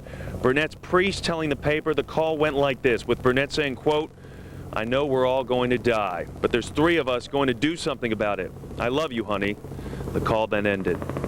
What happened next on board? Investigators hope that the jet's black boxes will provide this vital insight. Now, unlike the other terrorism targets at the Pentagon and also there in New York City, investigators here believe that the black boxes will be recovered. They say there's a greater chance of this happening because the crime scene here is more readily accessible, and so that if the black boxes are there and they are intact, that they do believe they have a better chance of analyzing this information and are going to go forward with that there might be some more promising bits of information from this flight data recorder and also the cockpit voice recorder that could provide some telling and promising leads, perhaps aiding investigators there at the Pentagon and also in New York City. And we're already getting some indications of the promising bits here from Shanksville, Pennsylvania. A high-ranking government source telling Fox News today, quote, "The key is what we're finding in Pennsylvania at the wreck site. There's much there that did not burn and has been salvaged." The source added that based on materials already found here in Shanksville, Pennsylvania, that government officials do know the identifications and IDs of the hijackers on board this United flight, and that they are linked to convicted terrorist Osama bin Laden. On scene here, FBI agents, when questioned by me earlier in the day, wouldn't shed any more information or any more detail upon this information that we were told by this high-ranking source in the nation's capital. But they did tell us plenty about the investigation going on out here. They said it's going to be painstakingly meticulous, that it could take anywhere from 3 to 5 weeks, that there's just lots of debris out there, Shepard, the largest piece of which they've been able to find at this point, a chunk of an engine, but most of it no bigger than a telephone book. Shep, back to you. Jeff Goldblatt reporting live from the crash site there in PA. Let's go live now. These are live pictures. I believe this is the crash site, certainly in downtown Manhattan. Some of the best look that we've had at this scene. It's my understanding that there has been quite a rumbling in lower Manhattan tonight as all of these rescue workers crowd in and around, hoping against hope to find anyone who might somehow by a miracle be alive in there. The buildings around them are rumbling. A 54-story building threatening to collapse, and authorities truly believe that it will collapse, and at this point it's just a matter of time. You may remember after the Twin Towers collapsed, there was building number 7 there in the same complex. There are a lot of buildings altogether. Building number 7 went down. Now there are fears about buildings 4 and 5 as well. Imagine the thunder when that plane hit, and then when the buildings collapsed to the ground. It's an island made of granite, but it certainly rocked everything. Now the structural soundness of the buildings around certainly in question. Until earlier today, 3 buildings were still on fire. You see the windows blown out in all directions. After what happened, who can imagine otherwise? Let's take a look at exactly how it happened yesterday morning when 2 jets went plowing into what was one of America's most prized possessions. A building that wasn't even completed until 1978, the last tower, 88 that is, and if you look closely, you can see the nose of that jumbo jet coming right through a building where thousands and thousands of friends and relatives of people in this city lived, where 400 businesses from this nation and around the world were headquartered, where 50,000 people walked in the doors every morning to go to work. They hit these on purpose. They were headed west out of the airport there, crossing over Mass, then straight down and straight in to the World Trade Center. They had an accident in Washington. They tried in Washington to hit the White House, it's now believed. Brian Wilson's speculation is, from his knowledge of the flight patterns there, that as they tried to hit the White House, taking this route right here, they passed right over it, couldn't see it, had to make a loop and go to their secondary target, because the Pentagon is surrounded by nothing. It's an enormous structure and impossible to miss from the air. And besides that, the pilot knew there was another plane that was speeding in that direction and had exactly the same orders as he, to go right to 1600 Pennsylvania Avenue and blow up the White House. The terrorists infiltrating our airports boarded our planes with knives, in some cases making bomb threats. But who were they, and how did they pull off this coordinated and horrific act of terror? The feds are looking for those answers. Fox News has learned investigators have identified almost all of the hijackers, including one known supporter of terror suspect Osama bin Laden. Our Team Fox coverage of this act of war continues now. Senior correspondent Rita Cosby live in D.C. Rita. Shepard, law enforcement sources are telling Fox News that they are now 99% certain that bin Laden masterminded these terrorist attacks. They say the key is to track down those who assisted the hijackers and work up the ladder to the ones who actually directed the attacks. They also say that they cannot rule out at this time that there may be some state sponsorship. Now, we talked about some incidents that took place in Boston today, including 3 arrests that took place there. Terrorist mastermind Osama bin Laden has some strong family ties to a group of supporters in Boston, where the 2 hijacked airliners that demolished the World Trade Center took off. One of bin Laden's brothers actually set up a scholarship fund at Harvard University, while another relative owns 6 condominiums in an expensive complex just outside of Boston. 2 of bin Laden's associates also once worked as Boston cab drivers. Now, sources in law enforcement are telling me that they do indeed have the names, it appears, of almost all of the hijackers. And sources are telling me that many of the hijackers were Egyptian and Saudi nationals. Now, this is significant because these are 2 groups that comprise a good portion of bin Laden's followers as well.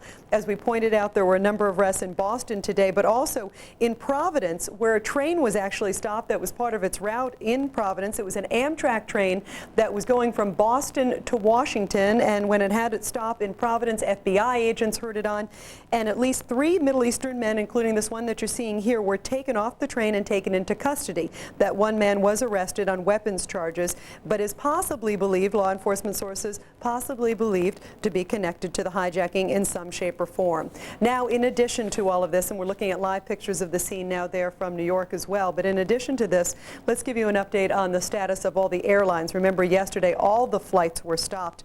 That was a ground stop that was instituted for the first time in U.S. history. That happened minutes after the attacks took place, and there were some changes today. Today, the Transportation Secretary Norman Mineta announced that some flights will fly on a limited basis. These are bereavement flights. These are also some flights that were diverted to other destinations yesterday, and now they're being allowed to go to their original destinations. But these are the exceptions to the rule. For the most part, the ground stop is still in place. Those that will fly, obviously there'll be a lot of problems. There'll be some delays. There may be some different types of planes that will be going, and they'll be going with extra security. Some of the new measures that are in place just to be allowed to have these few flights go. No curbside check-ins. No knives, nothing of that structure being allowed to go on. In the past, they were allowed to bring blades 4 inches or less.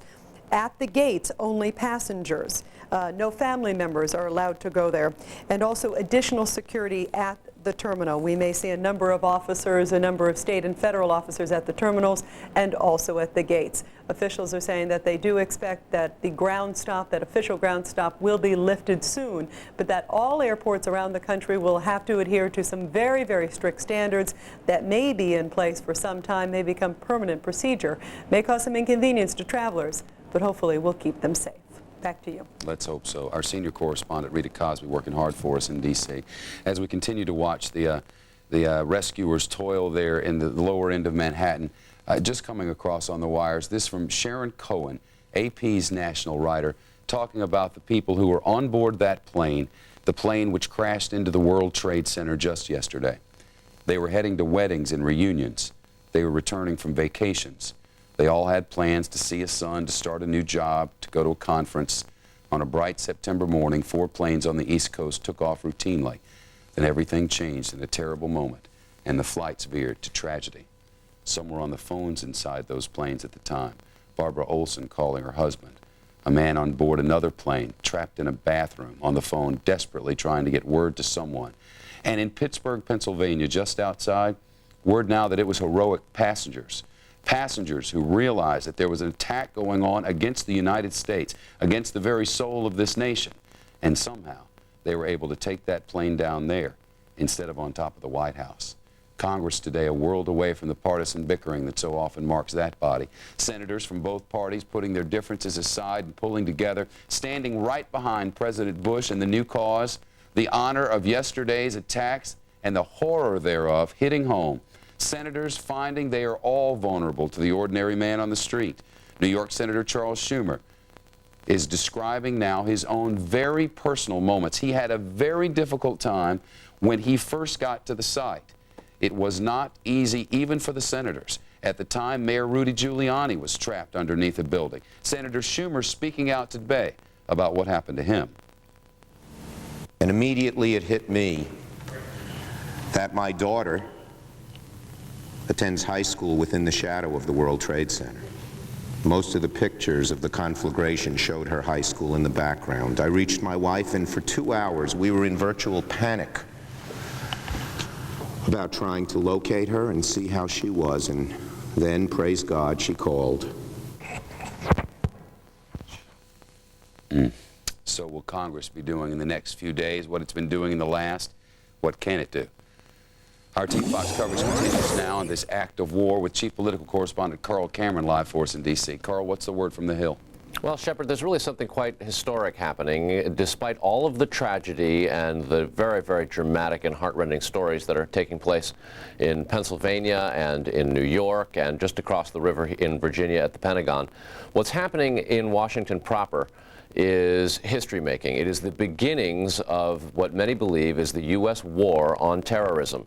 Virtually every hour in this city, there is another step toward dramatic new attitude relative to international terrorism. Lawmakers in the House and Senate today debating throughout the course of the day a resolution of condemnation about what had happened in the hijacked jet attacks on the World Trade Centers in New York and on the Pentagon. They are making a number of steps. There are a variety of classified briefings that have occurred, and in every single one they say they're getting closer and closer to believing that Osama bin Laden was behind this, but they still say it's not quite conclusive. It's been a unified chorus echoing what the president said, that the United States has suffered an act of war. They are going to pass both the resolutions in the House and Senate unanimously condemning this. There are strong warnings from lawmakers that the American people have to be prepared for foreign civilian casualties, that when the United States retaliates, because President Bush and Democrats and Republicans alike believe any country that harbors terrorists should also be held responsible, our attack, our retaliation, our reprisals could be so violent that in fact we may see civilians killed in another country, and the American people need to stand strong and not weaken in its resolve if we begin to see pictures of women and children dying in another country as the United States government tries to find and hold responsible those people who've caused the carnage in this country. There have been dramatic links to Afghanistan, a country where Osama bin Laden is known to have spent time. Now you're looking at live pictures in the U.S. Capitol where a prayer vigil is taking place this evening. Lawmakers, dignitaries from across Washington listening to the National Marine Corps band playing, a prayer vigil which will go on throughout much of the evening. There will be tomorrow from the U.S. House of Representatives a measure passed, emergency supplemental spending, at least $20 billion that will pay for increased spending for the emergency bill, emergency spending. Yeah, go ahead, Shep. Let's listen to this.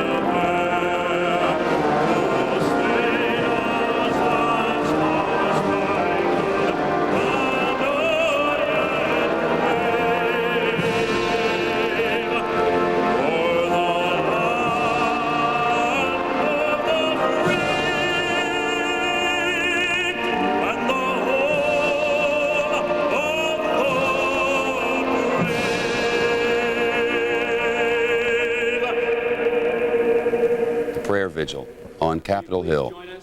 The free and the brave in Lower Manhattan still toil away.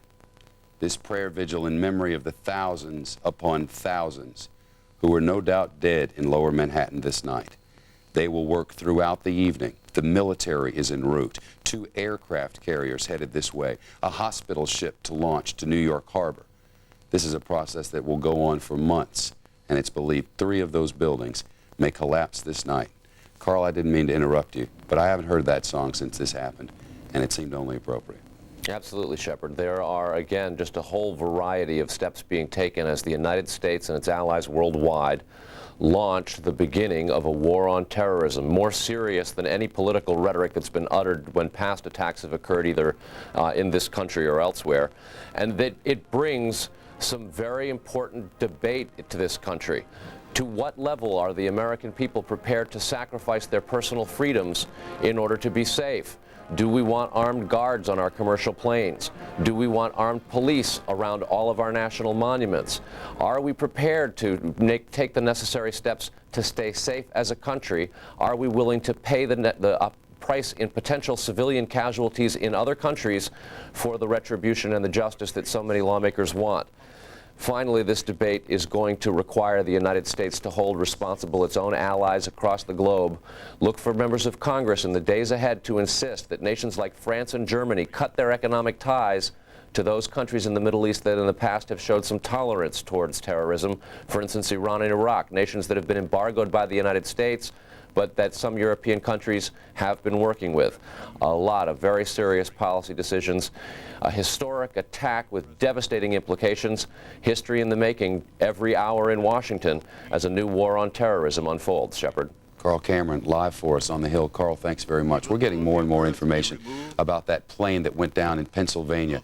How would they have known, right? How would they have known to take that plane down? How would they have known that it wasn't just someone trying to go somewhere? Surely the terrorists didn't tell them, we're about to go crash into your White House. This now from Associated Press and from other reports. Just before Flight 93 crashed, some of these people went to their cell phones and were able to call their homes. And inside those homes, what do you think they were watching on television? They were watching the World Trade Center after 2 jets had just plowed into it. They found out about the World Trade Center when they were in the air. And some of them on the phone vowed to wrest the controls of that plane away from the hijackers and keep it from crashing into 1600 Pennsylvania Avenue or whatever the destination was. Surely they didn't know. But their relatives saw those pictures on television, and somebody acted. The 911 calls have been much talked about. Now, details of them in a Fox report from Steve Brown. As terrorists took over 4 flights Tuesday, passengers and crew members used cell phones to reach out with urgent cries for help, with information for authorities, or with last-second words of love for family members. Mark Bingham was aboard United Flight 93, which had left Newark for San Francisco. He reached family members at home. He just said, I want to let you all know that I love you very, very much in case I don't see you again. I said that. That the plane has been taken over by hijackers. And then I said, well, we love you very much too, Mark. Let me go get your mother. An unidentified man hiding in a bathroom aboard Flight 93 dialed 911 on his cell phone to reach a dispatcher outside Pittsburgh. We are being hijacked. We are being hijacked. This is not a joke, he said, before his phone went dead. Aboard the same flight, Lauren Grancolis, on her way home to San Francisco from her grandmother's funeral in New Jersey, was able to reach her husband, Jack. We have been hijacked, she told him. They are being kind. I love you. Flight attendant C.C. Ross of Fort Myers, Florida, put through a panicked call to her husband, Lauren Lyles, who had just gotten their 2 sons off to school. He heard screams in the background as she told him, we've been hijacked. I love you. I love the children. Still on Flight 93, Thomas Burnett called his wife Dina and told her of a final act of resistance to terror. I know we're all going to die. There's 3 of us who are going to do something about it, he said. Flight 93 was the only plane that didn't reach its target, crashing into an empty field in southern Pennsylvania. Peter Hansen of Groton, Massachusetts, was aboard United Flight 175 with his wife and their 3-year-old daughter as it left Boston for Los Angeles. He reached his father in Connecticut. Hansen told his parents he knew they were all going to die, but he tried to reassure them. Don't worry about us. It's going to be quick, Hansen told his father. United Flight 175 was the second plane to crash into the World Trade Center. Fox News commentator Barbara Olson was aboard American Airlines Flight 77 as it left Washington for Los Angeles. She was able to place 2 calls to her husband, Theodore Olson, the U.S. Solicitor General. Our plane is being hijacked. She then asked, "What should I tell the pilot?" The call was cut off, but she immediately called back to ask again, "What should I tell the pilot?" Those were her final words, as minutes later, American Flight 77 became a massive missile and crashed into the Pentagon. Steve Brown, Fox News.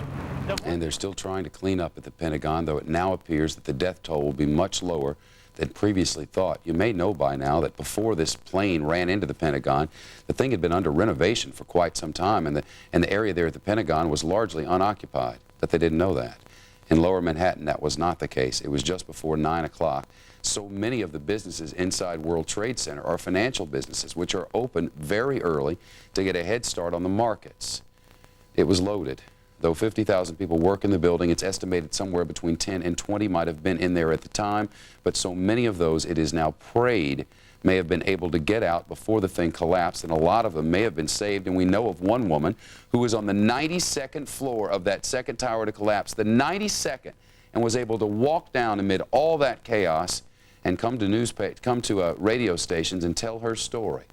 They're hoping to get more victims into the hospital. Hundreds of medical personnel standing by to attend to victims.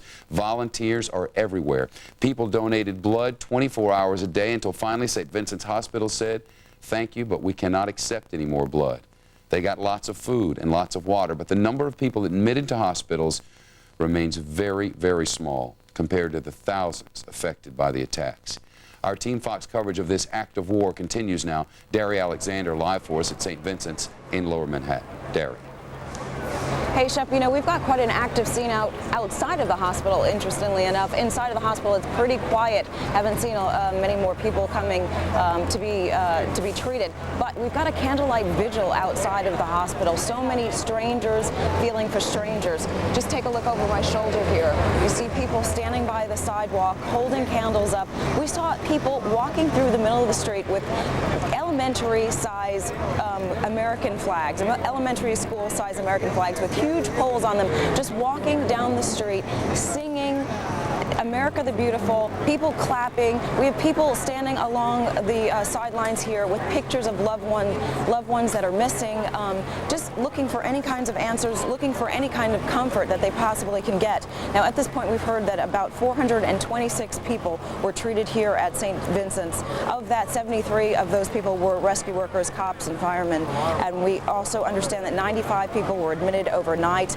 5 people did die at the scene. Something interesting, we are hearing that so many people came out to give blood that apparently area hospitals do not need blood. And also at this time, area hospitals do not need volunteers. I also heard Mayor Giuliani say earlier today that the city does not need volunteers at this point. But stay tuned for a few days from now when when you've seen the pictures a million times over and things start to, wear on you a bit, that is when they may need some volunteers, professionals to help out people with mental anguish. Also, there's a lot of cleanup that has to be done, so they are saying stand by if you want to volunteer. I know it's hot right now, but they may need help in a little while. Something else that's interesting that's supposed to happen at the hospital very shortly, we understand that Senator Hillary Clinton and Senator Chuck Schumer are going to come here, so we will be standing by here for them to come. So that's what's going on at the scene right here in front of St. Vincent's Hospital. Back to you, Shep. Derry Alexander live for us in Lower Manhattan. Derry, we're also waiting for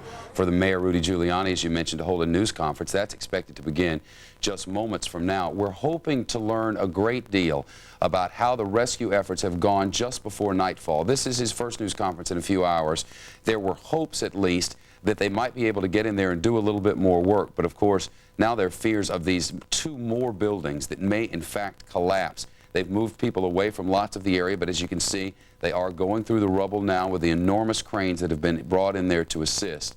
More fingers are pointing at Osama bin Laden through all this as the mastermind behind yesterday's brutal attacks. The French, the British, the German, and Israeli secret services are all saying that bin Laden is considered the prime suspect. That information from the chief of staff of Germany's prime minister. Germany saying it expects the United States to react forcefully. And some Palestinians in the West Bank greeting the attacks on the United States with cheers and celebrations. So just what is the mood in the Middle East today? Our Fox report now of this act of war continues with Jennifer Griffin live for us in our Jerusalem newsroom. Jennifer. Hi, Shep. The mood here in the Middle East is somber and also a bit curious about how the U.S. is going to respond to this attack. Many people are speculating that the U.S. will bomb, but bombing has its own problems. The question is, when will they bomb, where will they bomb, and who will they bomb? After the U.S. linked Osama bin Laden to the U.S. embassy bombings in Africa in 1998, they sent Tomahawk missiles into Afghanistan and into Sudan, but bin Laden survived. Here in Israel, people are still very shocked by the initial Palestinian reaction to the news that America had been attacked. There was dancing in the streets. Several thousand people went into the West Bank and were celebrating, handing out candy. It reminded many Israelis of the Gulf War when Iraqi Scuds landed on Tel Aviv and Palestinians celebrated at that time. Palestinian leader Yasser Arafat went on a blitzkrieg PR campaign offering his condolences and trying to distance himself from those images of Palestinians celebrating in the streets. He even donated his own blood to the Americans. Just a few weeks ago, Israel's prime minister called Arafat his bin Laden. As Israel has found in its fight against suicide bombers, it's often very difficult to go after these people who send these terrorists into attack, and that bombing is often a difficult way to stop the terror. What makes bin Laden a tricky target is that he can hide in Afghanistan. There are many places he can hide, and it's very unlikely that the Taliban is going to give him up, even if the Americans find evidence linking it to bin Laden. Shep?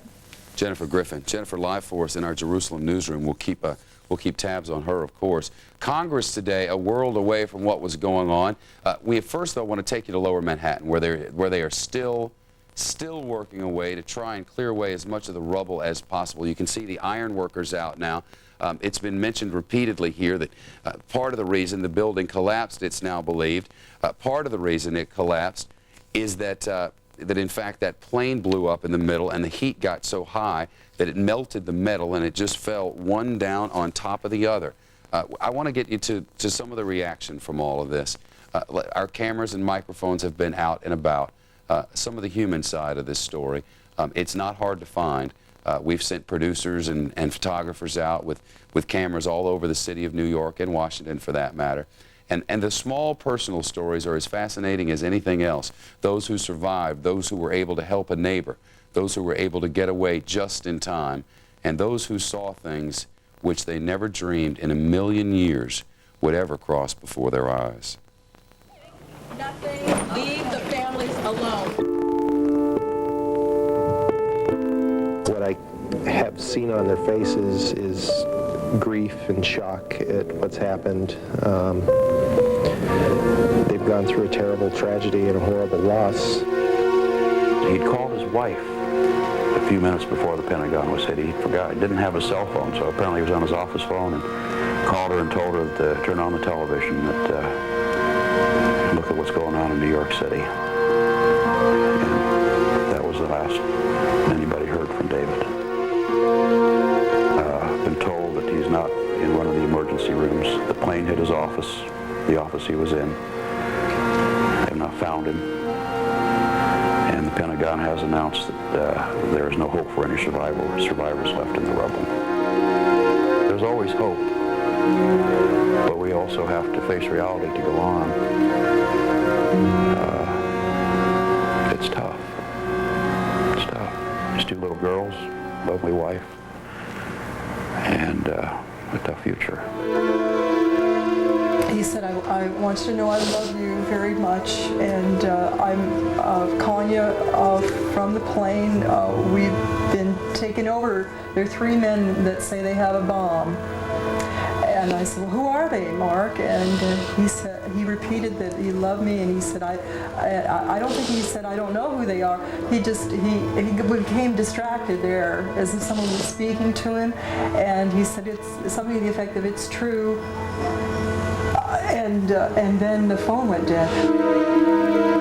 Maybe he cut the fuel off or something, the fuel supply off, unbeknownst to the hijackers. I'm thinking he might have, the way it came down, apparently, looked like there was no power to the airplane. It looked like it came straight down, and it didn't hit whatever target they were going for. He helped us grow this company from about 100 people to 2,000 people or maybe more. And he gave his life for it. It's tough, but he did what he wanted to do. I hope that President Bush is the caliber or can come up with some of the backbone that Ronald Reagan or Harry Truman had and not back down from these people. They will be hunted down, said the president. The people who harbored them will be as well. The United States will not stand for what the president called this cowardly act of war. It would appear now that NATO is on board. NATO in Brussels today with a statement saying that this attack on the United States was an attack on the entire NATO alliance, that the world is on our side. Now, in Lower Manhattan, they continue to search for people who may somehow, by some miracle, have survived. The truth is, the hopes are fading. There are 3 buildings precariously close to this spot that are teetering on the brink, even now. Earlier tonight, the 54-story building just across the street began to buckle. The windows began to burst out. Police and firemen cleared the scene away, trying to avoid any more catastrophes. A 54-story building. It has not yet fallen. They expect that it will. It is not a windy night in Lower Manhattan. The smoke is rising and coming up over the city, which has really not smelled this at all. Until early afternoon today, the people of Manhattan above 14th Street, in the area around Rockefeller Center where all of us work, in the Upper East and Upper West Sides where so many hundreds of thousands of Manhattanites live, nothing of this since the very first moments of the very first day. Now the smoke has engulfed much of the island. Much of the debris is in Brooklyn. Much of the soot is in New Jersey, and this pain is being felt, certainly, around the globe. This will be a 24-hour-a-day operation. New York's bravest and finest have worked now better than 30 solid hours. They'll be replaced by the National Guard. The area which is cordoned off in Lower Manhattan, it is believed, will be shrunk down, and as the days progress, much more of this city will return to business as usual. In Washington, the early death toll was believed to be around 800 for the Pentagon. Now it's believed that that could be more like 100 or 150. They put listening devices inside the Pentagon. They have no reason to believe anyone who is left inside is still breathing. We'll have live, continuous Team Fox coverage throughout the night. The Bill O'Reilly Factor is coming up next. Bill is live in Manhattan this evening, and we'll have the latest breaking developments. Our correspondents are standing by. Linda Vester and I are back with you in an hour from now and will be throughout the night. Old Glory flies over the construction zone in Lower Manhattan. The torches are blowing and people are working with their bare hands to try and find a neighbor, working a bucket brigade to see if maybe there's a life in there that can be saved. I'm Shepard Smith in New York. The O'Reilly Factor begins now.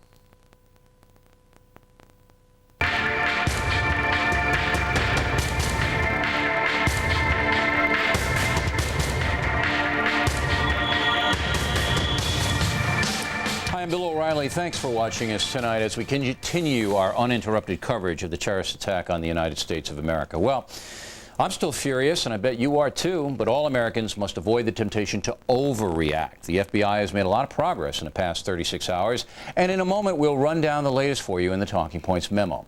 There will be major repercussions for all of this, all of us, I should say, because of this attack. And tomorrow, Talking Points will get into that, but tonight, emotions are still too raw, and our reporting will center on what has happened and what is happening right now. By the way, I've noticed many people here in New York and in New Jersey and Connecticut are displaying flags outside their homes. This is a really good thing, and you might want to do it if you haven't already. For the next week or so, we should be a nation of flag wavers. The memo this evening is designed to bring you right up to date. Here's what happened today. Authorities have now identified most of the terrorists, all of them Arabs, at least one a known Osama bin Laden supporter. So far, at least 5 people have been arrested in connection with the terrorism. The plane that crashed into the Pentagon was aiming for the White House, according to the Attorney General. And Mr. Ashcroft also says the planes were hijacked by 3 to 6 terrorists on each airliner. The men used knives and box cutters. The damage at the World Trade Center and the Pentagon is now estimated at $20 billion. The final death toll remains unknown at this hour. The United Nations is pulling its personnel out of Afghanistan. The stock exchange will remain closed on Thursday, and at least 9 people were pulled out of the World Trade Center rubble. Today, the search continues right now. We have correspondents everywhere, and if anything happens, we will go to them immediately. Incredible stories of survival are coming out tonight, and with us now are 2 men who are very lucky to be alive. Jeffrey Lanka, a computer programmer, was working on the 58th floor of number 2 World Trade Center when the airplanes hit both towers, and Bill Belmont, an attorney and former police officer, was almost buried alive when the first tower collapsed. Mr. Lanka, let's go to you first. You woke up in the morning about what time? I get up actually at 3 o'clock in the morning. All right. You take, how do you get into the city? I take the LIRR in from Freeport. All right. So you're at your desk at what time? I get to my desk about 4:30. You're at 4:30 in the morning. Yeah. All right. Now this, to you, is a secure building. How long have you been sitting in a desk in this building? A year and a half. All right. So you go in, you're at your desk, right? Drinking coffee, doing your work. Mm-hmm. And 4.5 hours after you sat at your desk, right, what happens? I'm on the phone with my mom, and suddenly I hear a very loud bang. Almost immediately, I see debris flying down outside my window. I face south, and there's flaming debris and a lot, like thousands of pieces of paper. And I said, what? It must have been a bomb, and I'm thinking maybe it's propaganda. With all this paper, I couldn't understand what the paper was. All right, so you're on the phone with your mother. Exactly. All right. Did she get worried when? A little, yeah, but I told her, listen, I'm going to hang up with you and call my wife. All right, so right away you knew, obviously, when you're, how loud was the bang that you heard? Pretty loud. It was obvious something had gone off. All right. Unusual. So my first instinct would have been to get out of there, because I'm up, 58 floors, right, and I know what happened in 1993. Right. I'm sure you remembered that. Right. But you called your wife first.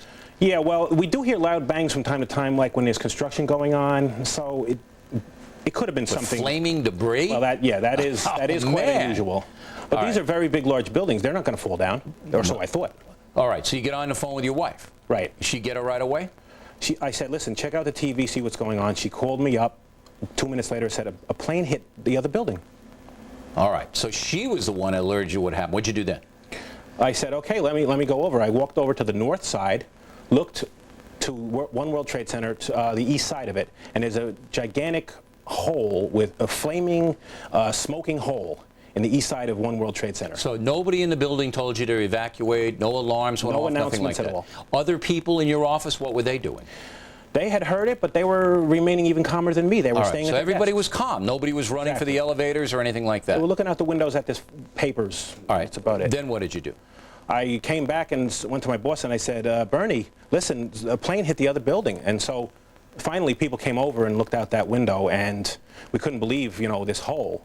And better yet, what happened next was people actually started jumping out.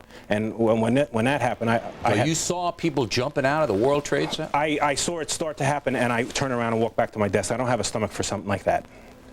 But they were coming out. How long did you stay in the office? Well, the first one went off about 8:50, and I stayed until there was suddenly an announcement, maybe 10 or 15 minutes later, that everything is okay with number 2. The only problem is with number 1. So you can remain where you are if you're in number 2. Really? That's what was they the said in the tower? The fire announcement, okay, right. That's the fire announcement. What did you do? I stayed at my desk, and about 3 minutes after that announcement, suddenly a very loud bang, and the building moved. You could feel the building move. Trembled. Yes. And I immediately said to myself, we are under attack. This is no coincidence. So what? I grabbed my wallet and my keys, and I made a beeline for the stairs. So you didn't go to the elevators? No. I knew that the elevators were no place to be at this point. Did anybody, was there panic at that point now in your office? No. Luckily, there wasn't. One aside is, as I passed the freight elevator, I could hear it free-falling and people screaming. And I could hear the cables hitting the shaft. So there were people in the elevator. Freight elevator was free-falling, and I could hear screams. Free-falling down, you could hear the screams. I could hear screams. So you went down the stairs? Yes. How many people were on the stairs with you? Initially, it was very light. But after maybe 4 floors, it started getting heavy, and it was slow going. Okay, so people were they pushing or anything like that? Luckily not. No panic? No. So you're 58 floors up, you got to go 58 right. Staircases down. Right. How long did it take you to get out? About 15 or 20 minutes. Really? That long? Well, it's a slow go. There are women that are having trouble or, I'm not singling out women, but they were crying. 2 girls behind me were saying, "I hate this building. I hate this building." And so some of the women who were having trouble, walking were being helped by other people, and so it was very orderly in that respect. But it was very slow going, and at times it actually stopped, which was very scary because I'm thinking, what if this never starts again? Right. Now, did you say anything to people, or were people in charge? Was there anybody trying to get these people out? There was some chatter amongst people. Some people were trying to crack a joke or two just to relieve the tension. Was there anybody panicking? No, luckily not. All right. That was very lucky. So when it stopped, nobody pushed or screamed? No, we or just waited. Like finally, you got down. You said 20 minutes it took you to get out, right? Yes. All right. Then you're out. Yes. What's the scene around you? The way to get out was they put us into the mall level, the lower level where the mall is, and the police pointed a route for us to go, and we exited near Borders Books on Church Street. All right, so the cops were already there when you hit the bottom. They're guiding us, and they're telling us not to run. I started to actually pick up the pace. Don't run immediately, told not run. Okay. Still not a lot of panic, right? No, luckily. Now, you get outside. Right. Then what do you see? The Trade Center's behind me at this point. I'm on Church Street, and the cops say, go to Broadway. And I was like, fine. I don't want to be anywhere near here. So all right, so you were just trying to get out of there. Right. And that was pretty much the end of the ordeal for you? For me, well, I have a love for the World Trade Center. I was very excited to be working there, and it was like a friend to me. I looked back once, and I saw these smoking, flaming holes, and I was saddened greatly. So I just kept going to Broadway and headed north because I wanted to get to Penn Station and never looked back because it was just too horrifically sad to look at that building. And then you called your wife and your mom and let you know that you were okay. Finally got through on the cell phone after maybe half hour of trying because the cell phones were just not working. Were your mother and wife hysterical at that point? My wife was hysterical crying, but when she heard my voice... all right, because you have a 4-year-old boy and a 1-year-old girl. Exactly. All right, and I'm sure they were on your mind in this whole ordeal. Exactly. I mean, God. All right. Now, Mr. Bennett, you have a bandage on your head. I guess the audience can see it now. You also just bring your hand up for a minute. I know you got hurt there. You got up in the morning at what time? What happened to you? I got up around 8, took the Long Island Railroad to Flatbush. To Flatbush. All right. My office is at 30 Wall Street, which is right down from the Exchange. I got out of the subway at Williams and Wall about 9:15. All right. When I got out, just like Jeff said, there was a lot of debris in the air, a lot of paper coming down, but there was some soot and some smoke. Someone had told me that the World Trade Centers were hit. So I went up immediately to my office. I told my secretary where I was. I work for Pinkerton. We do crisis management. I was going to go out and see if there's anything that could be done. All right, so you're an extra policeman, so you wanted to help. Right. As so many people, New Yorkers did. So you went toward, while Mr. Lanka was going away, you guys probably passed. You probably passed on the street, all right? You're going one way, you're going the other way into help. Then what? I got to Broadway, looked up. This was after both planes had hit the buildings. It really was surreal. The flames were coming out. There were bodies coming out at that point. You saw people jumping out of the towers? I don't know how they came out. There were bodies coming out of the towers. And you could see it? Yeah. What went through your mind when you saw that? Because I mean, that to me is the image that stays in my mind. And Mr. Lanka, of course, in his testimony right now, I mean, to actually look out the window and see these people. What did you think when you saw that? I thought it was bad. I thought for people to have to make a decision to do that, there had to be some real problems that were going on. That it was either the smoke or the heat or the flames were getting to that point. I have a friend, Morty Frank, who works on the 107th floor. I was trying to call on the cell phone because I knew this was below. The flames were below them to see what the situation was up there. All companies have a crisis management plan. Maybe I'd get some information. Maybe I'd hear something about evacuation. Cell phones wouldn't go through. Phone lines were down. I then looked for the command center. Right. I knew they would have set one of those up. Jeff was a little further north than me. I was south right along. I came up by 1 Liberty Plaza, which I think we've just heard recently. Right. All right, so now I'm going to stop you there because we have a breaking situation going on right where you guys were. This activity is happening right now. David Lee Miller is standing by. David, you want to come right in and tell us what's happening there? Bill, we've got a lot of contradictory information. We were on the air here at about 5:30 live when suddenly we were literally unplugged by the New York City Police Department. They told us we had to move away because 2 buildings were in danger of collapse. One of those buildings identified as 1 Liberty Plaza. Some of the workers we talked with said that they're cracks appeared in the walls, a number of the windows suddenly began to break, and that rescue workers then flooded Church Street, which is where we are now standing, heading north about 5 or 6 blocks away from the World Trade Center, and then a caravan of heavy equipment, some of the tractors, cranes, and almost all the safety personnel came this way. We are told that a limited search and rescue is underway at this hour, but that is by and large anecdotal, what we're getting from the workers. We've had no official statement. But joining me right now is one of the firefighters who was down there. He is from the Maybrook Police Department, and that is in upstate Orange County. His name is George Byrne. George, you were there, you saw the carnage and the devastation. In your own words, how would you describe what is taking place a few blocks from here? Utter devastation. The buildings are gone. There's no other way to describe it. They're just gone. What is the likelihood of being able to pull people out of this wreckage? I understand that so far only 9 people have been pulled from the rubble. I've been in the basement of 5 World Trade Center. There is a lot of airspaces down there. There's a lot of places people could be still trapped. Any hope that these people are going to get out? I mean, what can be done to get them out? I understand they have iron workers cutting the steel, but a lot of this work has to be done very carefully, or the workers themselves may be hurt. Well, right now they have iron workers in there. The iron workers are going to work through the night.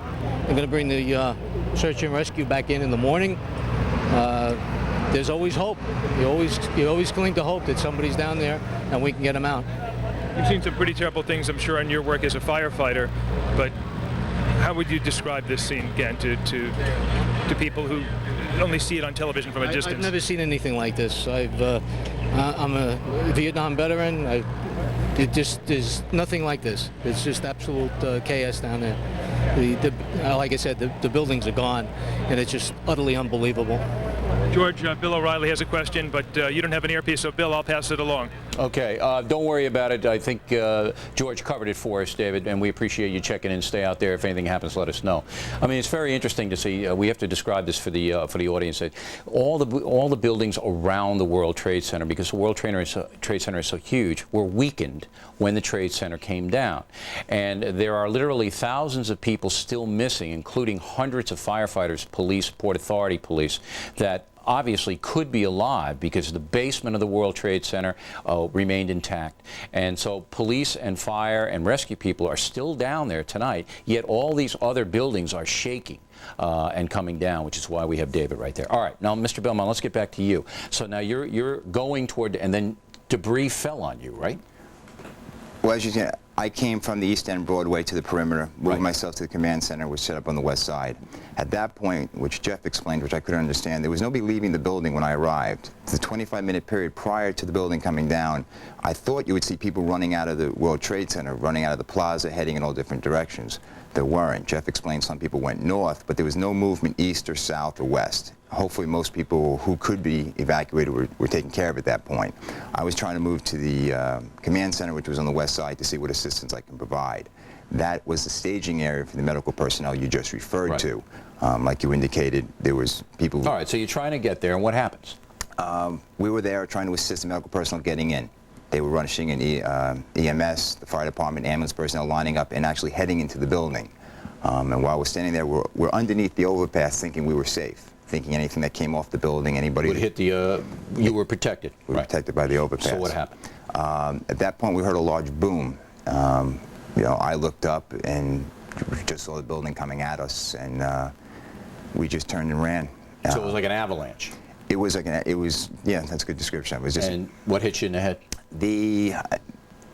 I don't know. I tried running for the building. I kept thinking if I get to the corner, we'd be all right, but just I got pelted in my back and my head by concrete. I mean, the force of the concrete was so great, it actually filled my pockets, my suit pockets. Did other people around you go down?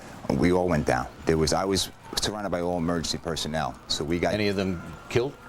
None that I saw. All right, so everybody were wounded but survived. Well, we literally could not see. We thought we were buried alive initially because it was pitch black, and I mean dark, it was pitch black. We were crawling on the ground, going through survival techniques, you know, we'll live, everyone survived, grab somebody. We made a life chain, myself, the fire personnel, police personnel, and moved. Well, we're happy. You know, it's amazing, gentlemen. You get up in the morning, right? You go to work, right? You figure it's just another Monday. Tuesday. It's another Tuesday, and then all of a sudden your lives are changed forever. pray you guys will never forget that. We're happy you're okay, both of you, and thanks a lot for sharing your stories. Okay? Thank you. Thank you. All right, joining us, we're going to go to Washington, D.C. now, and our next segment is going to focus in on the prime suspect that has caused, or may have caused, all of this damage and terror and murder, Osama bin Laden. And with us is national security expert Lieutenant Colonel Robert McGinnis, who knows a lot about bin Laden and a lot about terrorism in general. Now, Colonel, what I want from you is everybody today who's called me, literally hundreds of people from around the world have called me, and they ask one simple question. If this is a wanted man, if he's been wanted for 8 years, if we knew he blew up the coal, if we knew he was involved in the embassy bombings in Africa, why is he still free? Can you answer that? We've decided not to go after him, apparently, Bill, even though we have a $5 million award on his head. The U.S., if we wanted to, quite frankly, with a special ops capability, we could seize him. Now, of course, you would infringe upon certain sovereign territory in the Taliban if that's where he is today, and we suspect that it's true. They would object, but I'm convinced that we could go in there given our special ops capability. When you say if we wanted to, why on earth would we not want to? Well, you know, a lot of things going on behind the scenes, Bill, that we may not see. Quite frankly, you know, one of the reasons Osama bin Laden targets the U.S. is because of his hatred of the Saudi regime, the Saudi royal family, and that mix with the U.S. there, we're the great Satan, of course. When you put all that together, there become a series of puzzle pieces that often don't fit the right way. They don't want, perhaps, us to go in and pull this guy out. It's not clear. And obviously our CIA, NSA, DIA, and all these other agencies that are trying to assess this have decided in their recommendations of President that we don't want to risk the sovereignty problems of going into a country like Afghanistan in spite of the Taliban, etc. All right, but when you say that we don't want to risk, what are we actually risking here if we go in a certain... Look, President Clinton lobbed a couple of missiles at Afghanistan when he thought Osama bin Laden was in a certain area, and he killed a bunch of people, all right? There was no reprisal to us, unless this is the reprisal. Maybe it is. But you say risk. What are we risking by chasing down the most wanted man in the world? Well, Bill, you started off by pointing out the USS Cole in 2000, the bombings in the embassies in 98, probably Khobar Towers in 93, and the World Trade Center back in 93. All indicate that this gentleman and his operation are able to go outside the region into this country, obviously, and elsewhere in the world. His tentacles are rather long. All right, but Colonel, this doesn't make any sense to anybody watching this. We've got this vicious madman, okay? Yes. We're afraid to go after him because he might do something. He's already done stuff. And he's going to do more, Bill, and I agree with you. I'm not saying, you know, if I had the authority, he wouldn't be there. All right, wait a minute, whoa, Colonel, if you had the authority then, what exactly, specifically and precisely would you do? I would probably send in first man bombers to bomb the infrastructure of the Taliban, distract them. I would have probably several teams of Green Beret or Delta or some other type of operative. There'd be a combination of forces coming from the Persian Gulf and hopefully from Pakistan, assuming Secretary Powell can arrange that sort of thing. We would go on the ground through infiltration, probably via helicopter or a halo insertion. We would find his base camp, and we already know where it is. The problem is he keeps bouncing around. So we would probably go in at 4 or 5 different locations where he's known to have been, and we would find him.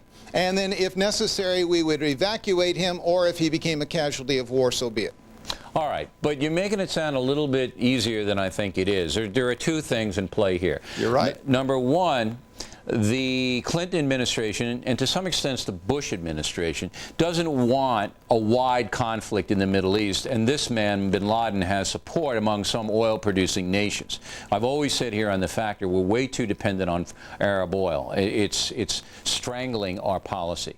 And number two, the intelligence experts we had on The Factor last night said they lost bin Laden about 8 months ago. They don't know where he is. So I don't know how we go after a guy if we don't know where he is. Well, Bill, if all the major networks can find him at bin Laden's decree, and they have apparently been able to over the last few that's months, because, that was what was said last night. They want to be though. found. Yeah, bin Laden told them where he is, but he's not going to do that now because he knows we're after him. But part of the problem, obviously, is that we've allowed ourselves to be blinded over the years. Our human intelligence system is absolutely broken, and we've relied upon high tech. But bin Laden's smart. He has PTP, which is a technology for decoding his Palm Pilot and his local PC so he can communicate to these people all over the world. And then as well, he doesn't rely as much on his digitized cell phones any longer. So if we're not there, and we're not, unfortunately, we're not going to be able to predict his movement from one camp to the next. And so that breakdown makes the equation that I articulated earlier much more difficult because we end up with many teams. The United States of America does not have anybody on the ground in Afghanistan who can tell us where this guy is. We don't have any operatives. We don't have anybody helping us out. Now, I'm not going to say categorically zero, but it's not very many. All right. What about the money trail? It takes a lot of money to do what this guy's doing. It takes an enormous amount of money to do this, to infiltrate people here into the United States, to train people, to coordinate. How about the money trail? Is there any way we can trace that? Well, there is speculation, and that's the best we have. Bin Laden's father, of course, is extremely wealthy, one of the wealthiest men in Saudi Arabia, and that's saying a lot. Bin Laden, by the way, is extremely popular with the people. The royal family isn't. But Bin Laden's father, probably through some of his other sons, can be passing these millions of dollars, which it takes to run a very sophisticated operation like was run yesterday in this country. So I see those lines. They may not be perfectly clear, but certainly we have some evidence to suggest that that sort of thing does occur. All right, but it would make sense that our intelligence agencies would be watching bin Laden's father, knowing where the wire transfers of the money go, knowing where the source of the money is, whether it's in Switzerland or somewhere else, certainly not in Saudi Arabia. You see, what I'm getting here is a very confused look. And we'll go back to your original premise, because we have a minute and a half. We're going to take a quick break, and then we'll come back. I want you to stay, if you would. That we didn't have the will to bring this man to justice. It doesn't seem... The world is a small place, as you know, Colonel, especially when you're spreading around a lot of money, and we are. We pay a lot of money for information. So I don't know if we have the will to get this guy before this. Yeah, well, Bill, we prop up governments that really are not very moderate. They're against our best interests, the Saudis being one, and we do it for the oil. The Kuwaitis aren't very dependable. Iran and Iraq aren't very friendly toward us either. So we really have very few friends in that oil-rich part of the world. So, it really is, in a black and white scenario, we either make friends with somebody who has the resource we need and perhaps access to the new Caspian Sea oil, or we're going to be dry and high here in the United States. Well, that's for sure. I mean, we just can't, this and more. Well, we're going to get into it tomorrow in a factor. I don't want to get into that in this one, because we need more information about what's going on down in New York now. We need more information to come forth. But tomorrow we're going to deal with the bigger questions of how policy is going to change in the USA because of this. Colonel, we're going to break, give our affiliated stations now time to pause. Just stay there. We'll come right back to you. And this is a notation to our Fox stations that you can go to your local news now. All right, we're back here on the Fox News Channel, the O'Reilly Factor. We're talking to Lieutenant Colonel Robert McGinnis, who's a national security expert. The FBI made a lot of very, very fast and good progress today. And it looks like this is an Arab, or some people say Islamic militant organization. In the back of my mind, I'm saying, yeah, we think it's bin Laden, but Libya has a capability of mounting this kind of an operation. I think Syria might. I think Iran might. Am I wrong there? Iran's been, its fingerprints have been over a host of international activities. Libya, perhaps, and Syria, definitely. They all have camps. But bin Laden has the biggest reach, and he's demonstrated that time and again. Keep in mind, 1993, World Trade Center, he brought in people that were local, working in the local mosque. He brought in an army, U.S. Army sergeant a few years removed, who was doing some training of his own people, Ali Muhammad, who was charged last year. You had a host of people people internal in the United States already planted, given sufficient funds and a ideological mindset. Keep in mind, this man's modus operandi is unlike a lot of other terrorists except for Hamas and Islamic Jihad, and that is suicide bombing. They commit suicide in the act. And sure, because that's what they did yesterday. They're going to go to heaven when they do it. It's well, that, of course, you they're know, going to get a higher the jihad, reward. the holy war, right? That's right. Now, the problem with Osama bin Laden right now, as we pointed out earlier, is that we don't exactly know where he is, and you say it's because the CIA and other intelligence agencies don't have enough people on the ground, and we really don't get great information about this guy. The UN pulled its people, or is right now pulling its people out of Afghanistan. What does that tell you, Colonel? Well, clearly they understand what we're about to do. Which is? I think all the indications are that we're going to take a military strike against Afghanistan because the Taliban was the first to come out and say, we aren't doing this, but in fact we know, based on past records, that Osama bin Laden's fingerprints are all over this. So all right, we'll no, wait a minute, there Colonel. I want to get very precise here. You believe the United States is going to bomb Afghanistan? Its infrastructure, yes. And it will also send in, if we haven't precisely located Osama bin Laden, he moves every day. Yeah, we're not going to get him. To a host believe me right now. He's someplace now where a bomb's not going to get him, whether he's under a mountain. A bomb's not going to get him, no, Bill. We have to go in there with real people. All right, but let's take it one step at a time. Let's take it. You believe that the United States is getting ready to bomb the infrastructure of Afghanistan. Now, today, President Bush said, quote, close to a quote, that President Putin is totally on board with anything that the United States. Is that a code of saying that we told the Russians this is going to happen? Yeah, well, it's quite possible that we're going to use Russian airspace north and come in from there, or, you know, the discussions we're having with Pakistan. Obviously, we have to have air access to those locations. You could do that from a carrier, though, Colonel. Well, you could, but the long range and the big bombs, Bill, you know, we have to drop some big bombs to do some real damage. But as you know, we have plenty of artillery in Diego Garcia in the Indian Ocean, which we could get there and we could wipe them right down. Yeah, but that takes a little while to get up, and we need to respond a lot faster than we can move that stuff out of Diego Garcia into the Persian Gulf. So we need to move quickly. We can launch aircraft from the United States, just like we did into Kosovo. They can be there in 30 hours and back, having dropped many thousands of pounds of bombs in the right place within a couple of meters. If indeed, if it's true what you say happens, and indications are it may, and we do bomb the infrastructure of a primitive country, Afghanistan, thereby igniting more indignation among militant Islamic people. Do we really accomplish anything because we don't get bin Laden? We got a minute. Well, the president said last night, we're not going to allow those that harbor terrorists to get away with it. It's past time to make a very strong statement to a nation like the Taliban, who are not liked by their neighbors. Yes, they are encouraged by the fundamentalists in surrounding nations, but most of the quote, more moderate nations in that area are very fearful about what's going to happen. Yes, we will bomb. Okay, well, I think the odds are that will happen, and I wouldn't want to be in Afghanistan or Kabul right now. Hey, Colonel, always a pleasure to see you. Thanks for your expertise. We appreciate it. We got plenty more on The Factor in the second half hour. This concludes the first half hour of the program. We're going to go again to our local station so they can come back if they would like, and we have a very compelling second half hour, so we'll be back in a moment with that.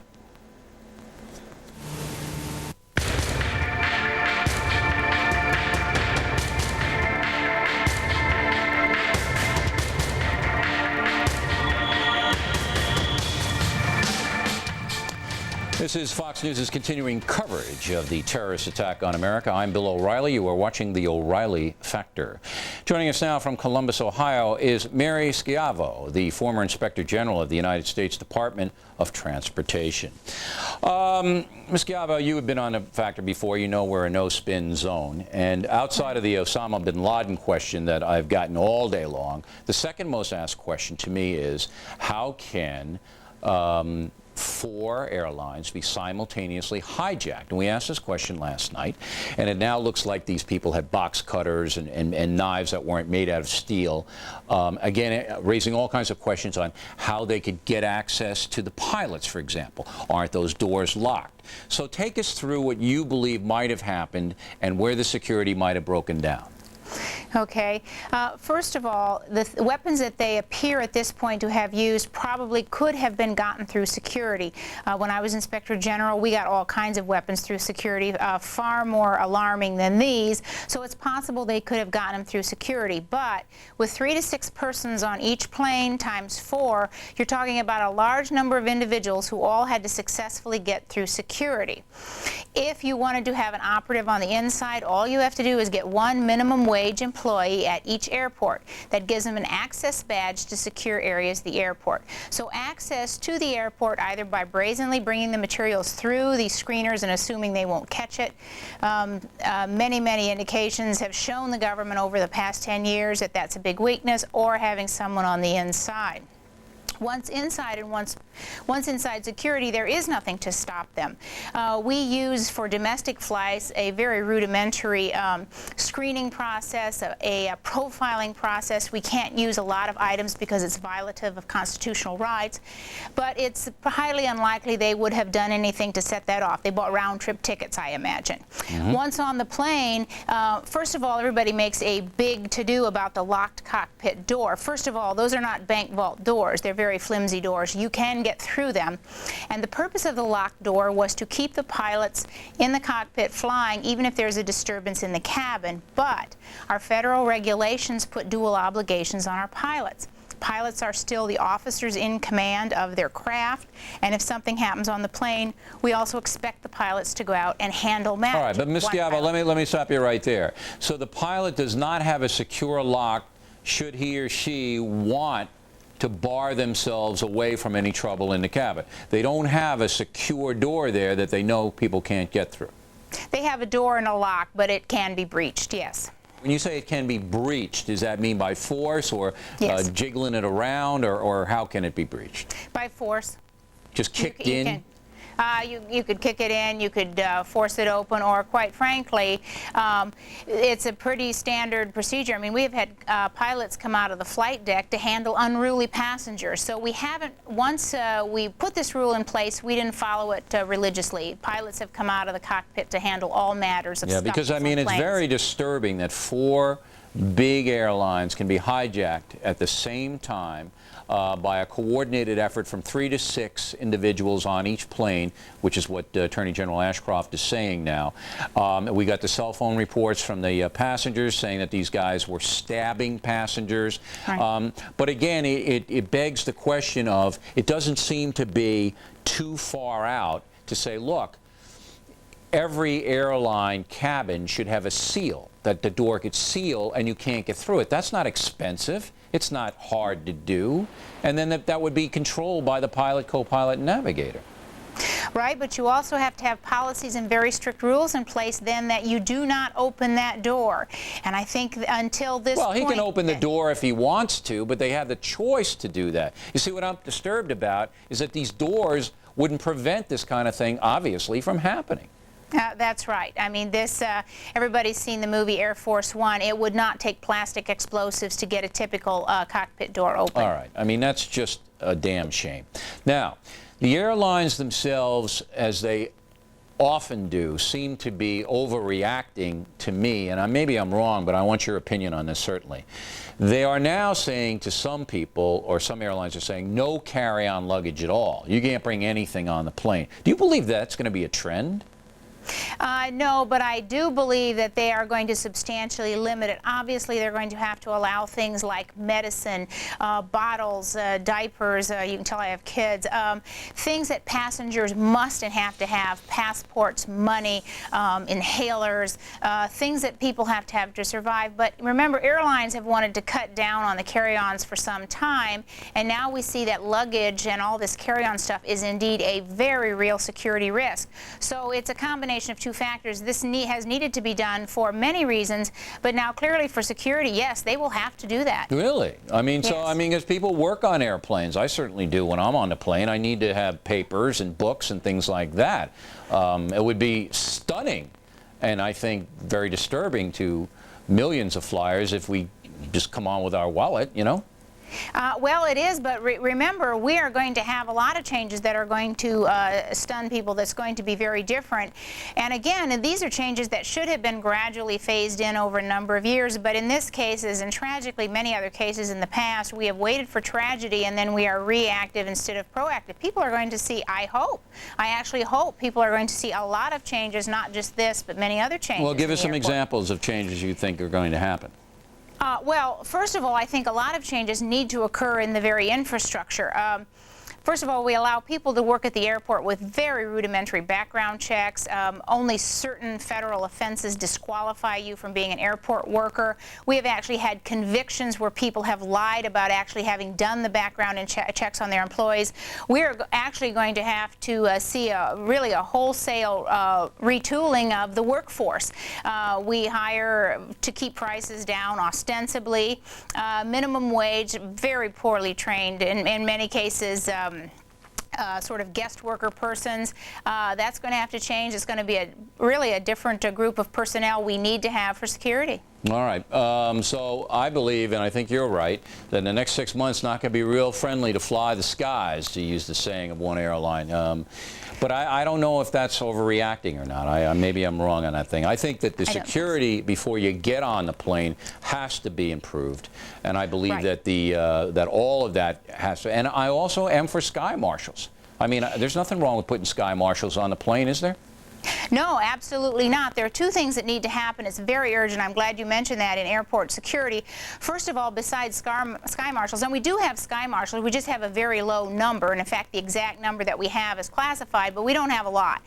We need to beef up that program. But most important, now what do we want to do? Do we want to put a lot of law enforcement officers under the legal control of the FAA? No, it's a civilian aviation agency which has a responsibility of propping up airline finances. What we need to do in this country, and we are an aberration in the world, is aviation security is a law enforcement function. It needs to be performed by a law enforcement agency. We approach it extremely schizophrenically here. The FBI does a threat assessment, and then they say, here you go, FAA, now make our airports secure. The FAA has never had the heart for it, and they have failed miserably. Give the job to law enforcement. Sure. I mean, there's a bill in Congress going to be introduced that sky marshals are going to be put on the planes. Let the federal government handle it. I mean, that doesn't mean look, we waste enough money in there. Let's have something good. I mean, one seat on a plane, have a federal marshal on there, fine with me. All right, last question for you, Mr. Galvin. We appreciate you coming on tonight, because this has been so horrific to so many people. And, you know, I hear that airline reservations from coast to coast are being canceled, that people are now afraid to get on the planes, and the FAA itself are not letting the planes fly for a lot of reasons. And I'm saying to myself, hey, we got to get back to normal here in America. We can't let these guys beat us like this. And you got an airline, you got to go someplace, you go. I mean, that's my attitude. Am I crazy? Well, I'd like to see changes. I don't want us to get back to normal. I want us to get back to flying in the year 2001 and beyond. Getting back to normal means going back to a 1970s system where we assume that, you know, the threats we have identified and our security systems only look for known threats. We have to build an airport system and a security system that can handle us from the years going from here. And we haven't made any real changes since the 70s. We still have metal detectors to pick up the guns from hijackers that took people to Cuba. That is not the risk in this world today. And going back to business as usual is exactly what the terrorists want us to do. They want us to go back to complacency. The government has had these warnings for 10 years. We must change now. And going back to usual is going to leave us vulnerable. We must make the changes. All right. Ms. Galvin, thanks very much. We appreciate it. Thank you.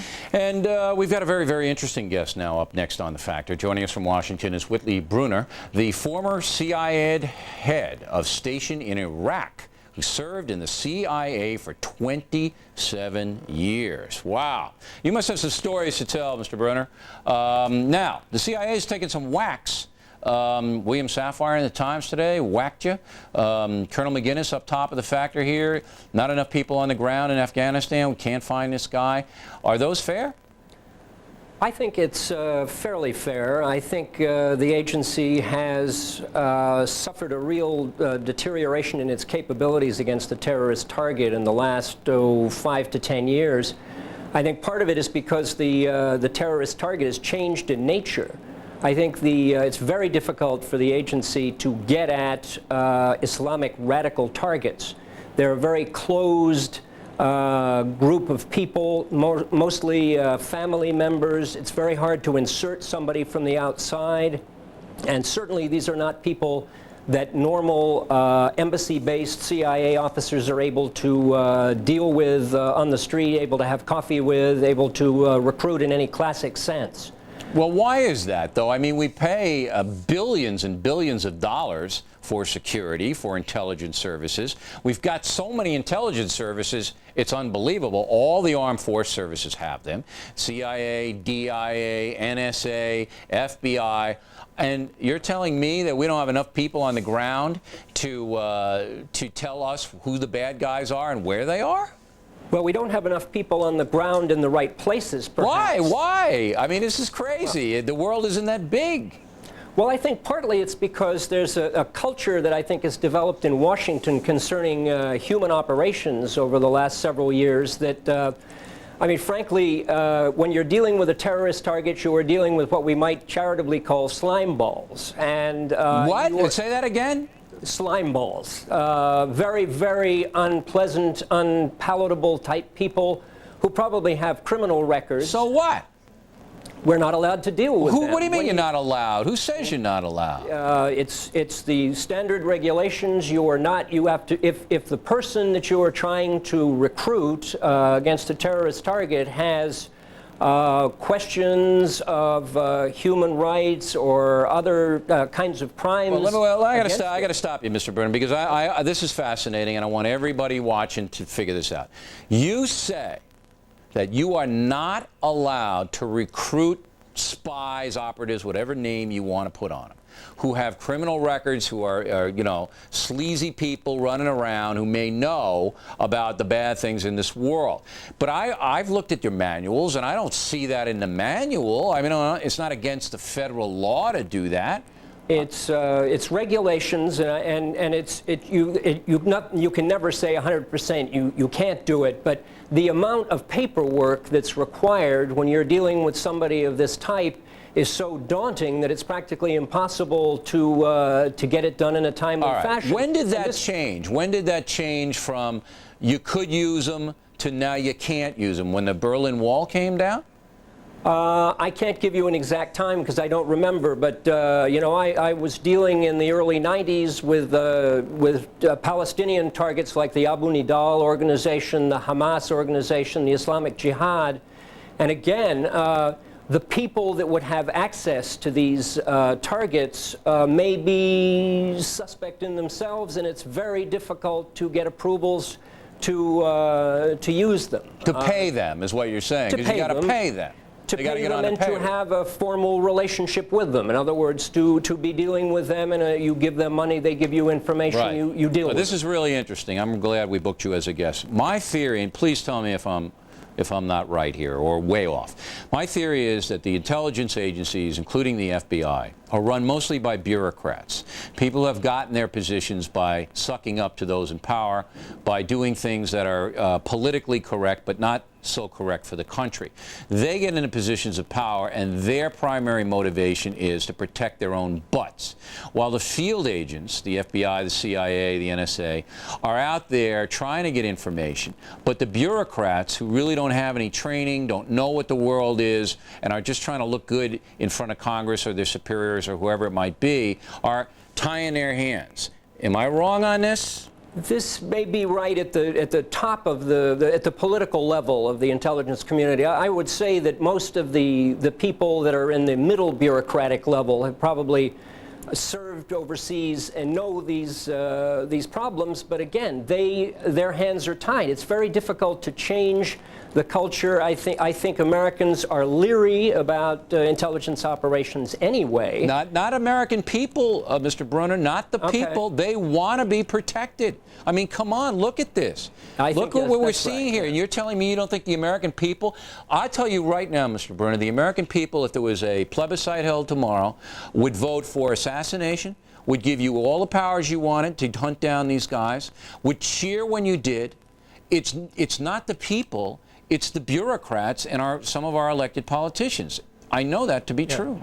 That may be. I think that, you know, there are galvanizing events like what happened yesterday. I think it's true. I think that perhaps the culture in Washington is a little different from Main Street America. You bet. I think, but you know, even when I was working at the beginning of the decade on Iraqi opposition activities vis-a-vis Saddam Hussein, for instance, you had to be very careful that you were not talking with people, for instance, about a coup d'etat that might result in Saddam's death, because that would be killing him, and that you can't talk about. All right. So when you're talking to groups that want to get rid of Saddam, you have to tell them, but of course, we're not engaged in this kind of activity. So it makes it very. But it's not quite so simple as that. President Ford signed the order that said, the executive order said no political assassinations. I understand that. You know that. Right. That's the law of the land. However, we know that you've used Mossad, the Israeli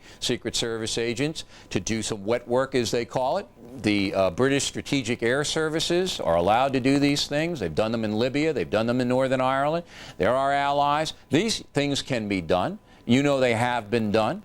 So it's not quite that, you know, black and white, is it?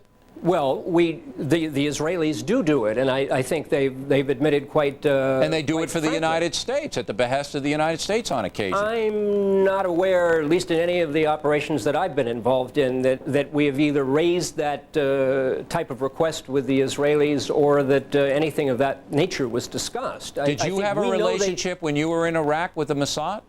No. None at all?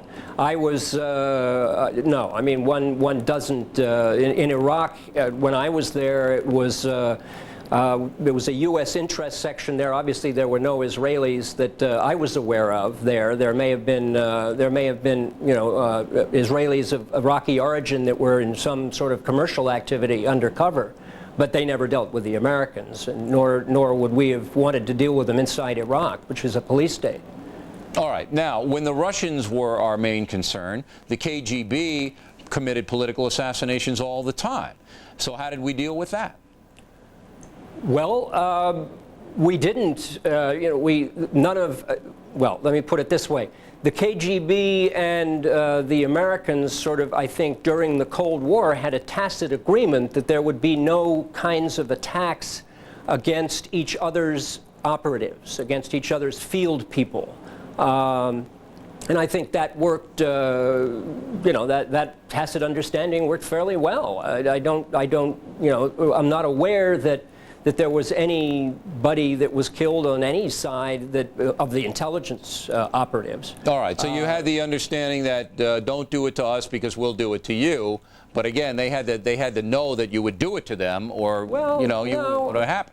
I don't think that it was that simple. I mean, I don't think that we would have done it to them. You know, before the executive order, who knows? Right. I can't. That was a long time ago. Since then, no. I think I think the reaction would have been in other spheres. All right, Mr. Brunner, there was a 3-year study that I'm sure you were aware of that was headed by Warren Rudman, a former senator from New Hampshire, Gary Hart, out in Colorado, and a few other politicians, James Schlesinger for one, that spent 3 years and millions of taxpayer dollars studying terrorism, just what we're looking at on the screen right now. They came to the conclusion last spring that an attack of this nature was imminent, was going to happen. All right? They issued their report. I didn't even know about it as a journalist, and believe me, I read everything, I see everything. I didn't even know about this. Probably my fault, but I know most Americans didn't know about it, didn't get any press coverage to speak of. Did you know about that report, number one? And number two, why was it ignored by the powers that be? Well, I think that, for one thing, it was in the press, and you're right, it didn't get the kind of the coverage that you would expect. I think the problem, perhaps, is that the implications of what that report said in the terms of domestic terrorism and what kind of steps, I mean, you were just talking about civil aviation and so on. I think the ways, the methods that you have to apply to deal with a massive threat like that was unpalatable, or let's say it was, it would have required a lot of difficult time-consuming steps, which I think a lot of people felt before yesterday, would have gotten a lot of Americans angry and so they basically didn't want to, because let me just read the audience. These are the conclusions of this report. It's amazing. It really is. It's a 3-year study, okay? And then the congressional hearings were held to hear what the study said. The study said the threat of terrorism by a foreign power in the United States is asymmetric, and we're not prepared for it. Absolutely. And then it said the Defense Department has to pay far more attention to homeland security. I mean, it doesn't get simpler than that, Mr. Brunner. You know what I mean? It does. No. It does. And then we have last week, this is what, and we're going to get into this again tomorrow. I want the audience to know on the factor.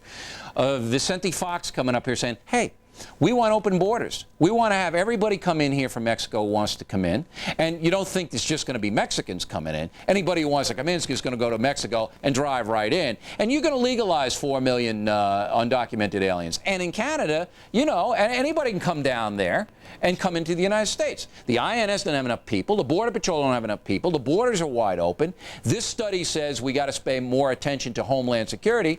The Clinton administration does nothing for 8 years. Nothing for 8 years. And the Bush administration, they've only been in power now for 7 months. They haven't done anything either. So shouldn't we be a little angry about this?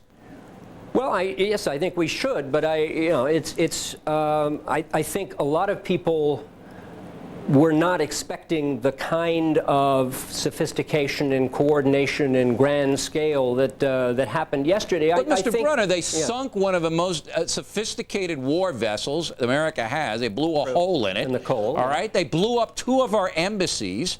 And why would we not be prepared for this? And this is light. This is light. I mean, it sounds horrible. But what if they had used some kind of nuclear device or some kind of anthrax? You know what I mean? This is just a warning. And you're telling me they weren't prepared for this when it could get 1,000 times worse. Well, I think it's just the steps that you have to take, the mobilization that you have to take, you know, to face a threat like that.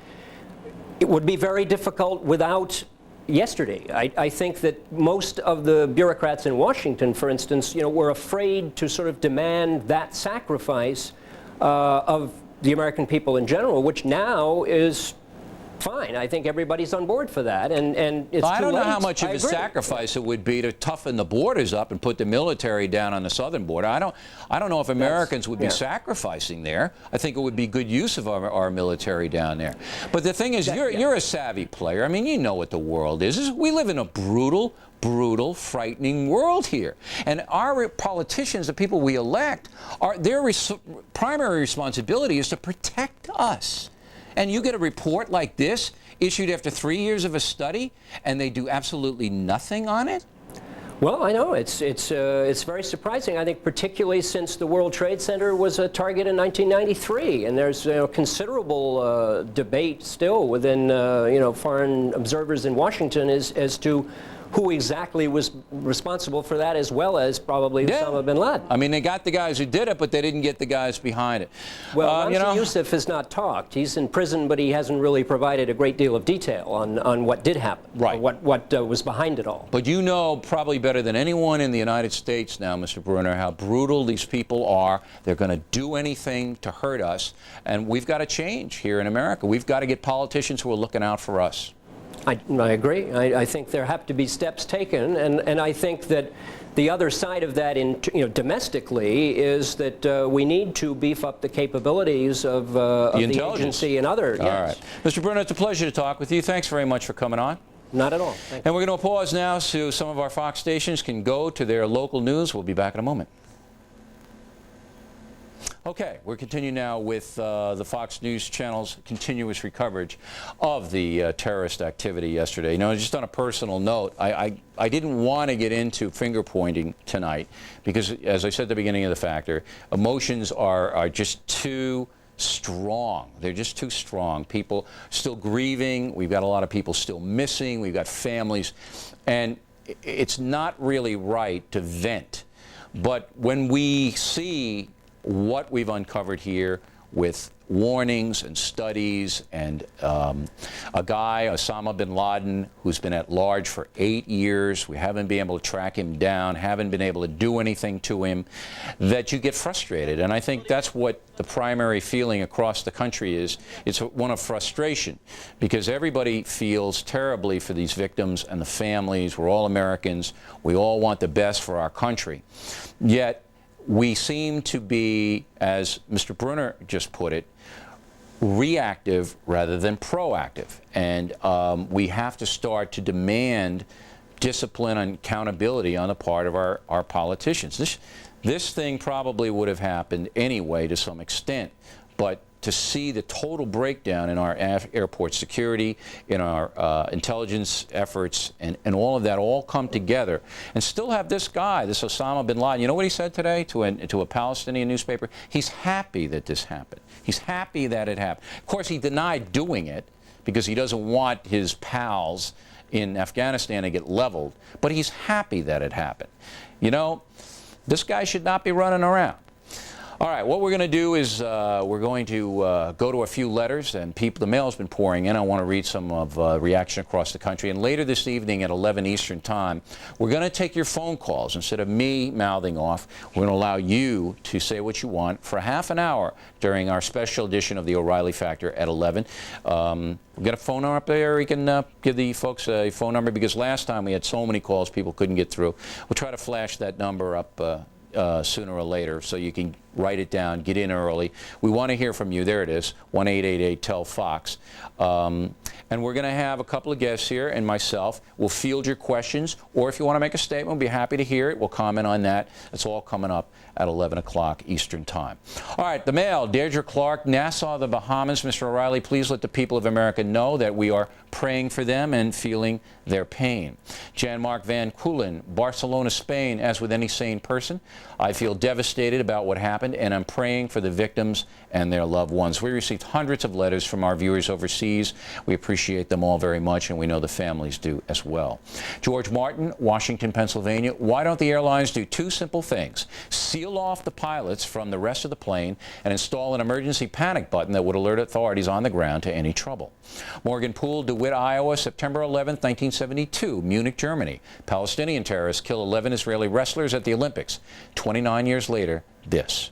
Dr. Mamoun Aram, Bethesda, Maryland. I am a Muslim Palestinian, and I condemn those cowardly acts of terrorism in the strongest terms. Patrick Ohm, Madison, Wisconsin. Bill, please use the term Islamic terrorist rather than Arab terrorist. My wife, a Catholic from Jordan, gets upset. Jan DeCaro, Bedford, Ohio. Bill, you want pithy? Well, here it is. How can we be at war with terrorists when we have rules and they don't? Tracy Upham, Dripping Springs, Texas. Assassinating terrorists is not lowering ourselves to their level. Dr. Marcel Horowitz, Baltimore, Maryland. Years ago, President Kennedy said, we are all Berliners. As of yesterday, we are all New Yorkers.